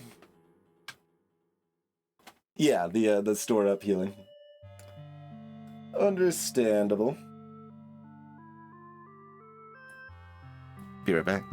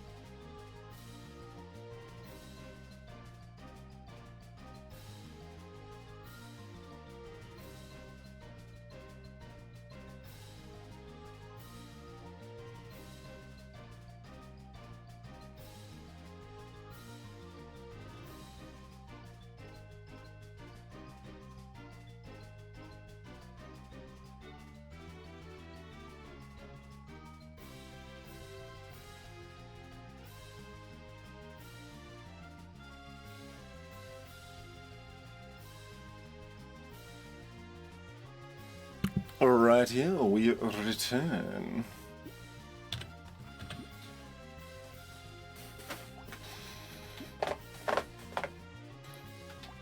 Okay.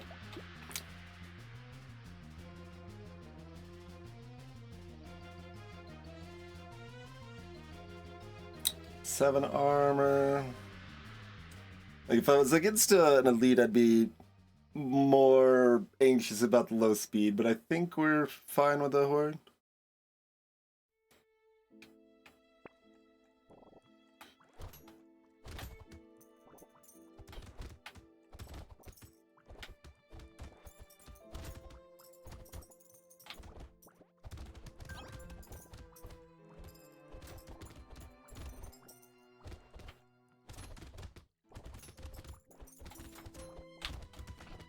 Ow. Anglerfish will eat my face from low speed, though. Awfully rude of them, I feel.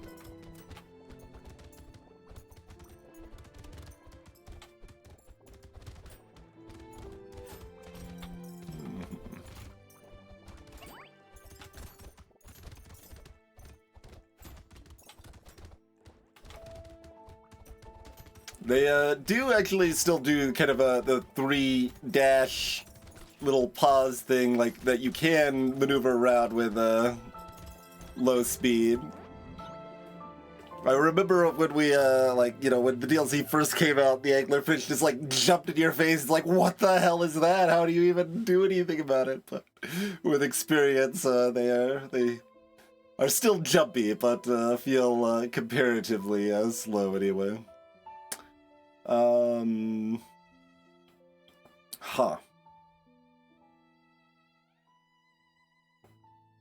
We probably take that because luck is healing, because we're got 3 consumable healing locked in the shop here.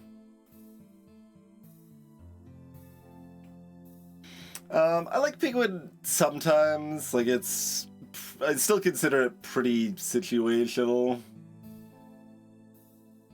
with the balance mod buff. Like with improved tooltips, I can see how much HP regen it's providing. So in a just kind of baseline experience, it's not providing enough to be worth it. But there's definitely situations that can really excel.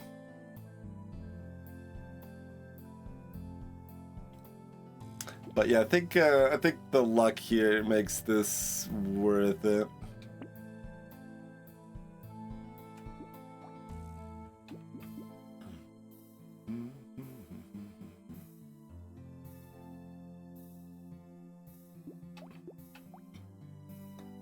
So we should be comfortably one-shotting all the basic fodder. Like, more melee damage does help us. Like, this is this wave, unfortunately not the next wave, but...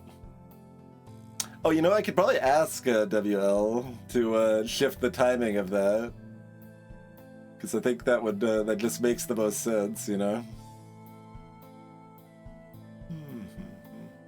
To be a preview of Wave 11 at this point. Let me make a note of that, actually. Because otherwise I'll probably forget again.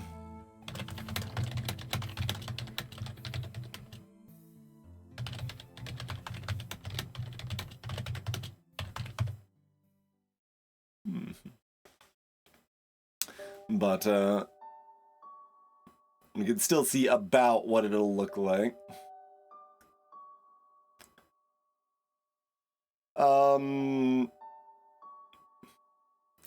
I don't remember, yeah, I think, it's the damage after it grows versus the damage before it grows.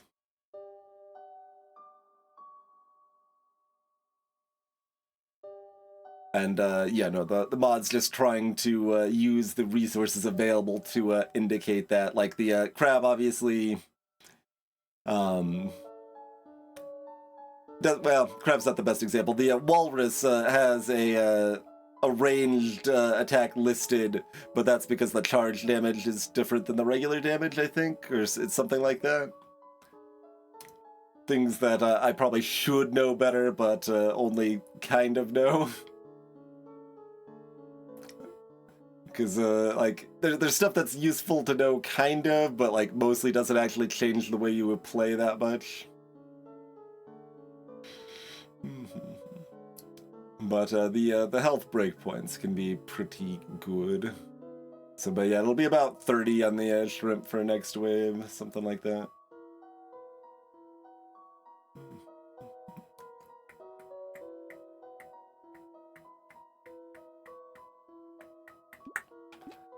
Maybe I do take this. That feels like that can actually help us kill some of the other enemies often enough. It takes 6 speed, but I don't think I take 3 just yet. Let's see what we can hit that's better. Oh.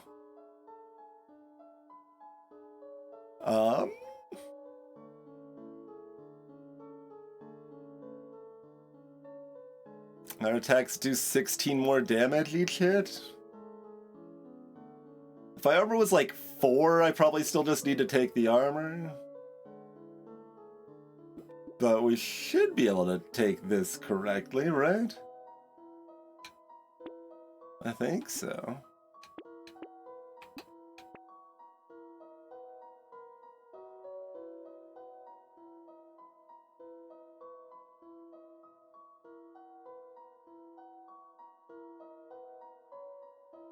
Do we want a mushroom? Nah. We do want 1 or more spears, though.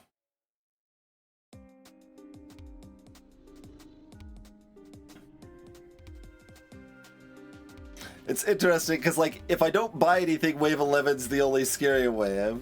But if Wave 11's the scary wave, I should buy some stuff, but buying stuff makes the other wave scarier. Because of compound interest. I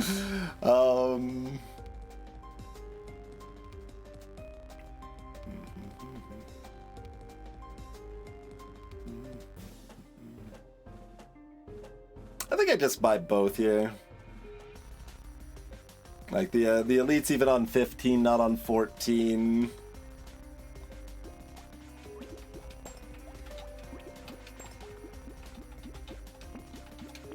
That works for me.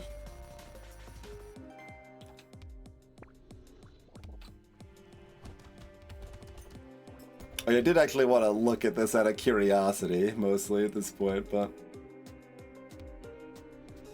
So, 77 on the lobsters. Not quite there. Yeah, purple does. But we did need some damage up. Like, we didn't know we were getting the 8. So if we just got the 4, that would have been enough to get us to one-shotting the fins where we weren't otherwise, I think.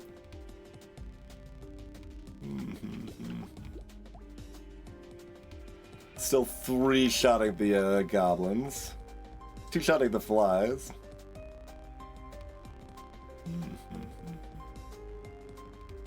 Okay.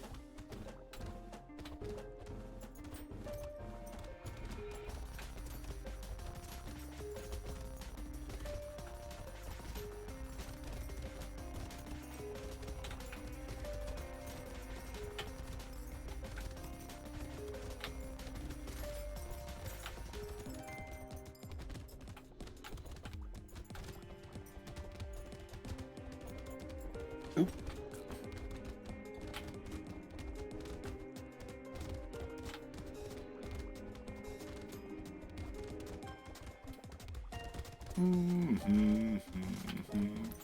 Trying to get ambitious enough to pick up some more of these materials.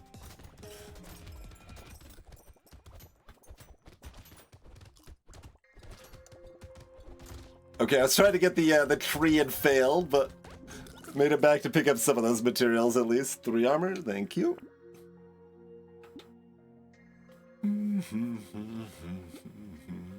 I will roll once. Yeah, muscles are good. I do want HP and a little more damage.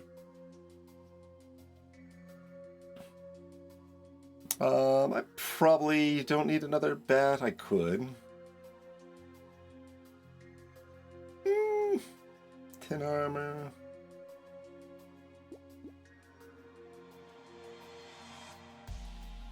Kind of looking for speed and more armor.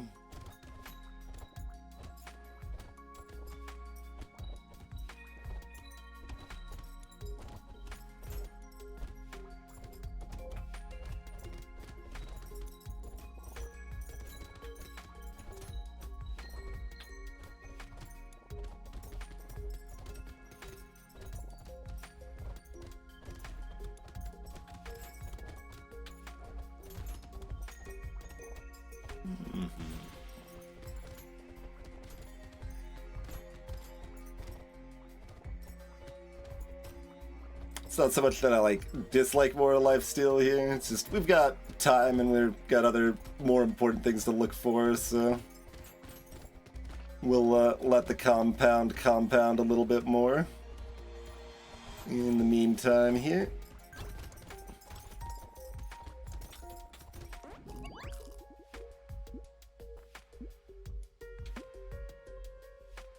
Six HP. I think I'm gonna look for armor and speed. Like, the HP is not bad, but 3 armor it is fantastic.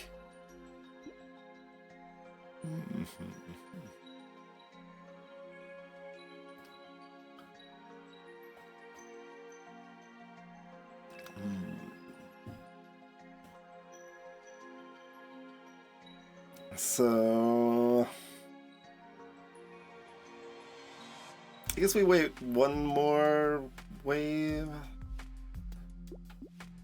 Like, because the shop prices are so much comparatively higher than the reroll prices, am I still supposed to reroll once? I'm doing it. I don't know about that. Maybe? You could.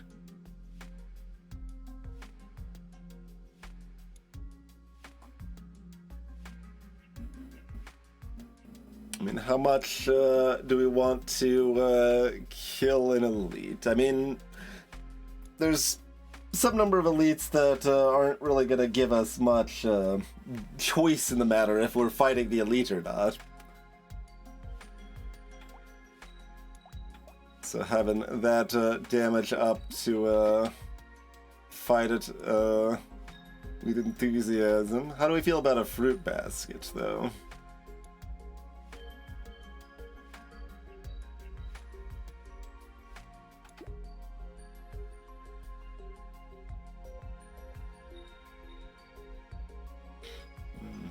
Certainly seems like it should be good. So I'll take it.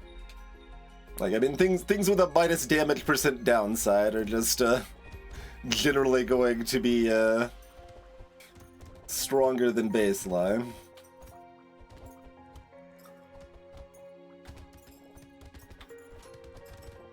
I'm least sure of upgrading the spear. That might be a mistake. But I don't think it's a big mistake if it is.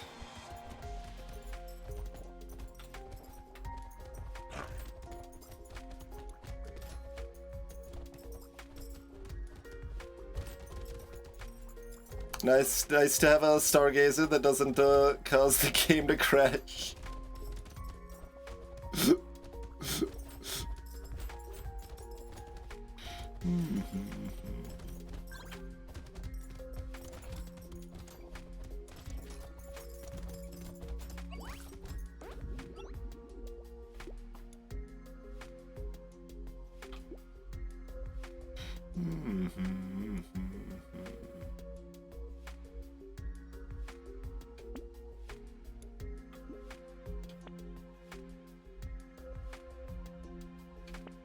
Yeah. I'm gonna roll again. Melee damage? I've even got some luck in that shop. I'm gonna roll again. Okay, 6 HP is good enough.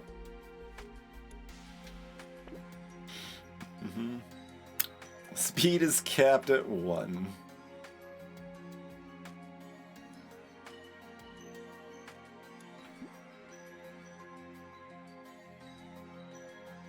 How much health does Waldorf's friends have? 500.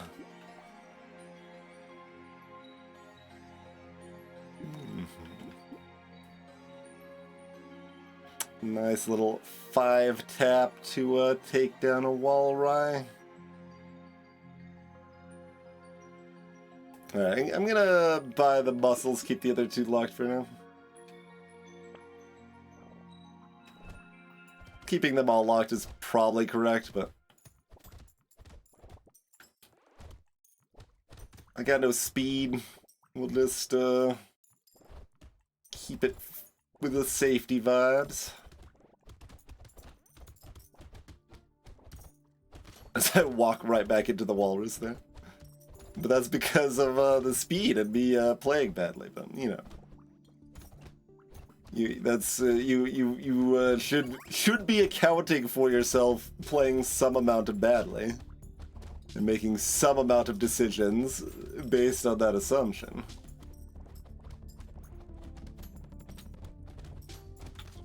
Like, if you need to assume you're going to play well to win, then do that, but there's a lot of times you can assume you'll play a little badly, and if you assume that and plan around it, then you might do better overall. That's fantastic.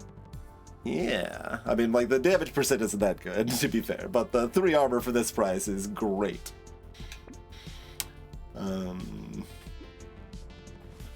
I mean, are we killing elites? I guess I can take the melee damage. We've got 16 armor.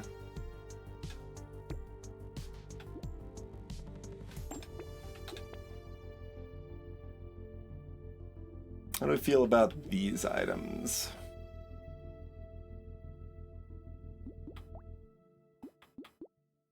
$14,000 health.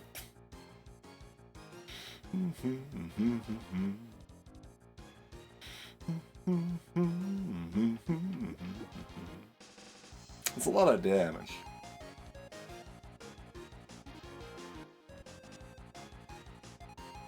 Alright, I'll take that and move on.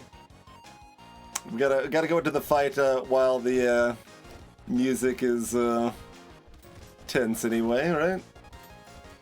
That is mandatory. Tried to take out the Krakens before they stack up behind the elite.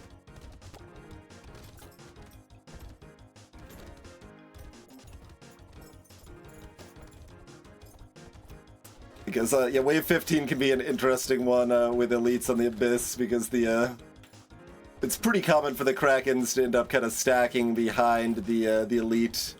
And it's like the elite, like, basically has 50% more threatening attacks because there's just all these extra spikes coming out from approximately the elite's position.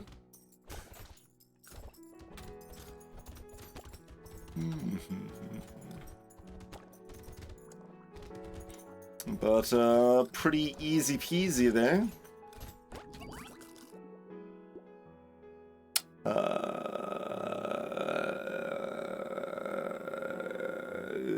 Big shrug hours.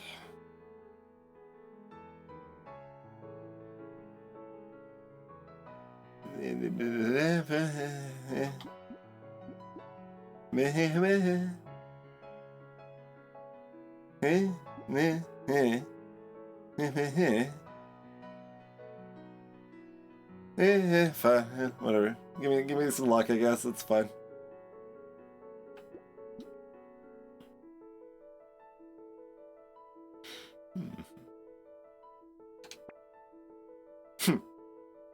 Yeah. Yeah, right? We want dodge now, turns out.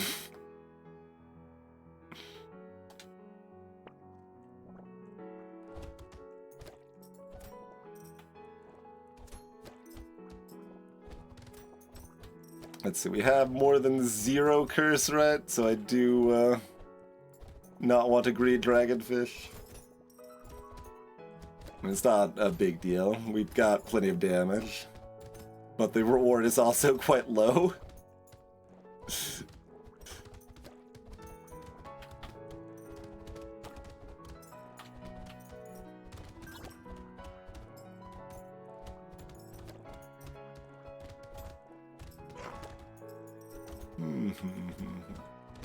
Tell you what, you could spawn 1 dragonfish. It cost me getting an extra curse.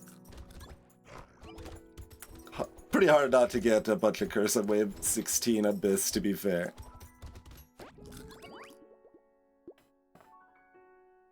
What do we have locked again? Probably correct. It's not very expensive. Oh yeah, double cape. Yeah. Okay, sure.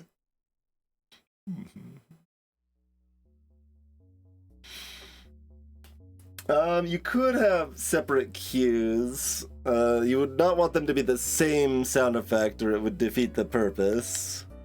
The way the sound cue for Stargazer works in vanilla is that they're angry that you destroyed their vat. So it's kind of a thematic noise. I change it in balance mod to be a mechanical noise that lets you know when one has entered the vat and thus plan around it. And that goes hand in hand with making the Stargazers themselves move a little bit faster, and their buff gets stronger when you destroy the vat, so it's a little bit more of a mini game that you're playing with it there.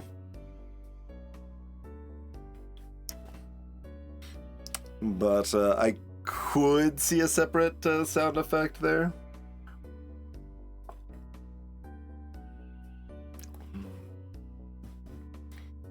That it doesn't seem that necessary or useful mechanically to me once you understand how Stargazers work anyway. You did find it useful, interesting. How what context was it helpful for you?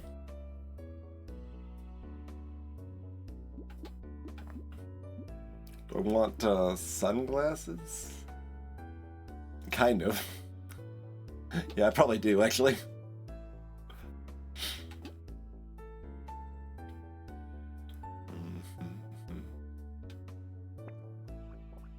Oh, hard to see when you destroy a tower. Okay, I can see that.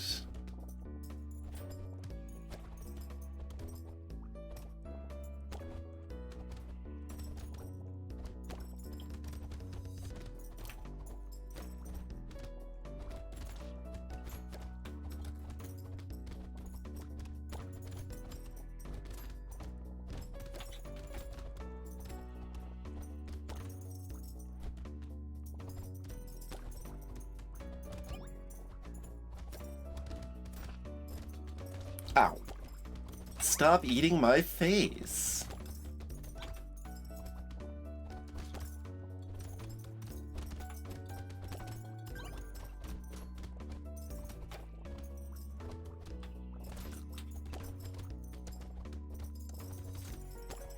I mean, I guess if I didn't want my face to be eaten, I should have gotten some more speed at some point.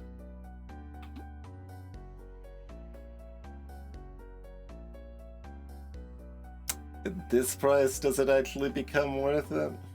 I mean, my damage percent is 400%. No, it doesn't. Attack speed?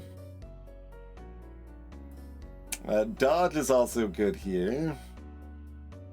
Now that my dodge is 40%. HP is good. I think we just go attack speed though, yeah.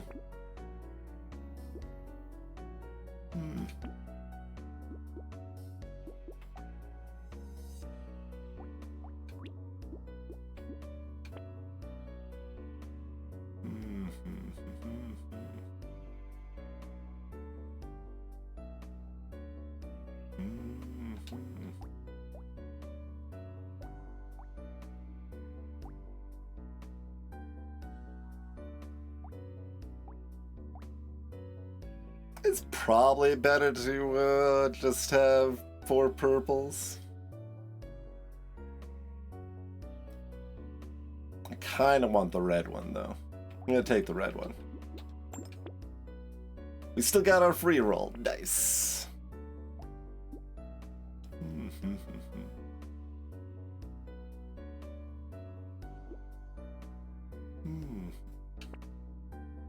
Cake. Cake is great.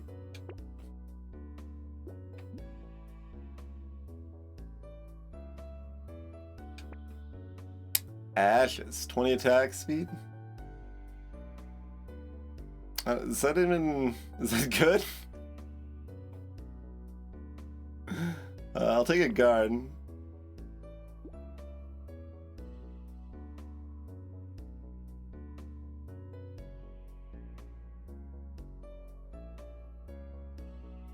I mean, I think the range is still a small positive, probably, but only barely.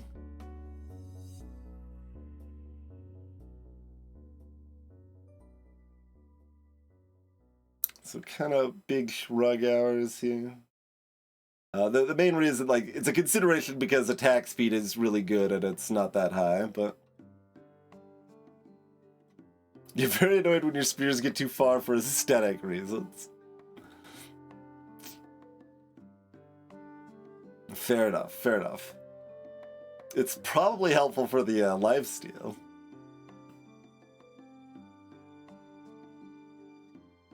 So the you was revulsion rather than mechanical opinions. That's fair. I think I am going to take the ashes, I'm afraid.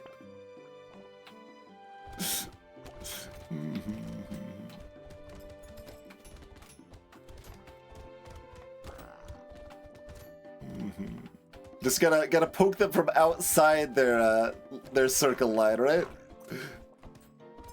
Oh god, I'm too slow. Okay, there we go.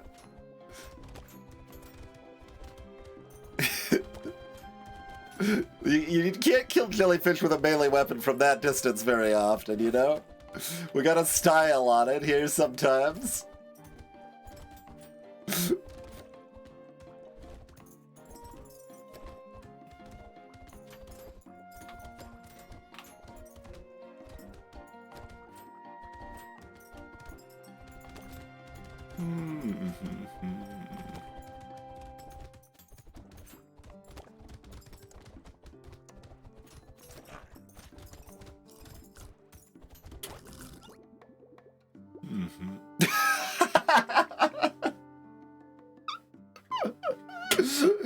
I just need to add some belts and I'll be a proper Final Fantasy character. Yeah, I was gonna say, this probably did the most damage by a good ways because we were attacking the elite from the range of, like, where sometimes this is the only one that can hit it.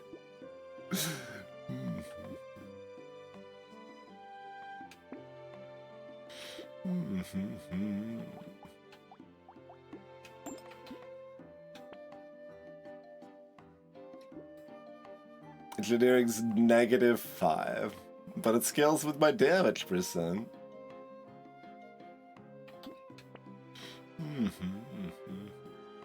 Yeah, minimum uncursed items to get dodge cap. Apparently the estimated count for that's broken, or was it because we weren't hurt enough? I think it counts even if you're at full health, but I'm not sure.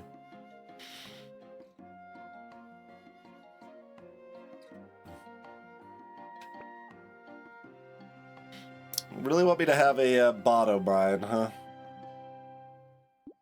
Okay, fine. Give me the robot friend.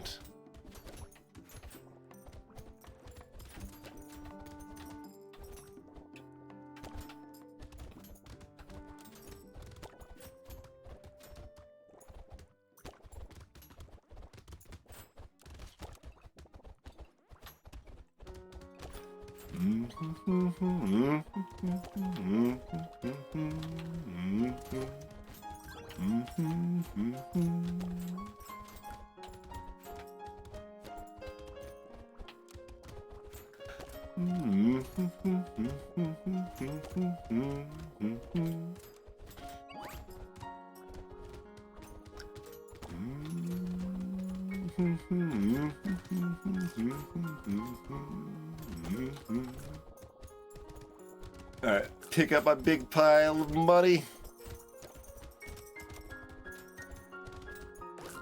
40 on the ground, not bad. More negative speed, sure. Hook me up. Take the HP. Take a claw tree. We will take the wings, though. We are on a win streak after all.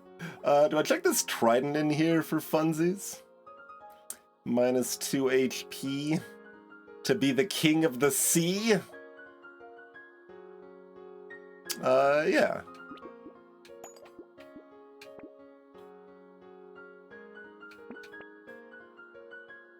Cursed spear. Alright.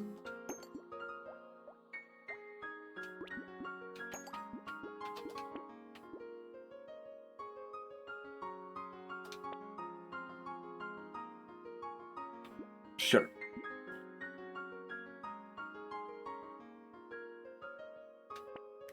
My HP might be low enough that it's correct to take the baby there, but...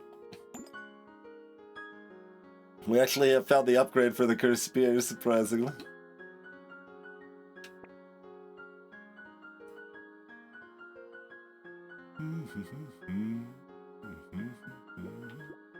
Do we have any pickup range? We do not.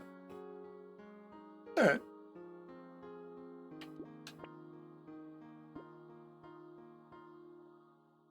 I mean... yeah.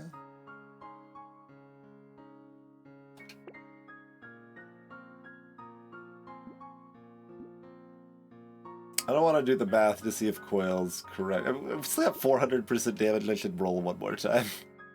We can have a javelin if we want another different spear. Sure, yeah, join the party. The more, the merrier. There we go. Now we got 4 spears and 2 different spears.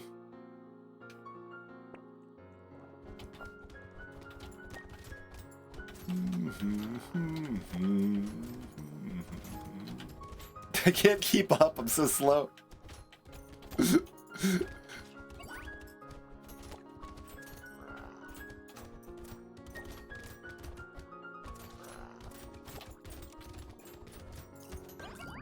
Easy peasy.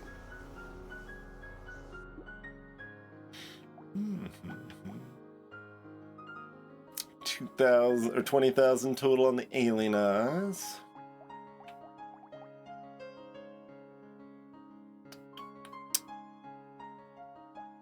Bottom line, as sad as you would expect.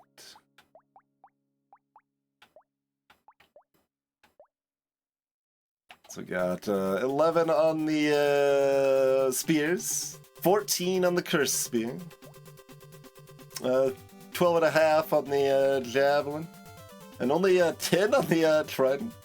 I guess it's got less range. Yeah, it's got less range. I mean, it's also being compared to the red spears and cursed spear now. Whereas when I bought it, it maybe had some peers, but...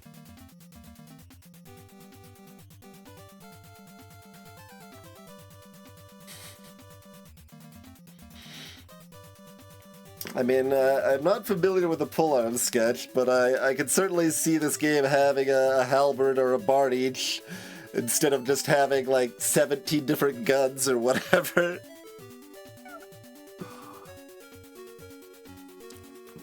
It also doesn't need 3 different swords. But, I mean, it didn't really need trident either, for that matter, but, you know.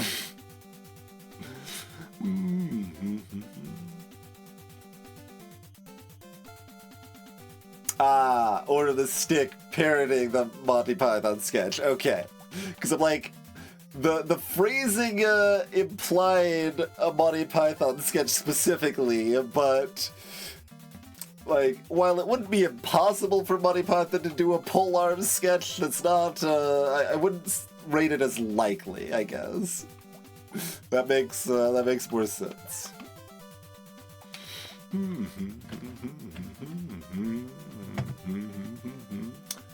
I mean, that's just how you win. You get everyone's best weapons. Well, I mean, we didn't get one arm's best weapon, to be fair, but we got Pruner and Spear. I think Plank's better on Artificer than Shredder, probably, too. We got Hiker's best weapon. We did not get either of Baby's best 2 weapons. I don't actually know where I rate a lot of the Fisher stuff, because like classic wisdom that I liked would be Spear as Fisher's best weapon as well, and it's certainly good. They've got a lot of decent weapons though. Several ones that people would rate low are actually still pretty good on Fisher, like Rock and Torch are actually good weapons on Fisher. Like I would rather have those than SMG.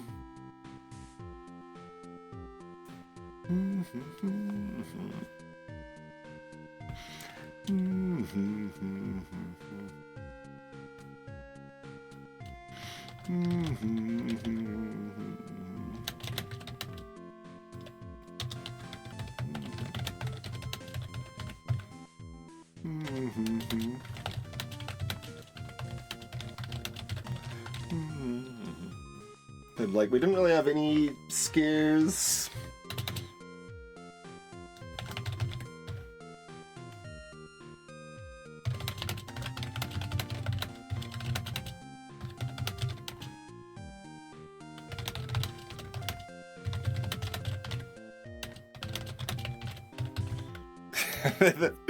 we do have to note the cape nonsense, though.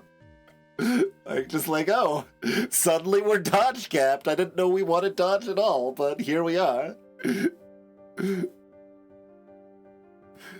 Might have been 3 waves. We'll say 2 waves. That sounds more fancy. But yeah, people were kind of didn't directly ask about character difficulty or whatever, but here's where I currently have the difficulty tiers, specifically in the context of random weapon win streaking. If you and balance mod for that matter, if that wasn't assumed too, but it'll mostly be similar without, but Hiker, Baby, and Fisher all get small buffs in balance mod, and yet there's still the bottom of the set here. But there's a decent handful, like in this tier, that are not usually that hard, but because of their defense restrictions and how strong defensive stats can be, that can make them pretty sketch. So Artificer, Ranger, and Hunter are kind of all in that category. And then here's all the, like, not difficult, but definitely have room for things to go wrong with them tier. So Ghost could get unlucky with, like, missing dodges 2 or 3 times in a row. Things like that. The enemies all just hit really hard on Jack. Things in that vein. Streamer just has so many different starting weapons that, like, I consider Streamer quite easy most of the time at this point. But like, there might be some weapon that they can start with that I don't realize is as bad as it is or whatever. But and it's definitely interesting how it can vary. Like, for example, a lot of new players struggle specifically with Arms Dealer getting a win for the first time. But with experience and kind of understanding what you actually need to do with your shops and level ups and stuff, Arms Dealer really isn't that big of a deal, and even works in multiple ways. Like, people like talk about, like, oh, well, you need to lock a weapon at the end of each shop or whatever. Like, you can, and that's often helpful, but it's also not that necessary. Like, you can go pure melee damage with Arms Dealer. You can just do 2 damage types, just pick any 2 damage types and run with it, and that's fine too. Like, they're fairly flexible once you know what's going on. And I've been convinced to put Beastmaster and Vagabond at least not in the easiest tier. I hope before I actually play Beastmaster that they get reworked in official, but I'm starting to doubt that's going to happen, so I kind of need to figure out how I want to rework them, because they're dumb. Like, just having all the pets scale with all damage types is not an interesting gameplay loop. It's just really dull.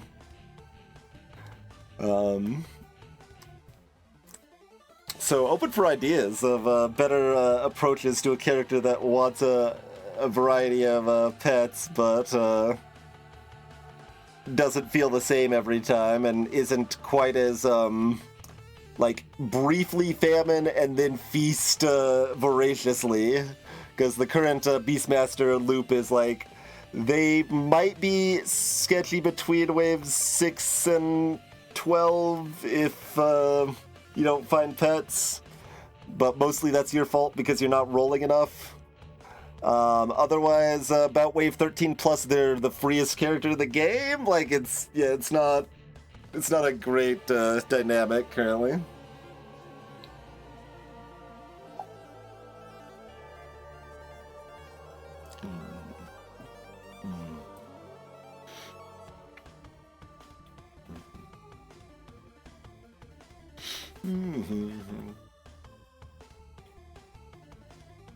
Highest to for scale. Like, that's a little cute, but still mostly just results in, like, you stack a bunch of melee damage because it's the cheapest damage stat, so all your pets still scale with melee damage. Like, there's a variety of, like, more complicated things, which I think is probably what Beastmaster needs, where, like, maybe they have, like, a different effect of how having multiple pets benefits them depending on the starting pet they choose, or something like that. Like, there's some interesting routes you can go in that direction. Just things to make it so that they are not... Like, they've got two separate problems that are somewhat related. They've got one problem is that they're a very samey character that feels very similar each run to run, which is not unique to them, but it's still something that I think you want to minimize as much as you can. Like, you can make that argument for, like, Pacifist and Bull, for example. But, you like I said, you want to avoid that if you can, and then you have the scaling problem where you're not making that many interesting shop decisions because the scaling is such that you're just buy all pets, buy melee damage. Like, it's kind of your heuristic or whatever. It's not very nuanced. And your actual starting pet doesn't really make that much difference, and things like that. And then you have, of course, the famine or feast, famine into feast. Like, I want to like differentiate it from just feast or famine, because it's like it's pretty extreme. But it's like very rarely, if you actually know what you're doing, will you famine, but it's not obvious that you need to be rolling super aggressively to find pets. So if you play the character like a normal character, you're more likely to famine, and that is why some people report the character is too hard. But then if you do find your pets, which you will most of the time, then it's way too easy, and people have been saying that the character's way too easy. So yeah, you've got those kind of separate problems that are all aspects of its current design.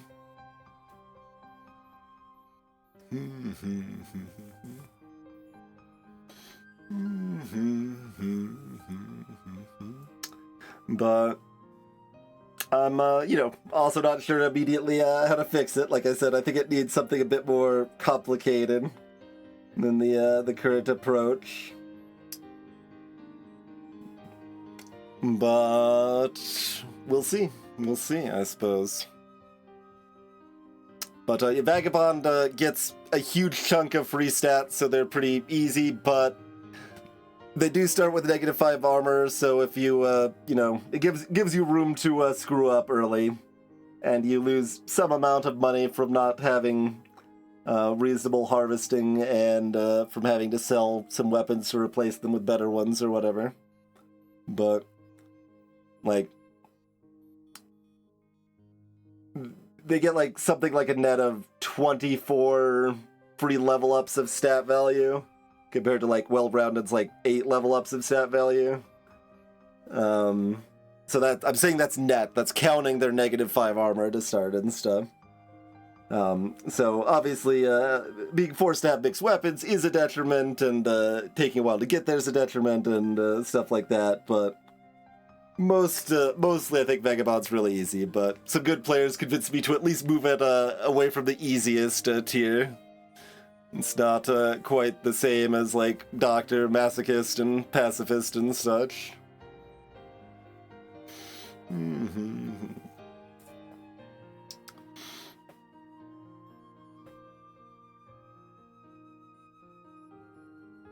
Yeah, like you can potentially have the shop favor the damage type that pets, like so you'd have more of the specific type of pet you're looking for. You can have enough auxiliary benefit from the other pets that they're still good even though you're only mostly building one damage type. You could potentially just have them all scale extra with like either just like one different damage type that they normally wouldn't or something, and maybe not have it bumped all the way up to their normal scaling so that they can scale with other stuff, but like you're specifically rewarded for finding stuff like alloy that builds up multiple damage types at once, rather than like that. You know, you are still rewarded with that with current Beastmaster, but like in a silly kind of ridiculous way. And these are not meant to be like, oh, this is a clear direction where to go. These are obviously just kind of off-the-cuff brainstorming thoughts, but yeah, I don't think it's like a trivial solve. Like I said, I haven't like, oh, I've come up with 2 good reworks that are clearly better or whatever. It, you know, usually takes some time to figure out a good design there. Like, I definitely was cogitating on like the creature rework for a while before I came up with something I was happy with, for example.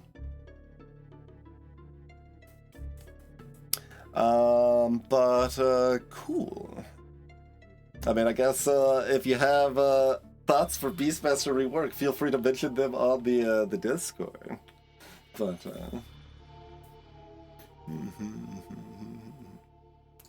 I mean, it's still like fine if it's I mean, like that's broadly what they've built it to be to some extent, is you just buy all the pets and that's your line to victory or whatever. But there's definitely ways to dampen that or make it more varying. So at least like if you have different pet types, it like feels a little different, or like I said, like if the starting pet affected how the scaling worked or something, then that would make them feel more different each run or whatever. Just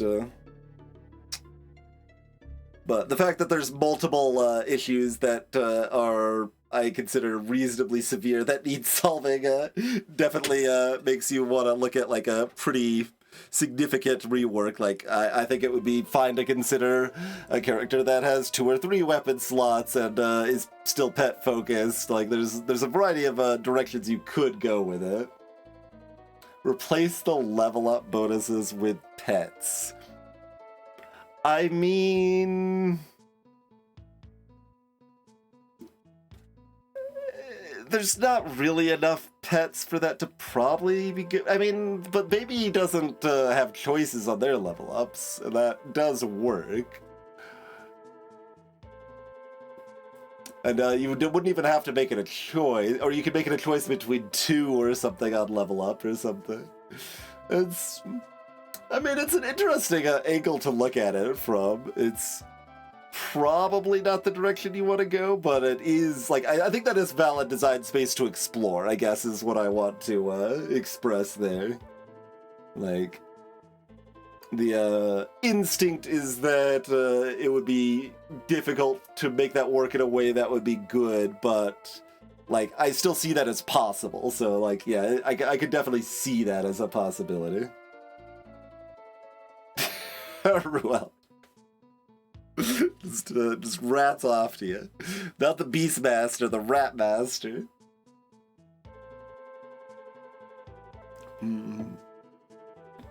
I mean, that even could be a thing too, right? Like you could have the rat as a pet that only Beastmaster gets, and they get it whenever they buy another pet or something like that.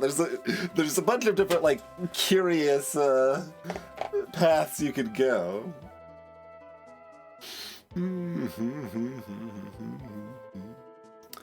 But anyway, I think my throat is too dead to want to do another run.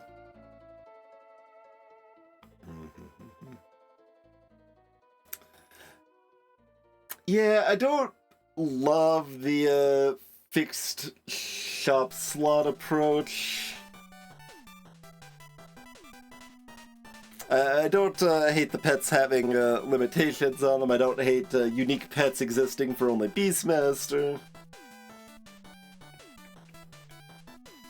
The current Beastmaster finds a pet in like 43% of shops, as it is. They get a rat with every bait.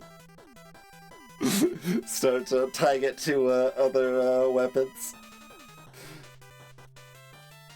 I don't know that this is a good idea for Beastmaster specifically, but just thinking of like items randomly being tagged in every like second or third shop that if you buy that item you get a certain extra benefit for the character.